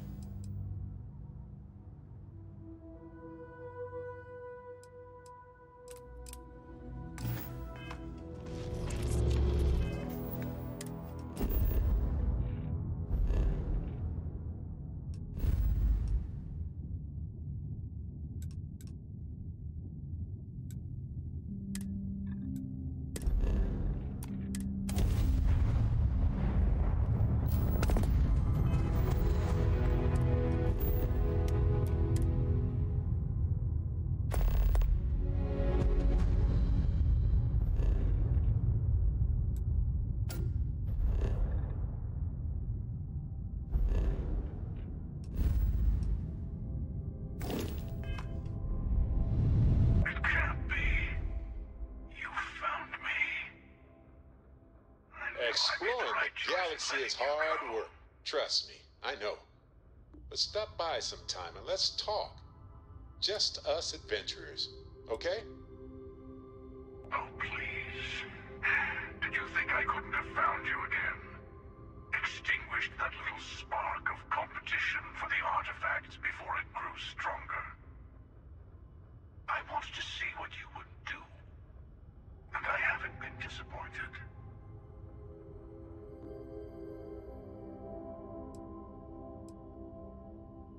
You did. Now it's all starting to make sense. You should come aboard. There's another Starborn here who is very interested in meeting you. I can speak for myself. Constellation ship, you weren't invited to this meeting, but much of our conversation has been about you. It's only fitting you should join us. I will personally guarantee your safety as long as you come in peace. And think of it as a ceasefire meeting. Your one shot at getting those answers you must desperately want.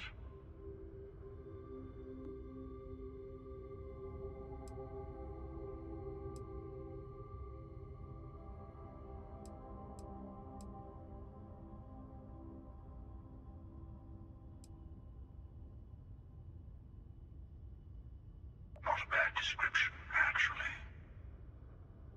We'll explain when we meet. In person.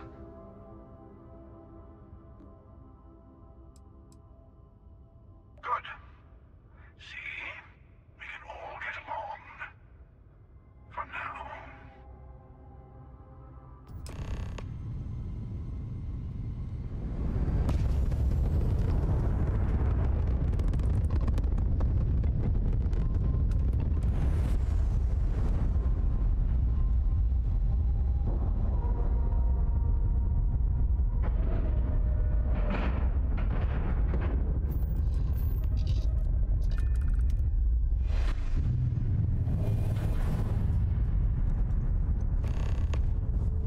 Hello. Again. Do you remember the emissary, perhaps? And their ship, the Helix? I believe they ambushed you above Neon and demanded that artifact you worked so hard to gain. Thank you for the stellar introduction. Your success is unprecedented. Before you came, we were just discussing how continued use of force against you is unwise.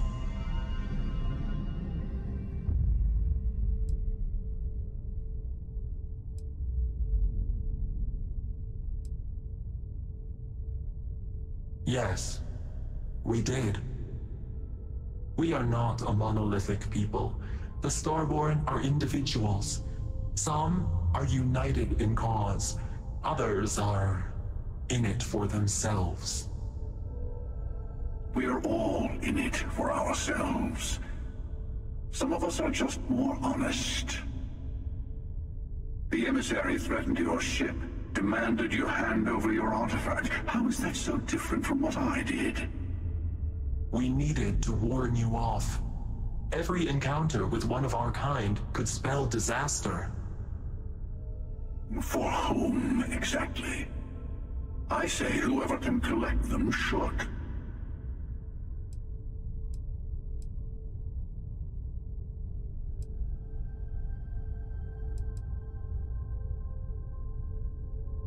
And who gets to say that? You? Me? The emissary? I have debated morality for near infinity, and all I have found are groups of people enforcing their will on others. Rules and laws spoken as principles, but backed by arms and violence. Enough. We have more to discuss. The Unity. You are on the path to it. It is a place, a gateway. It is where we were reborn. You've really come a long way since the Welcome to Constellation speech, haven't you?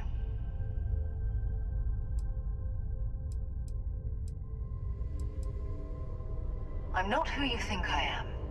This universe is only the first one you've been to. I've seen hundreds. Where I came from, I was the one who stayed at the lodge to protect the artifacts.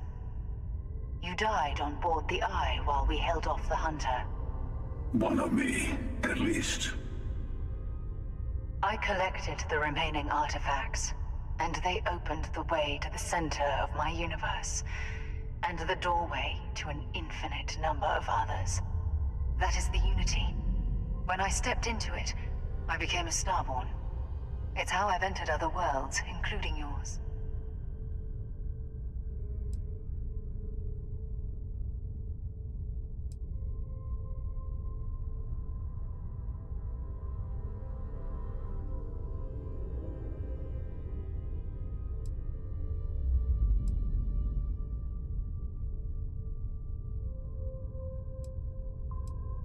They are all connected. I have to. This is bigger than all of us. All the artifacts are needed to complete the armillary and open the way to the Unity. In every universe, the Starborn fight over them. Innocent people die. You've witnessed the power granted by the temples. The anarchy that can be unleashed. Someone has to decide who should get them. Here it comes. The emissary tells you only the worthy should enter heaven. You're twisting what I mean. They're hypocrites. They use the chaos caused by the hunt for the artifacts to establish an order where they decide who's worthy. I attacked your lodge because I wanted the artifacts, and you held me off. You got away. That wasn't some morality play. You didn't survive because of righteousness. You won because of persistence, luck, and skill. As I have done countless times. I was also human once. But what does it matter who or what I was when eternity is within your grasp?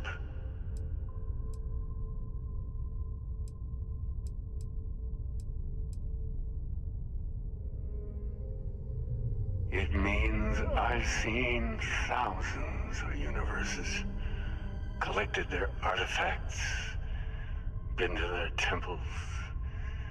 You have a small taste of their power, but it keeps going.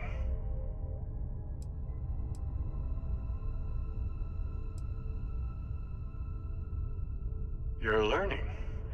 My other self wants you to walk the path he walks, to give up, to appreciate the universe you have. Easy for a person who's seen everything, done everything. I think you should see it for yourself. You've never come this far. Not in all the universes I've seen. The path to the Unity is opening to you. You're going to tip the scales one way or another. Better your hand be on one of our sides.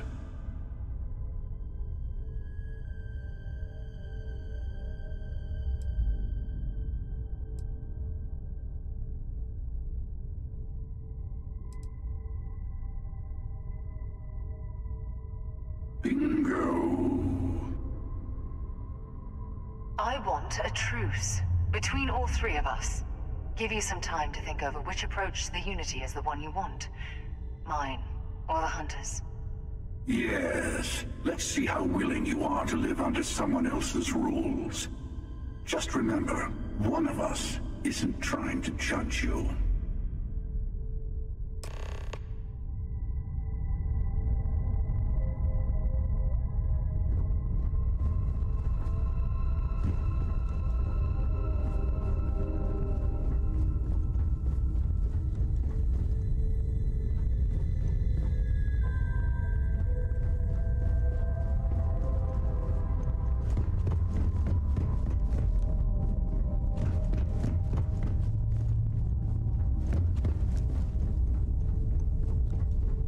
You might think the Unity is meant for whomever can get there. Don't fall for that talk of worthiness. They enter the Unity, take artifacts from others, employ force. All the things I do. I am many things, but I would never tell anyone what to do with their gifts. That is your decision, not someone else's. The emissary wants to become the judge of who gets to enter, but the Unity itself doesn't judge.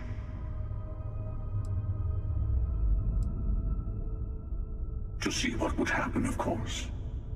You might not understand just how many times I've done this. Usually, you're the one who ends up dead, and whoever cries over your body goes on to become the emissary. Sometimes I manage to get you all bunched up and take care of the problem in one go. Sometimes the emissary has gotten to me first, and I never arrive. Hundreds and hundreds of variations of me, packing through Constellation. And it's almost never you. You making it to your ship on your own. It's new. I took it as a sign.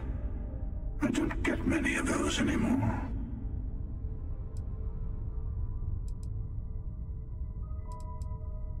I've simply found that it's the quickest way. Talking, forming alliances, waiting for the right moment to commit theft. It's all so tiresome. I'll admit, you getting away has been the most interesting thing to happen in quite some time. As soon as I realized what had happened, I knew I needed to wait until this meeting with the emissary to decide what to do about you. Whoever created the artifacts and built those temples is playing a game with us. One whose prize is access to the center of all creation. There are no rules. Whoever gets all the pieces wins. And I've won. Over and over. I don't kill for the Unity. I find the easiest pathway to it.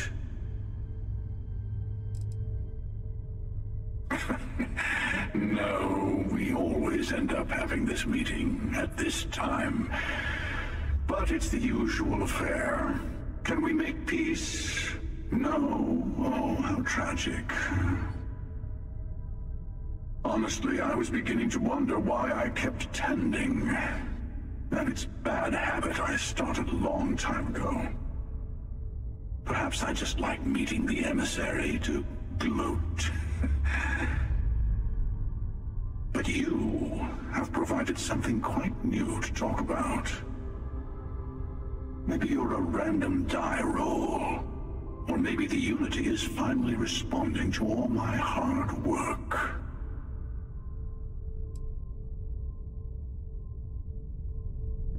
I'll tell you everything I can. I know we are not the same people we met in our universes. Still, it is good to see you again, old friend. When all the artifacts are assembled, the device they create is called the Armillary. In many ways, it's a model of the multiverse itself. Through it, you can reach the Unity. And from there, you can become Starborn.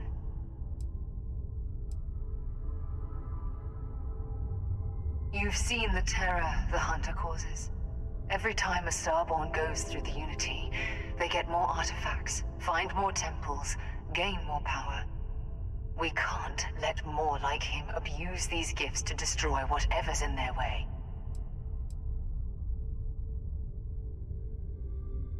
Different. I never know who you are when I meet a new version, but so much of you stays the same. It's hard. But each universe is precious in its own way. Mine will never have its original you in it again, as yours won't have its real me. It's not an easy experience to describe, but the Unity will speak to you, offer you the chance to become Starborn. You will be leaving this universe behind to be reborn. Everything you were before will be gone. Maybe that's why it offers the choice. Compassion? Or is it testing us?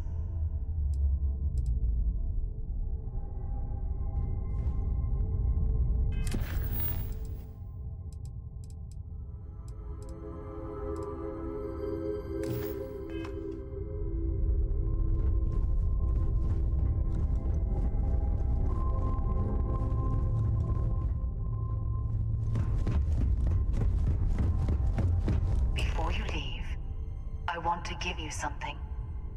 A way to another artifact, but also a lesson in how dangerous they can be. Seek the moon of Old Earth. There are secrets there you must discover for yourself. Here, to open the way.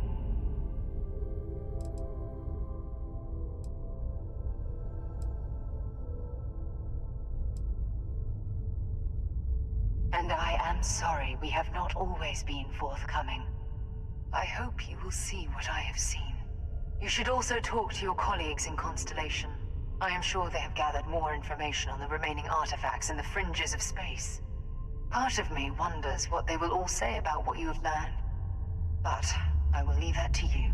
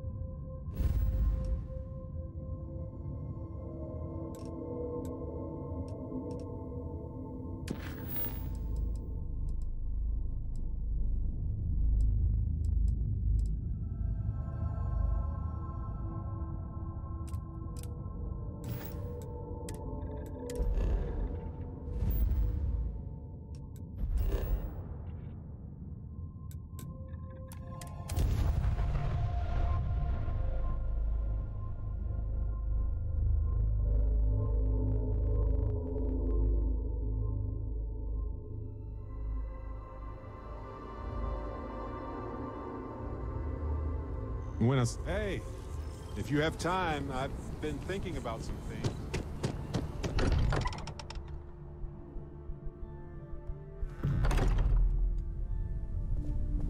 Take a break. Let's chat.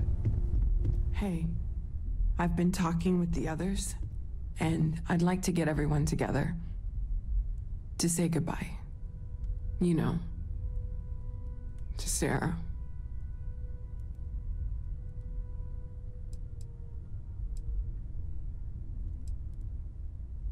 Thank you. It wouldn't be the same without you there. I'll have everything set up in a few days.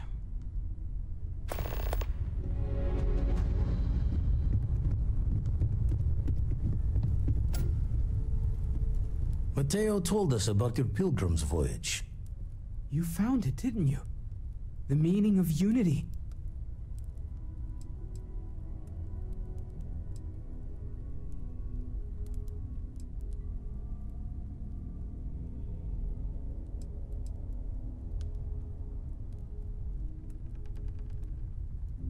Wait, say that again? Multiple universes? You can't possibly mean what I think you mean.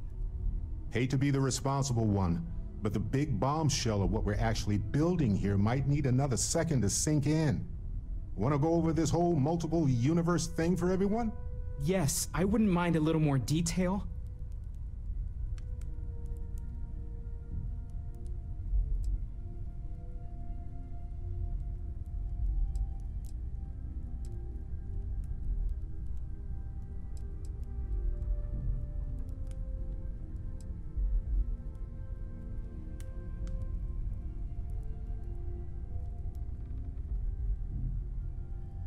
Explains why the Starborn want the artifact so bad. Get them all and you got a gateway to infinity. I don't even want to think about the physiological changes you'd need to travel between universes. Plus what it would do to the mind? Enlightenment? Or oblivion? Like the Hunter. You have the opportunity to reach the closest thing to your god that might exist. And you're second-guessing it? One doesn't approach the afterlife without some trepidation.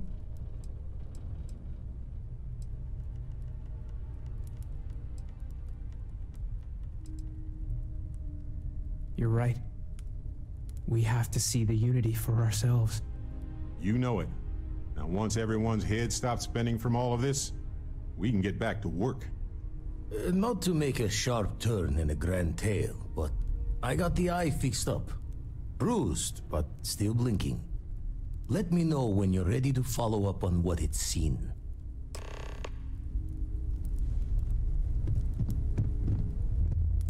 You can feel it. These last glimpses from the eye are from the farthest fringes of known space. Could be the only remaining pieces outside the hands of the Starborn.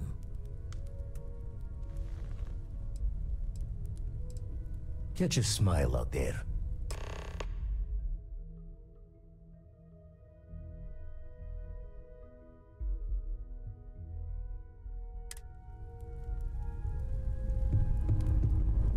I've been thinking a lot about my early days in Constellation lately.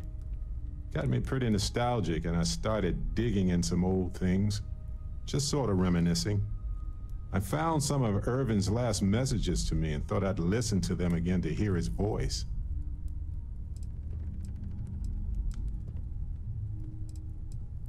It was surreal, honestly. So most of the messages were everyday things. Lots of excitedly written news about biodiversity and plant life. But one thing stood out. In one of his messages, he mentioned this job that he took at a mine shortly before he died. He said something terrible was happening there, but the message was garbled after that.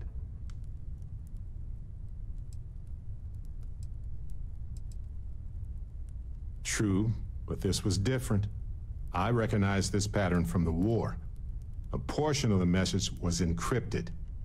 Well, Vasco helped me decipher it.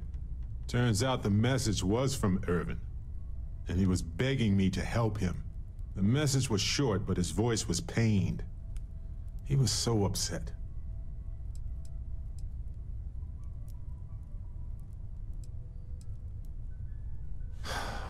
Yes. Hearing his voice in so much pain was very difficult. Oh, I wish I had noticed this message when he sent it. So in this message, Irvin said he was being framed. He said they'll do it again. He asked if Constellation could send more help.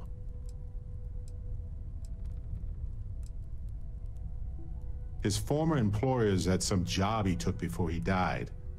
I think it was a mining company. Not exactly sure, but he mentioned a court case. So I think there's a paper trail. It is, but I was thinking about it and, well, it's still wrong, right? So I figured, hey, I can do some sort of a remote investigation here, see what I can find out. There's gotta be a paper trail, right? Now, I happen to have a trustworthy contact who knows a bit about law and owes me a favor. I'd need to pay in advance in case there are any access fees or bribes.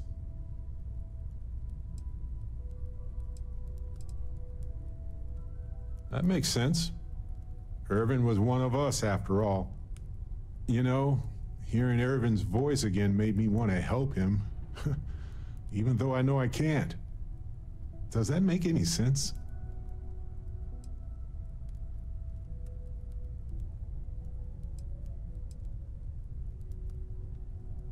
I appreciate that. It's going to be hard to get some sleep tonight after all this. But the fact that I'm doing something about it might be enough to help. Hopefully poking around in old records doesn't catch the attention of Hephaestus. Well, anyway, I'll let you know if my contact finds anything.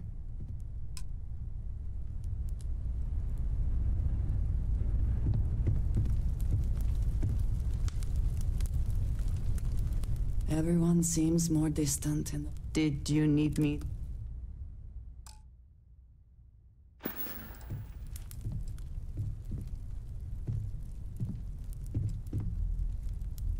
Of course. You two go on. An interesting... Things are gonna be rough for a while. Lodge has...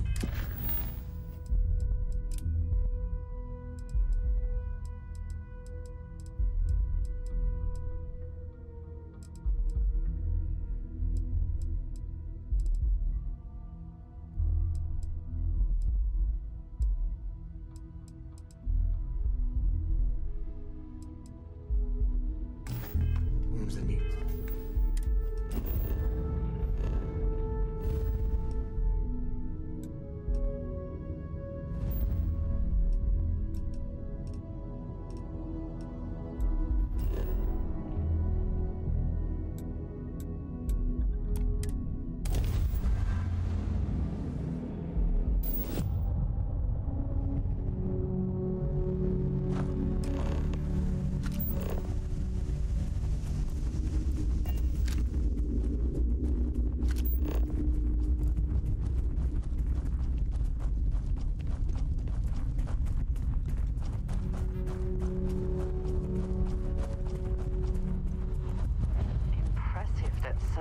Structure would be in this shape after over 100 years.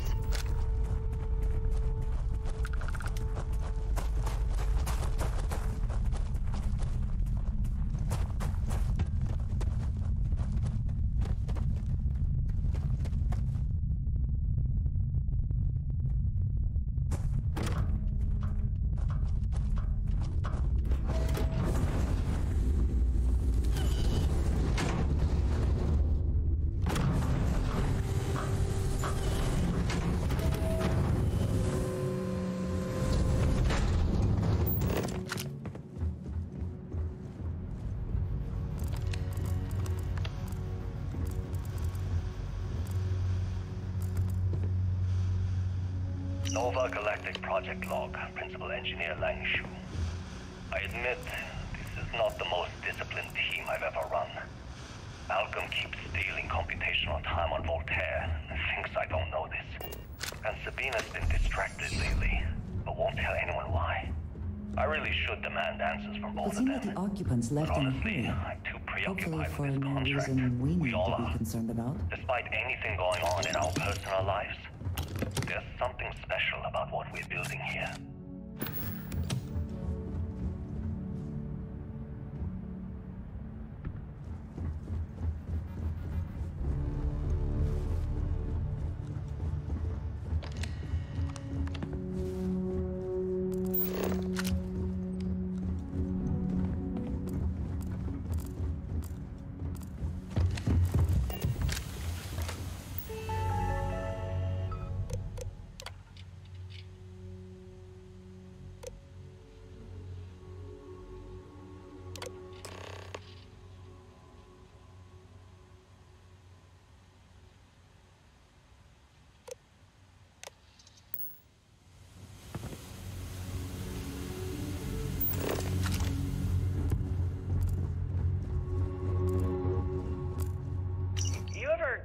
Jealous?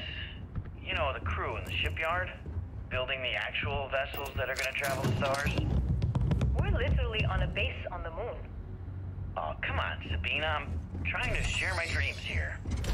Well, your dreams are always out there and never here where the rest of us live. Can't you just be happy doing your job? Where's the fun in that?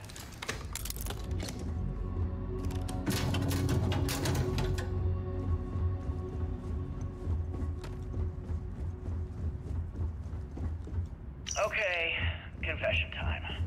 Being single on a moon base is the worst. I only get like an hour to use the communication link to Earth every couple of days.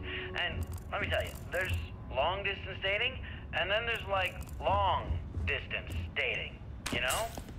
Oh, hey there, I'm a scientist, steadily employed, willing to take you out for coffee in like 6 months when I'm back from space. It's not a great opening line. You seriously can't get a date? You're an astronaut. Hey, no one asked you. Voltaire really is something else. A supercomputer so powerful they put it on the damn moon to keep it cool. Although by that logic they should be running it purely in the vacuum of space. But hey, good marketing material. I've been spending some off hours running some dumb simulations, just because I can. My favorite so far is simulating the sound of every duck on Earth quacking after receiving a piece of bread. You didn't know you wanted a real-time sim of feeding all the ducks, but now you have it. You're welcome, humanity.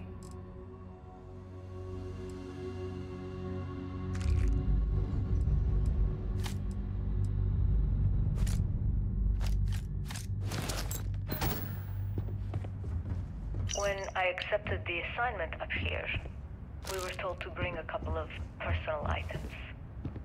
Some psychological study said it helped when you're away from Earth this long. I brought my grandmother's old abacus.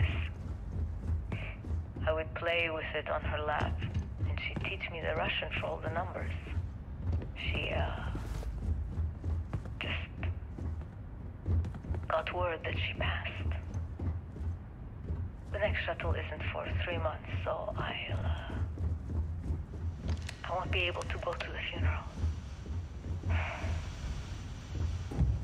Goodbye, Babushka. Thank you for teaching me math. It brought me to the moon. Nova Galactic Project Log, Principal Engineer Lang Shu. Voltaire is being reconfigured for this new initiative.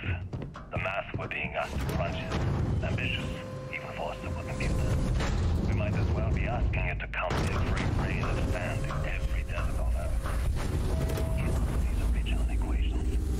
Our partner isn't being very open about it. Every question I have goes through some discretionary channel. I'm surprised we even know we're working on a ship. Engine spin-up time almost complete. Total time 5 minutes 22 seconds. Right on schedule. How are the helium-3 valves holding, Nova? We double-checked the leakage concerns this morning before the launch. All signs green.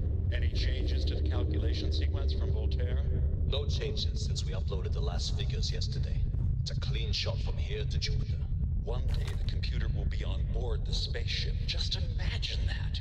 One miracle of science at a time, Earliest space flights were likely coordinated from here. 4, 3. Strange to be standing on such a unique bit of history. Canaveral, are you reading? All clear, Nova. Indicators look good. The ship should be cruising Jupiter's orbit right now. Visual confirmation will be possible in 32 minutes. Afraid the speed of light is on the slow side these days. How does it feel to break the laws of physics, Canaveral? We're all pretty excited down here in NASA, I won't lie.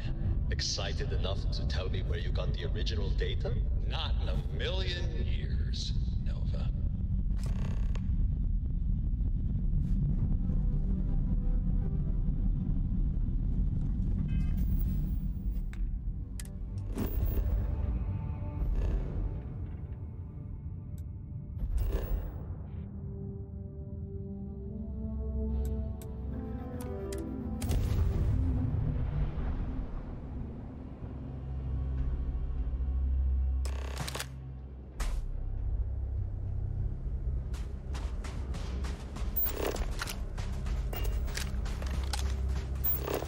me that towers like this were once absolutely essential to ensuring our survival. And now here they are, buried and forgotten.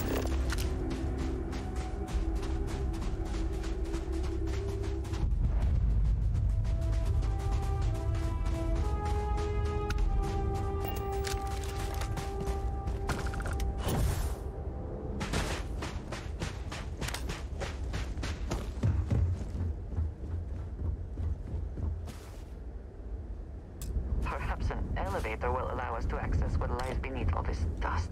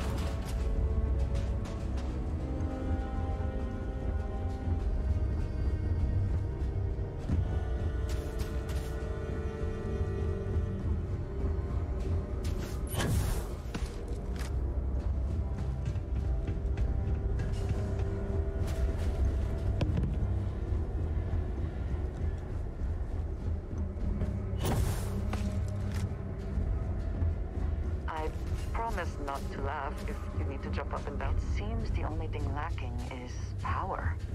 With it, this elevator should still function.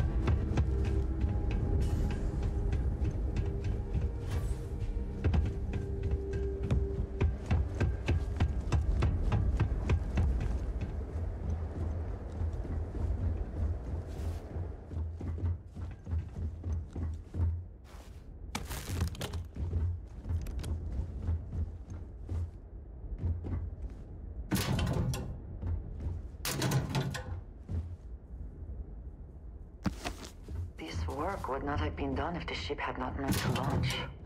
A shame.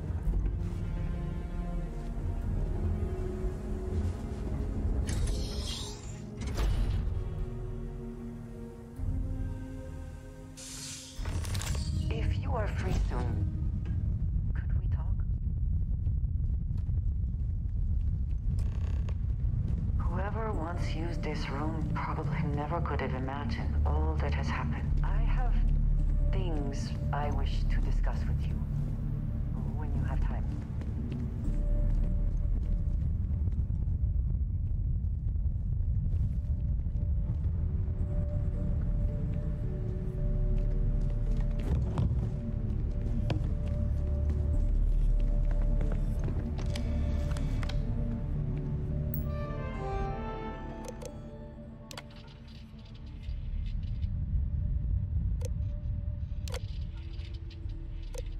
Station log. Dr. Judith Tatien. The recent delivery from Mars is unsettling.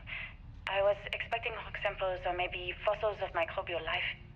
Instead, Dr. Victor Isa comes with 2 members of the military. Everything they brought back is under wraps. What could a theoretical physicist need with a sample from Mars? Station log.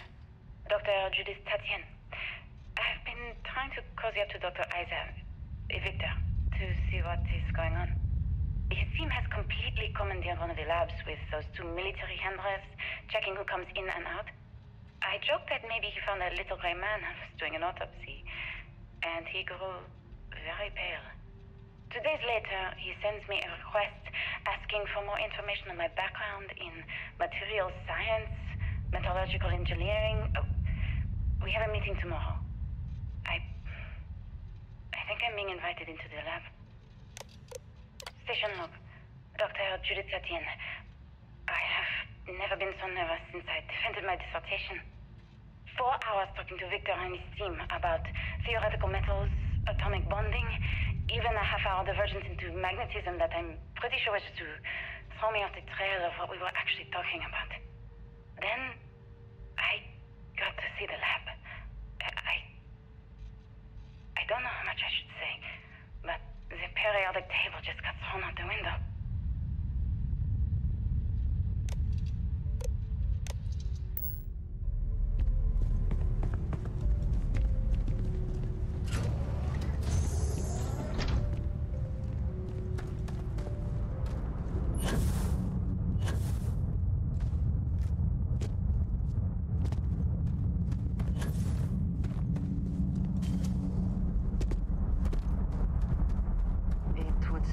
More here to explore, shall we?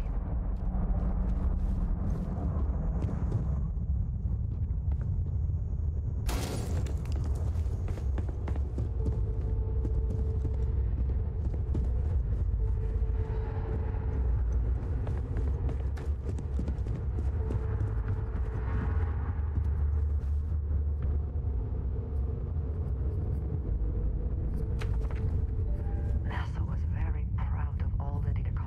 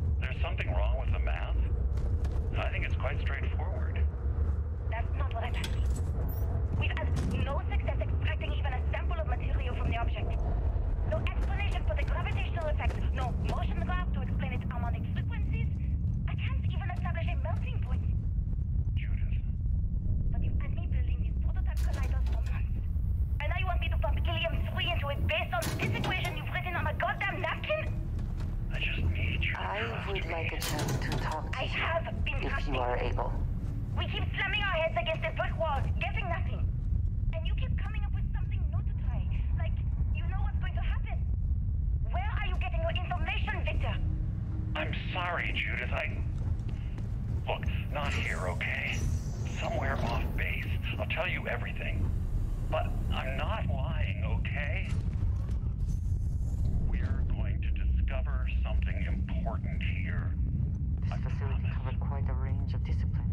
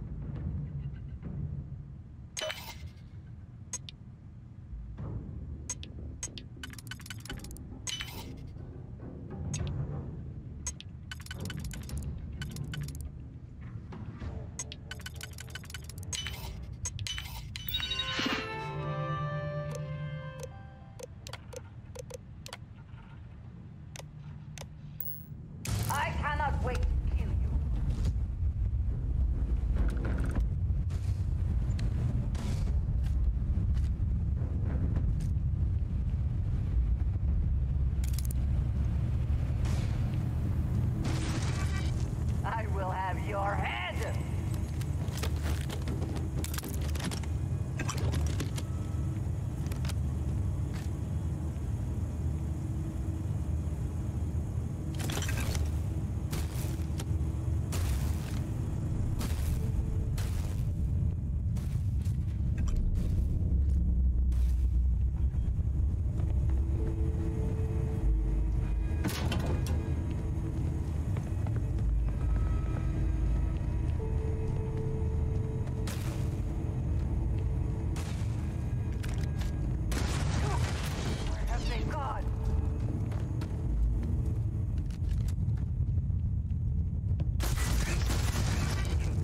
Would see his likeness in this model. If you are free soon, could we talk?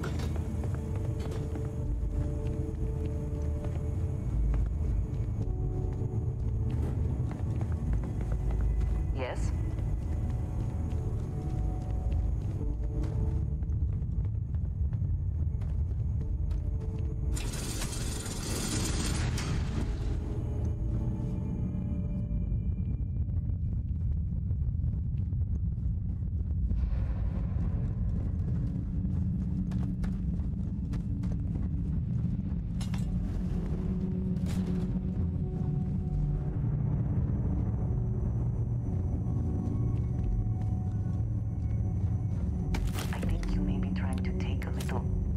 On. Literally.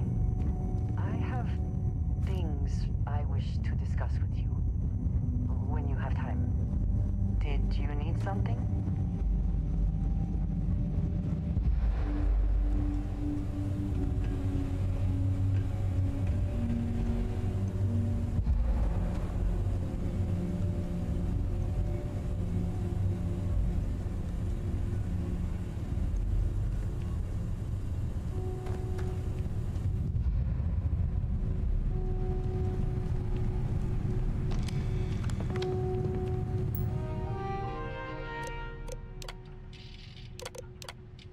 Project Log, Dr. Victor Isa. We turned on the prototype today. The gravitational field around it began to fold as we long suspected. Complete reversal of gravitational pull was observed on dozens of loose objects around the lab.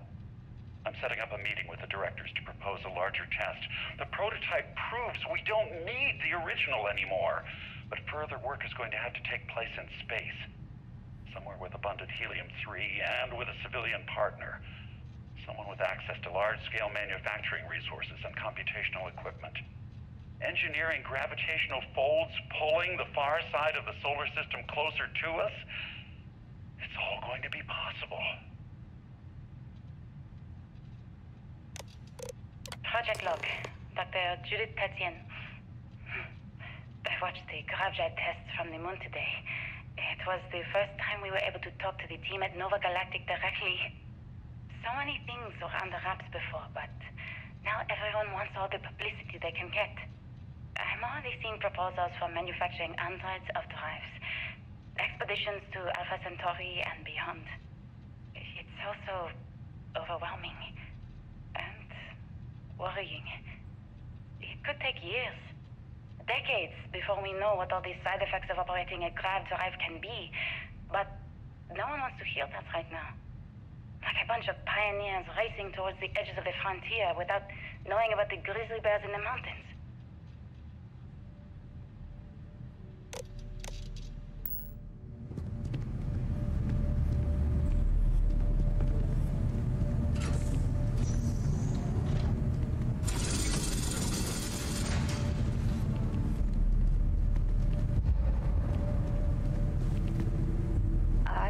Like a chance to talk to you, if you are able.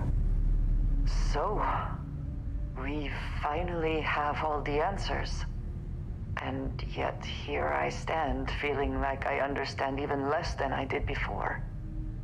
This talk of the unity of a multiverse?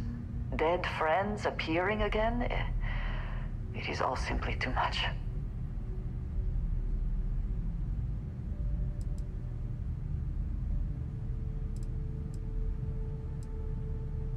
Does it?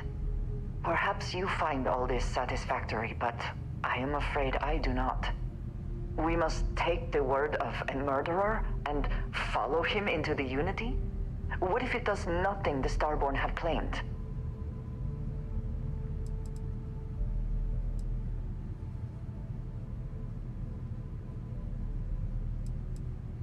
So you would just step into this Unity based on what? Feelings? You have no idea what will happen if you do. None at all.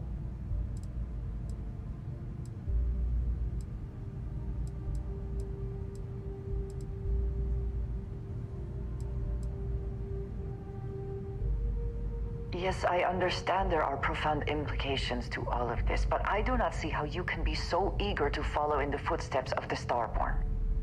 Even if everything the Starborn have said is true, if you pass into this Unity and come out in some other universe, look at who they are and what they have become. They have the faces and voices of people you know, but are nothing like them. Are you not at all worried that the same fate would befall you? That you would become someone unrecognizable to the rest of us?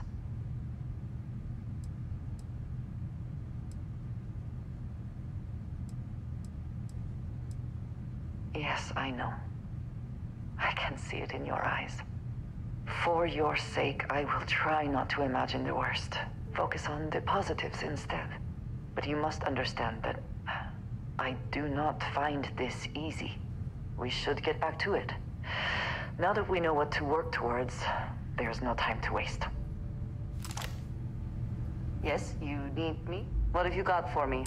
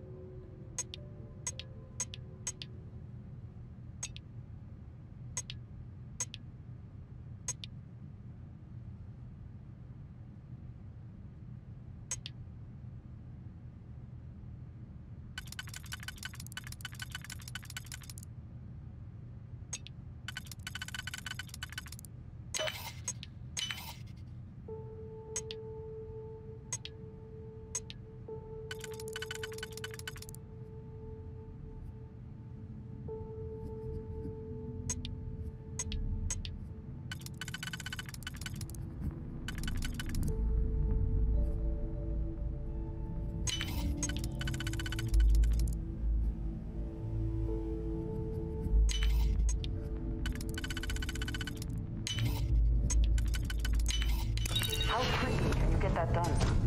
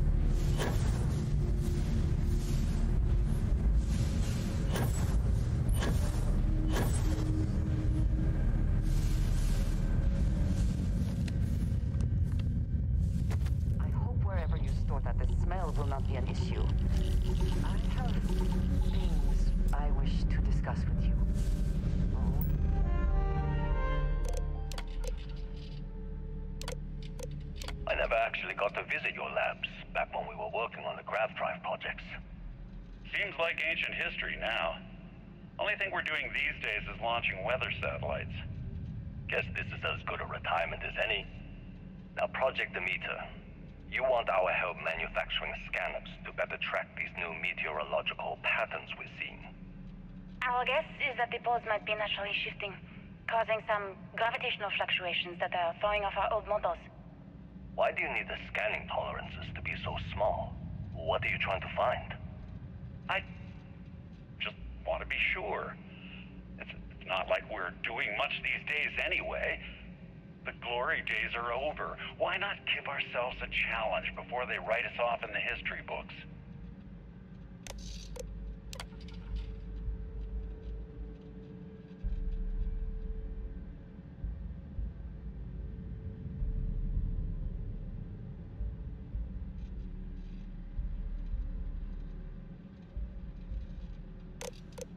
I know what I'm seeing, Victor.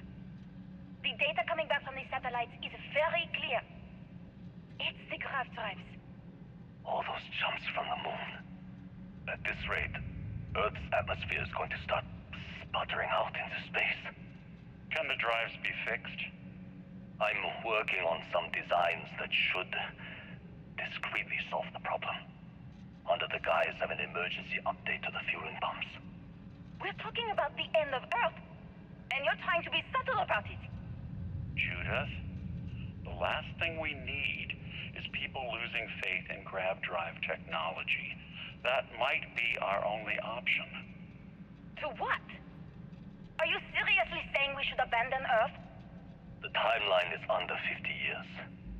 A blink of an eye for a planet, but more than enough time for a human exodus. And what do we tell people? We say it's an act of God, one that science has found a solution for. Time for humanity to take its place in the stars. You knew, didn't you? You lied to me. All this time, I dedicated my life to this discovery, Victor. And you knew we were going to kill off our planet? You haven't seen the future I've seen. There's an infinite expanse of promise out there. A meteor could hit Earth, a plague, another world war. Colonizing other galaxies secures humanity's future for all coming generations, across all time. At the expense of our home. Stop it, both of you. All that matters is building enough ships to get everyone off this planet. And we need to start now. I'll draft up a statement. We'll need to address the entire international community. I'm sorry, Judith. There isn't a planet in this universe that will be far enough away from you, Victor. We are never speaking again after this is over. My name is Dr. Victor Isa. And if you're listening to this, then you probably already know the truth. I was young when I first headed the retrieval team of an odd gravitational anomaly on Mars. But I kept what really happened that day hidden from everyone except one other person. Even she didn't believe me at first. But I have no reason to lie to anyone now, so I hope you'll accept this confession, whoever you are.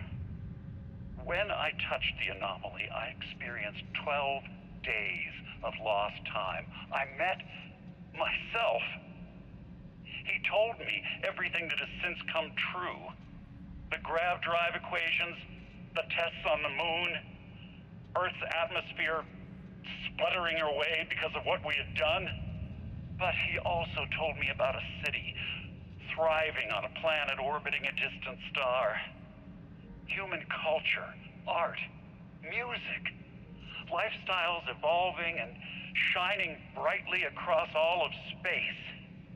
What price would I be willing to pay for that future? Maybe you don't believe me. Maybe Judith was right and I'm just a coward who wants to believe his mistakes were justified. But everyone has forgotten about the real origins of the grav drive. This artifact from Mars. I hope you make better use of it than I did. When you have time.